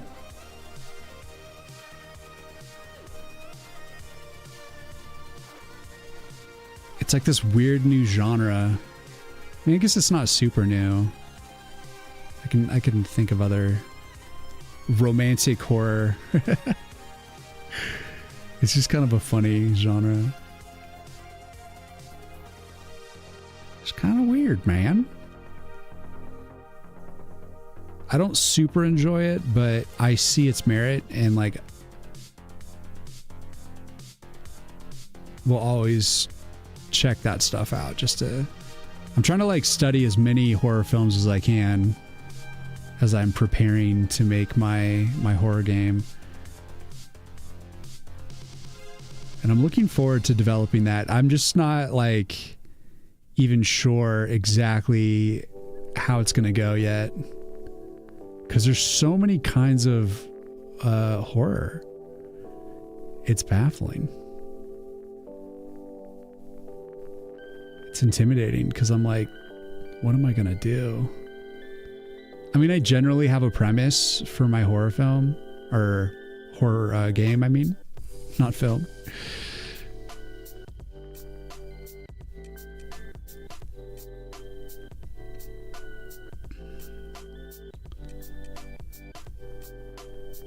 But the specifics I have not ironed out, so I have a ways to go. But I'm not focused on that yet. It's all about Woods of War right now. Trying to make this game kick ass. Trying to learn how to make good explosions through experimentation.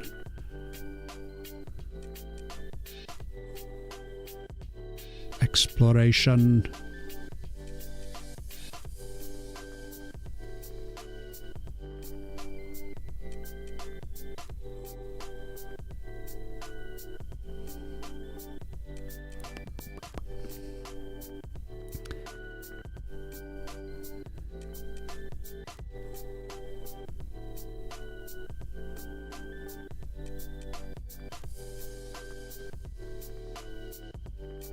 Man, something I really need to sit down and do is get those leaves animated for the forest.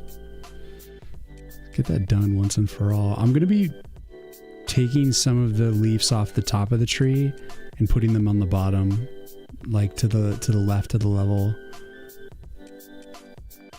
Because there's some... Come on. there's some of the leaves that are just not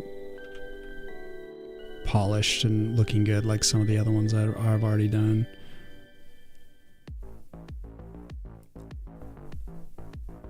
Peach, thanks for the follow. Welcome in.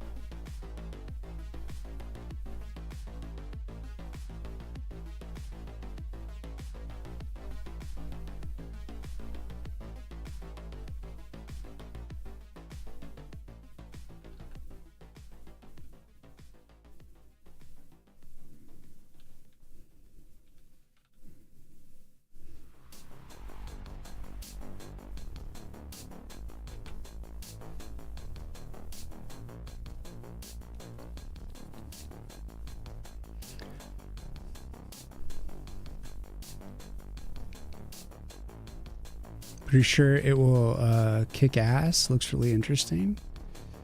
Man, thank you.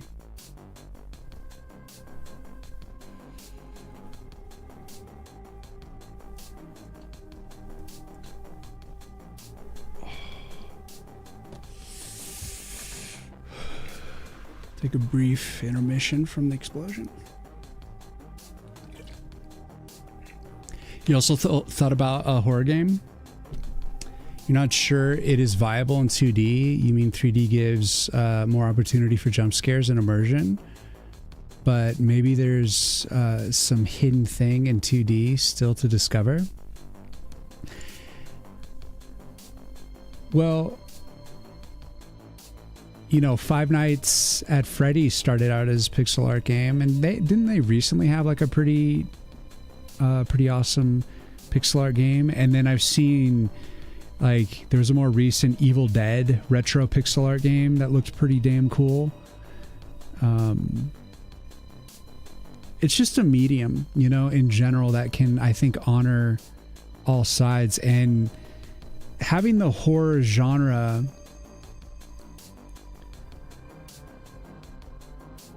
I mean, it doesn't necessarily mean, like, I don't know. I think you can have jump scares in anything. And there certainly is a certain advantage to 3D in the sense that you can get hyper focused on things, I think, in a way. But like in a 2D realm, it just kind of depends, you know, like, horror genre is about being scared and thrilling, but it's also about having interesting lore, having like interesting set of rules, and just learning like lore about the monster, you know, like that's, I think, what makes horror for me interesting. Like, what's the motivation of the monster? What's the limitation or are they unlimited, you know, like, and like how does it work, you know?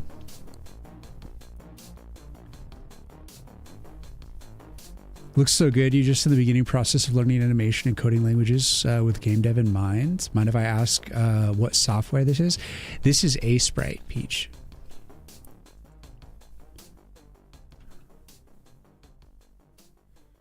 I'm currently trying to work on an explosion here.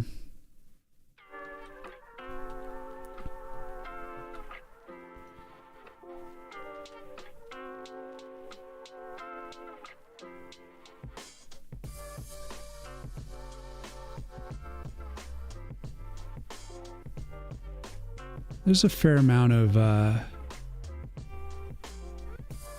pixel art programs out there, but Sprite is great for animation and just all around reliable. It has some idiosyncrasies, but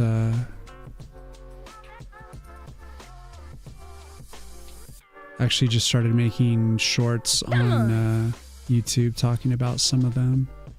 Some Sprite tips. It's my new series called Practical Tips for Sprite Beginners.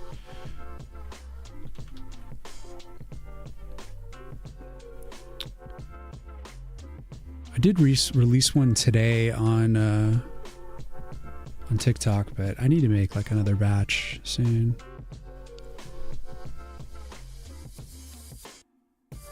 IP, thank you for the follow. Thank you. Your explosion looks awesome. Thanks. I hope it works out. Kind of trying a new approach with this one.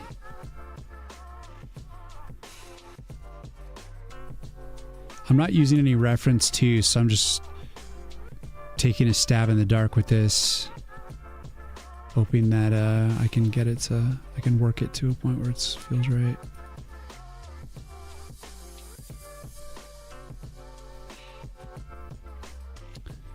I'm going to put on a deeper red as well. But we're going to go get through the bright stuff first. Using the same tonality as the flame. Which I might even need to rethink a little bit too.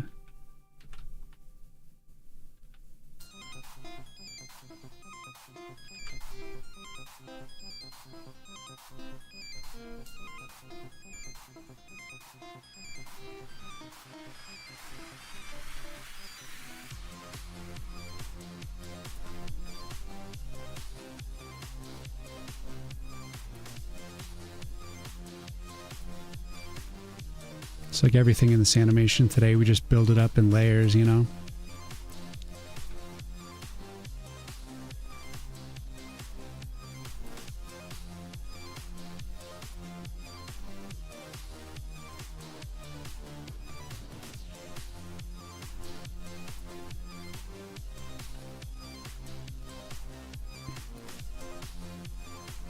Each layer an opportunity to put in something special to that layer.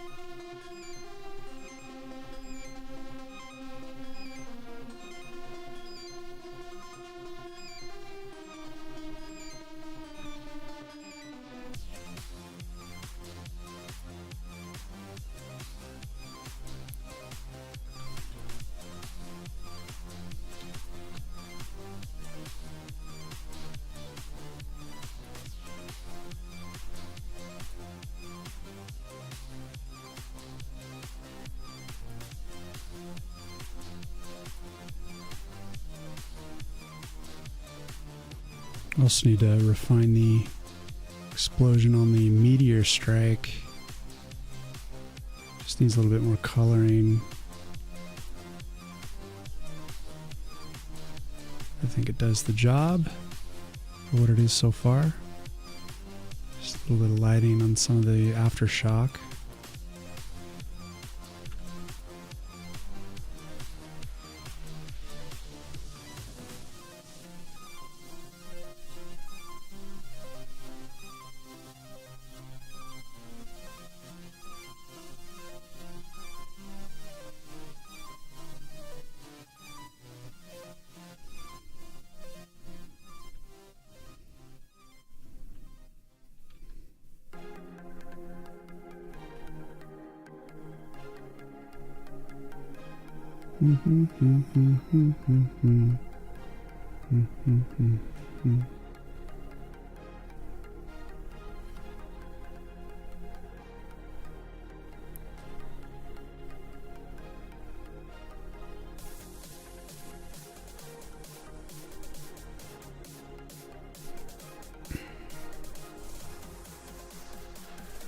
I think there's definitely, you know, going to be frames at the end of this thing, but I'm just sort of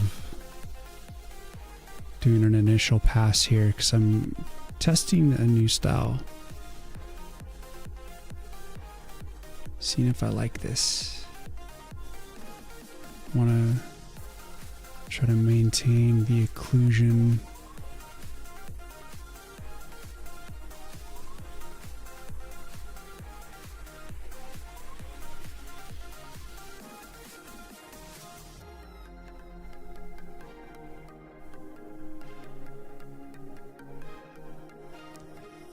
It might not be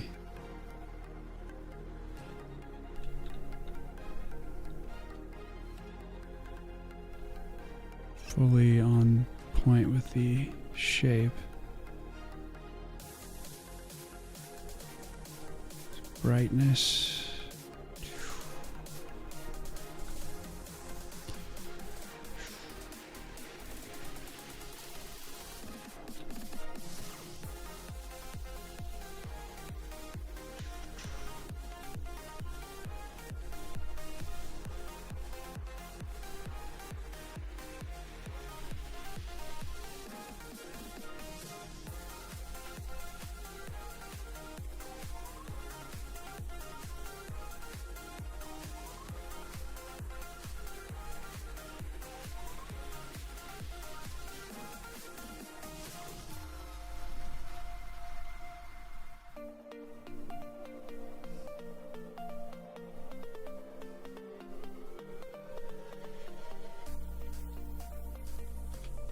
Come on.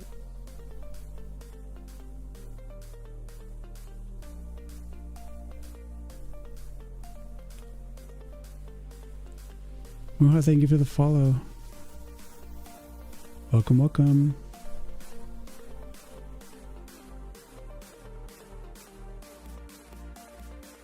Cindy Anders, hello.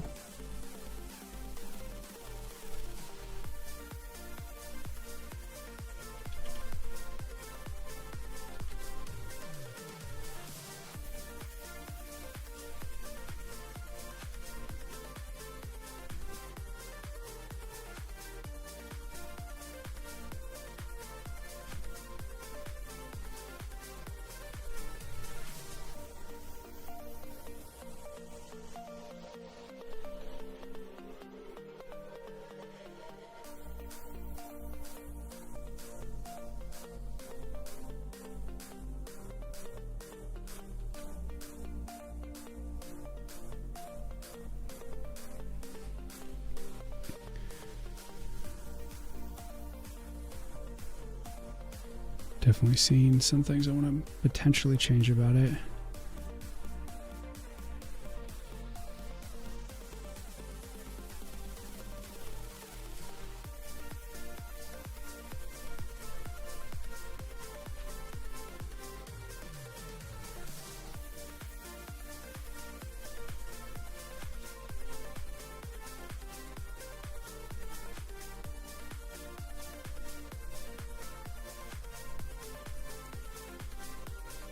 I feel like it kind of splats a little bit too much, maybe, but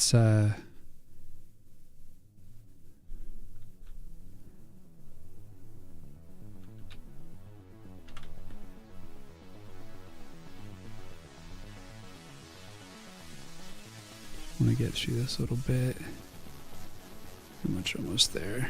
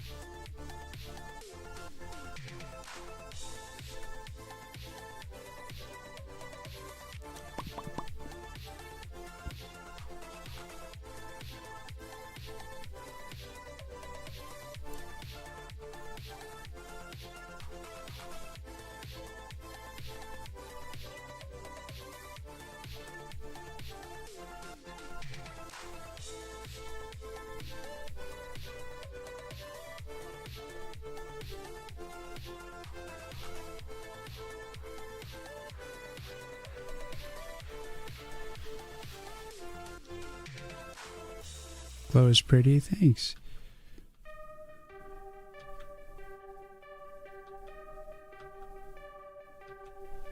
Just trying to learn something here. Never made an explosion quite like this.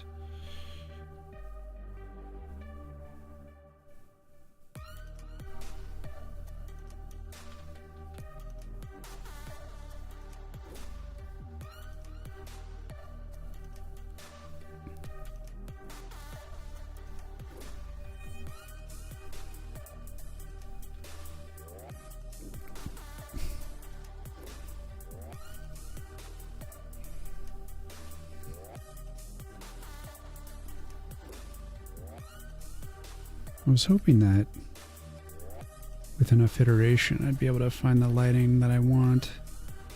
I was mainly worried that the volume wouldn't feel right, but it's actually starting to feel okay. Especially coming back with these black lines. So now starting to, I think, open it up. So far, so good.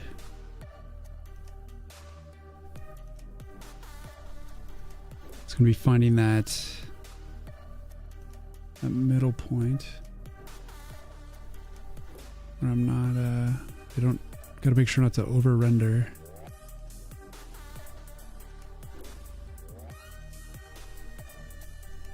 But I've got a plan.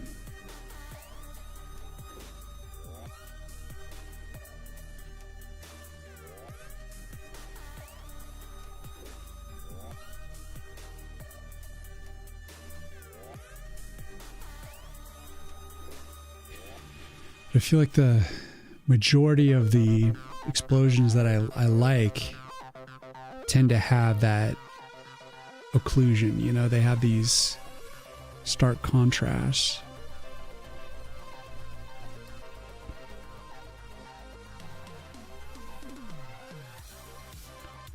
Between like the lights and the darks, and it's that variety that creates the effect.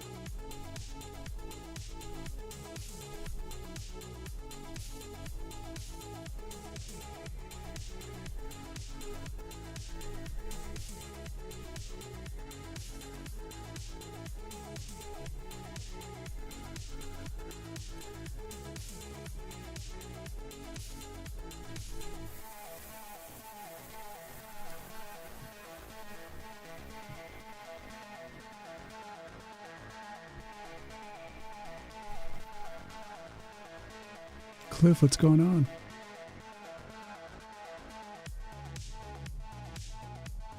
Dark Rider is correct. I am using a Sprite.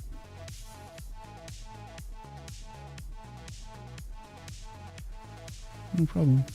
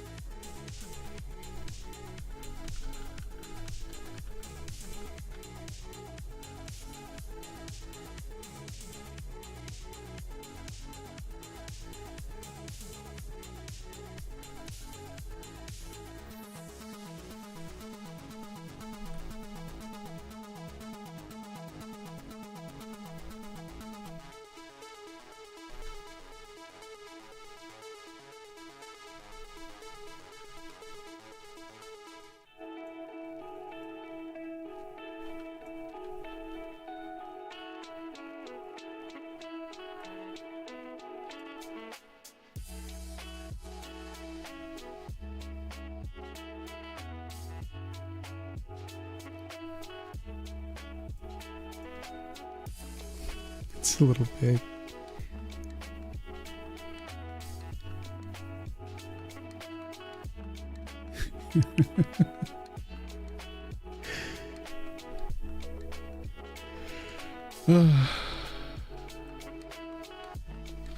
Just gonna mess around.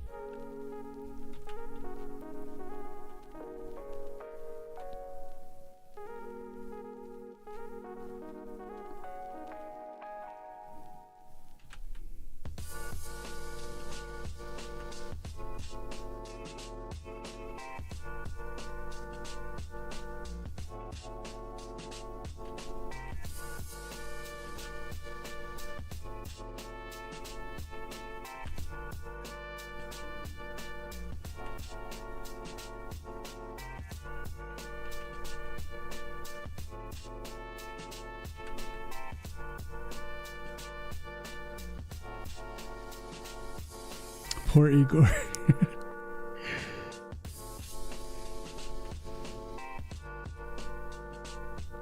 Indeed.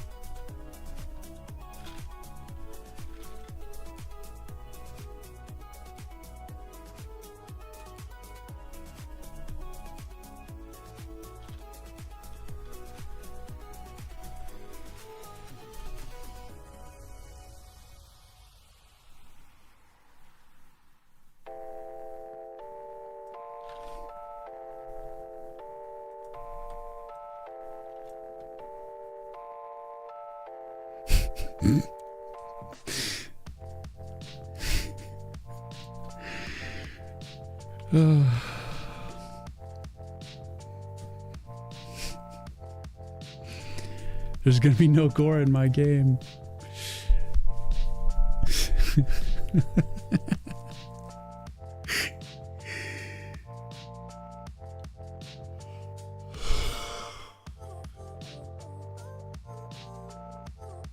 Doesn't mean we can't have some fun here on stream.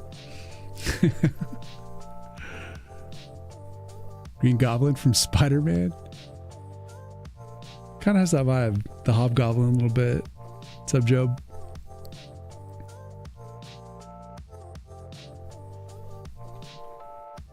So he's just running, doing his thing, having a good life.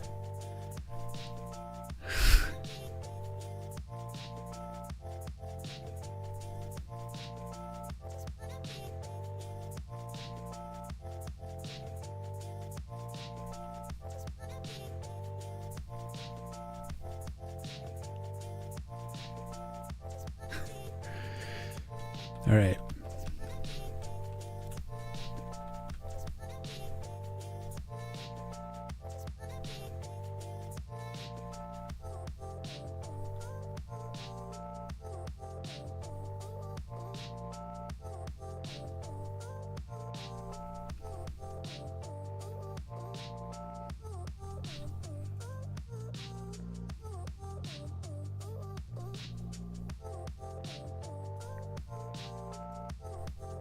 A little bit more to the explosion here.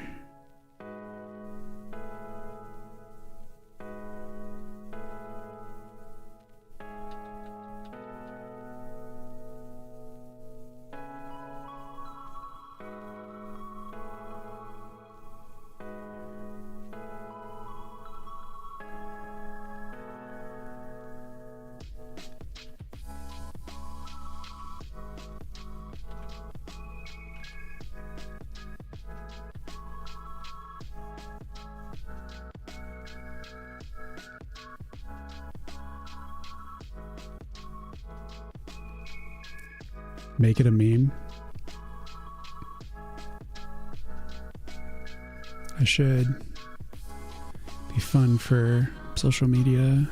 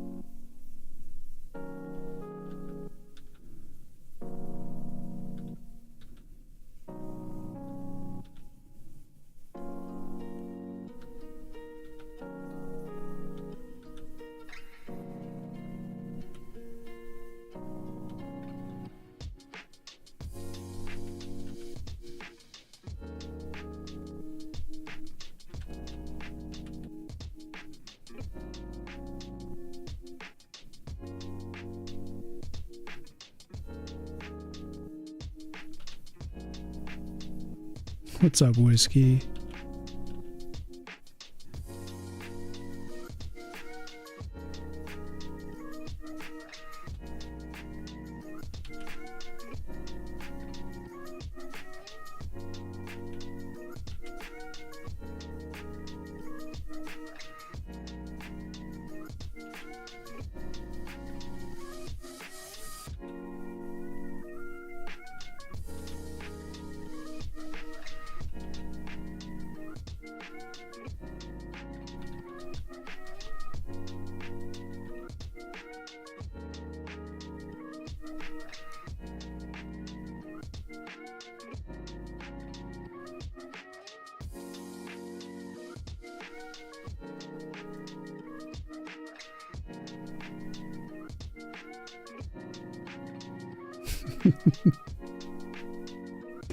He's just so happy.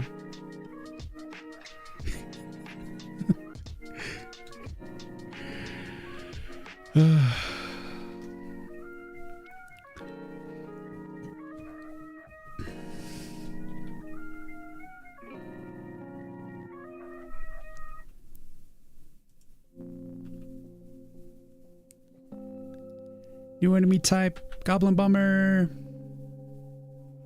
So he's running. He's running. And then we got him throwing. He falls on his butt. Bulging eyes.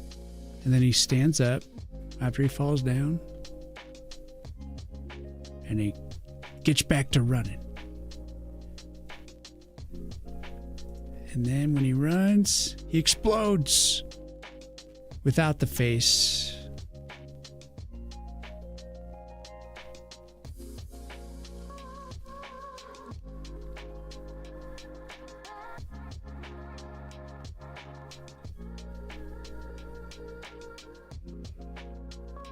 Probably revisit the explosion a little bit, but like,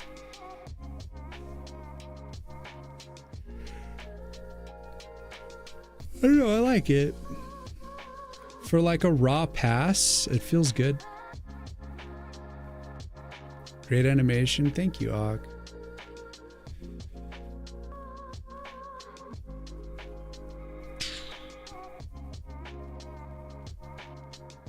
Kapowie Zowie. Well, he's going to be the latest enemy type. So he's going to come in and blow shit up. Plain and simple. That's what I love about this enemy. No frills. Just pure terror. Sir, what's up?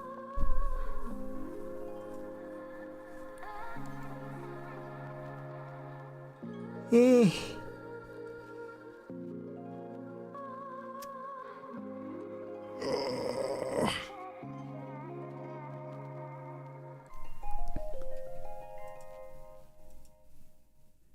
I think I'm eepy. And I'm going to probably start looking for someone to raid, guys. We did some cool shit today.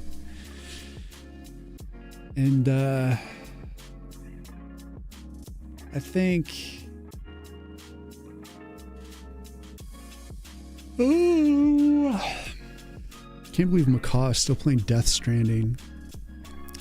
Death Stranding sucks. I mean, it looks well executed, but it looks so boring. Some people seem to really love it, though. Oh shit, we can't leave till after we hear Ocean by John Butler. It is an 11-minute song. And we have ads in 6 minutes.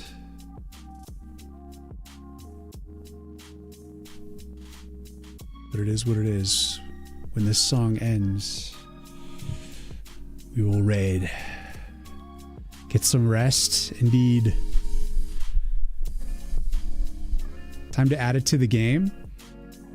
Yeah.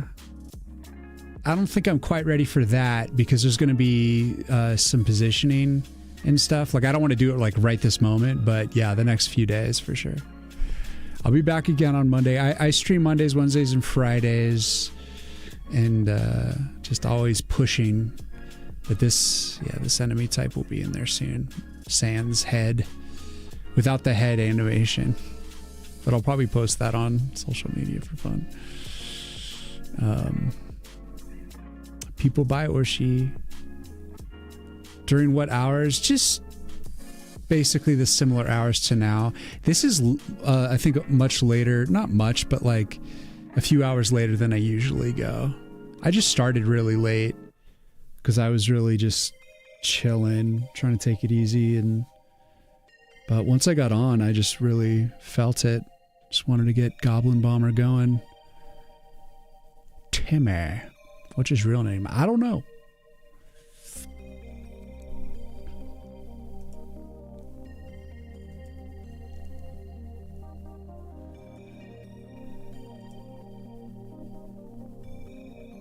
I really wish I could raid Macabre, but he's playing Death Stranding, and Death Stranding is not great. It's just, I don't know, it's not the best.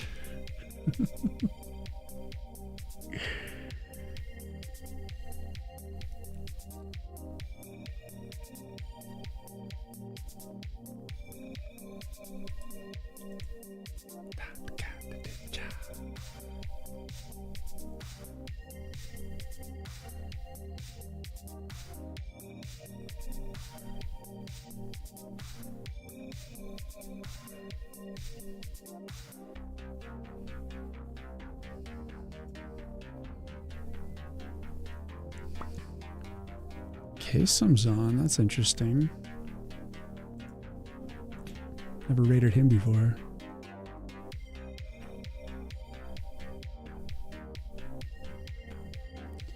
I'll boot it up. You can tell me about it. Heroic Shield, brutal. Pretty brutal, yeah.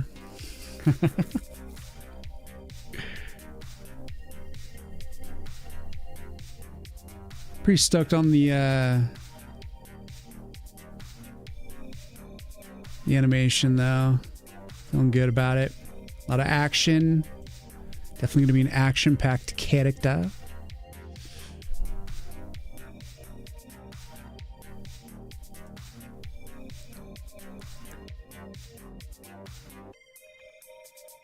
The actor Norman Reedus is in it. What?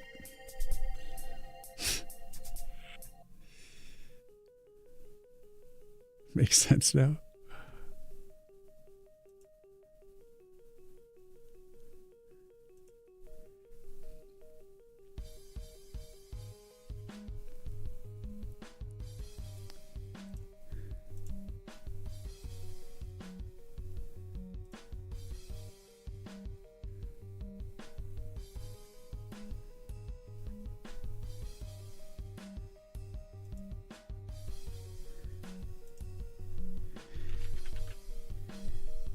We need some pixel art inspiration here.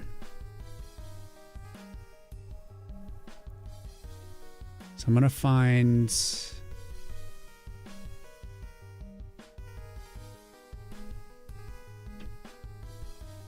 something pixely.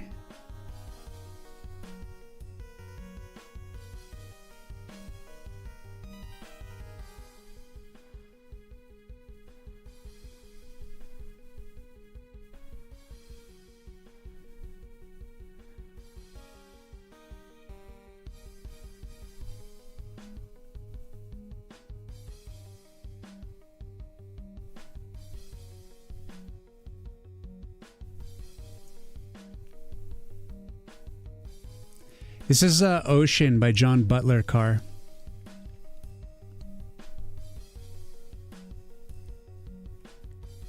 You still have to try that game, Death Stranding. You had the same complaints. It seems that the game is boring on purpose, since people like games where you just go from point A to point B. So the game is just that. Daryl Dixon, The Walking Dead.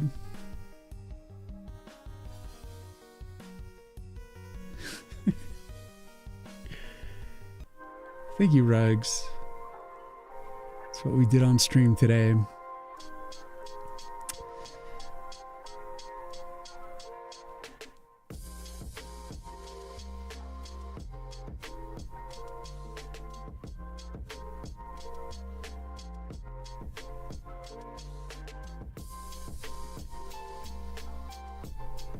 Trying to peep some pixel art inspiration here.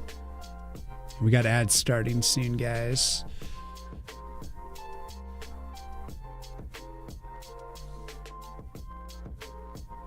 But the song should crescendo after, so.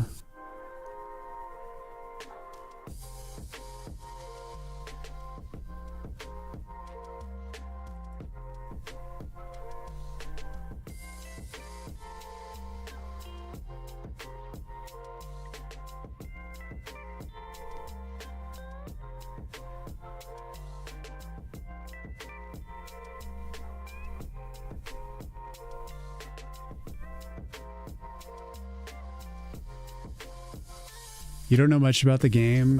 Just heard about it. Oh yeah. You're talking about Death Stranding is starring the Daryl Dixon dude, Norman Reedus. Yeah, 100%.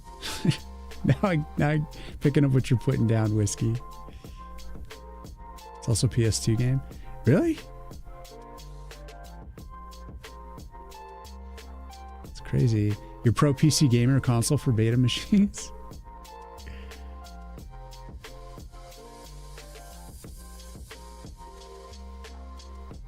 I see this dude playing a Power Rangers beat 'em up, and I'm wondering if it's the newest beat 'em up that came out. He says he's in retro, but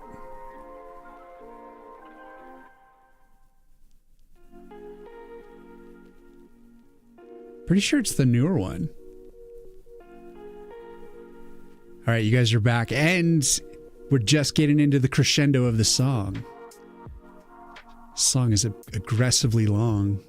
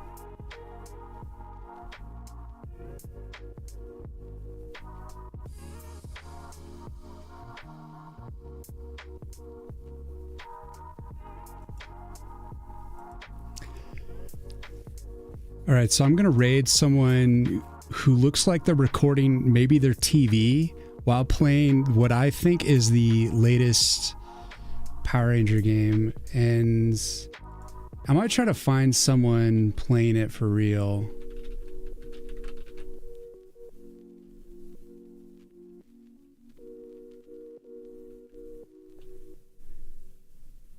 Because there might be a better...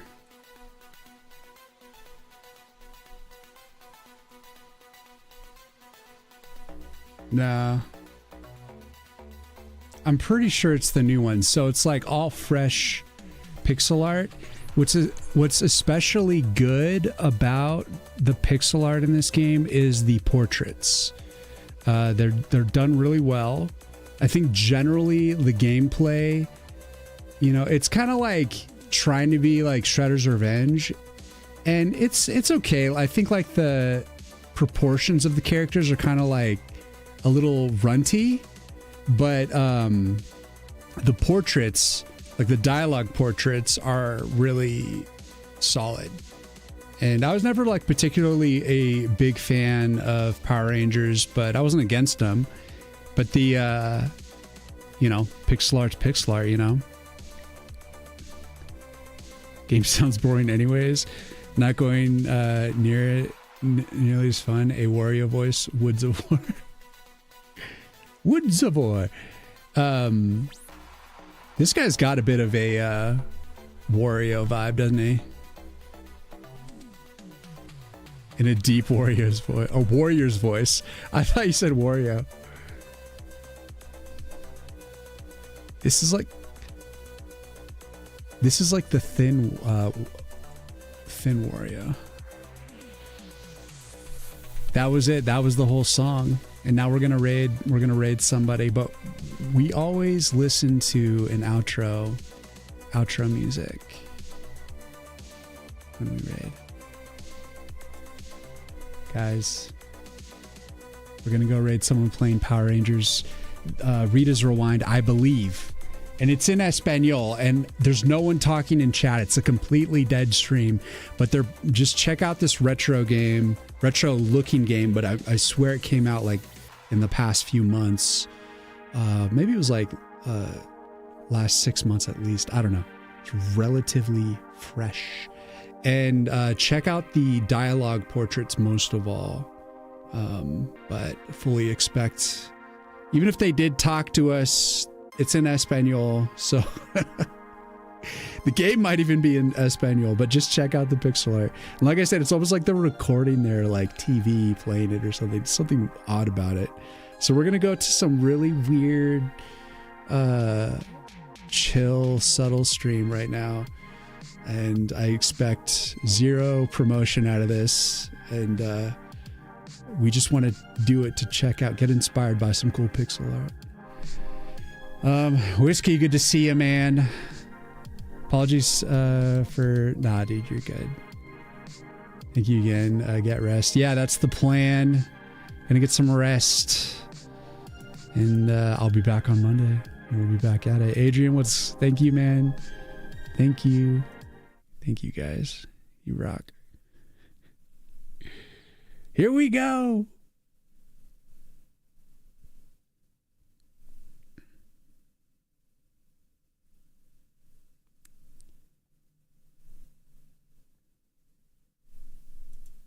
All right, see you.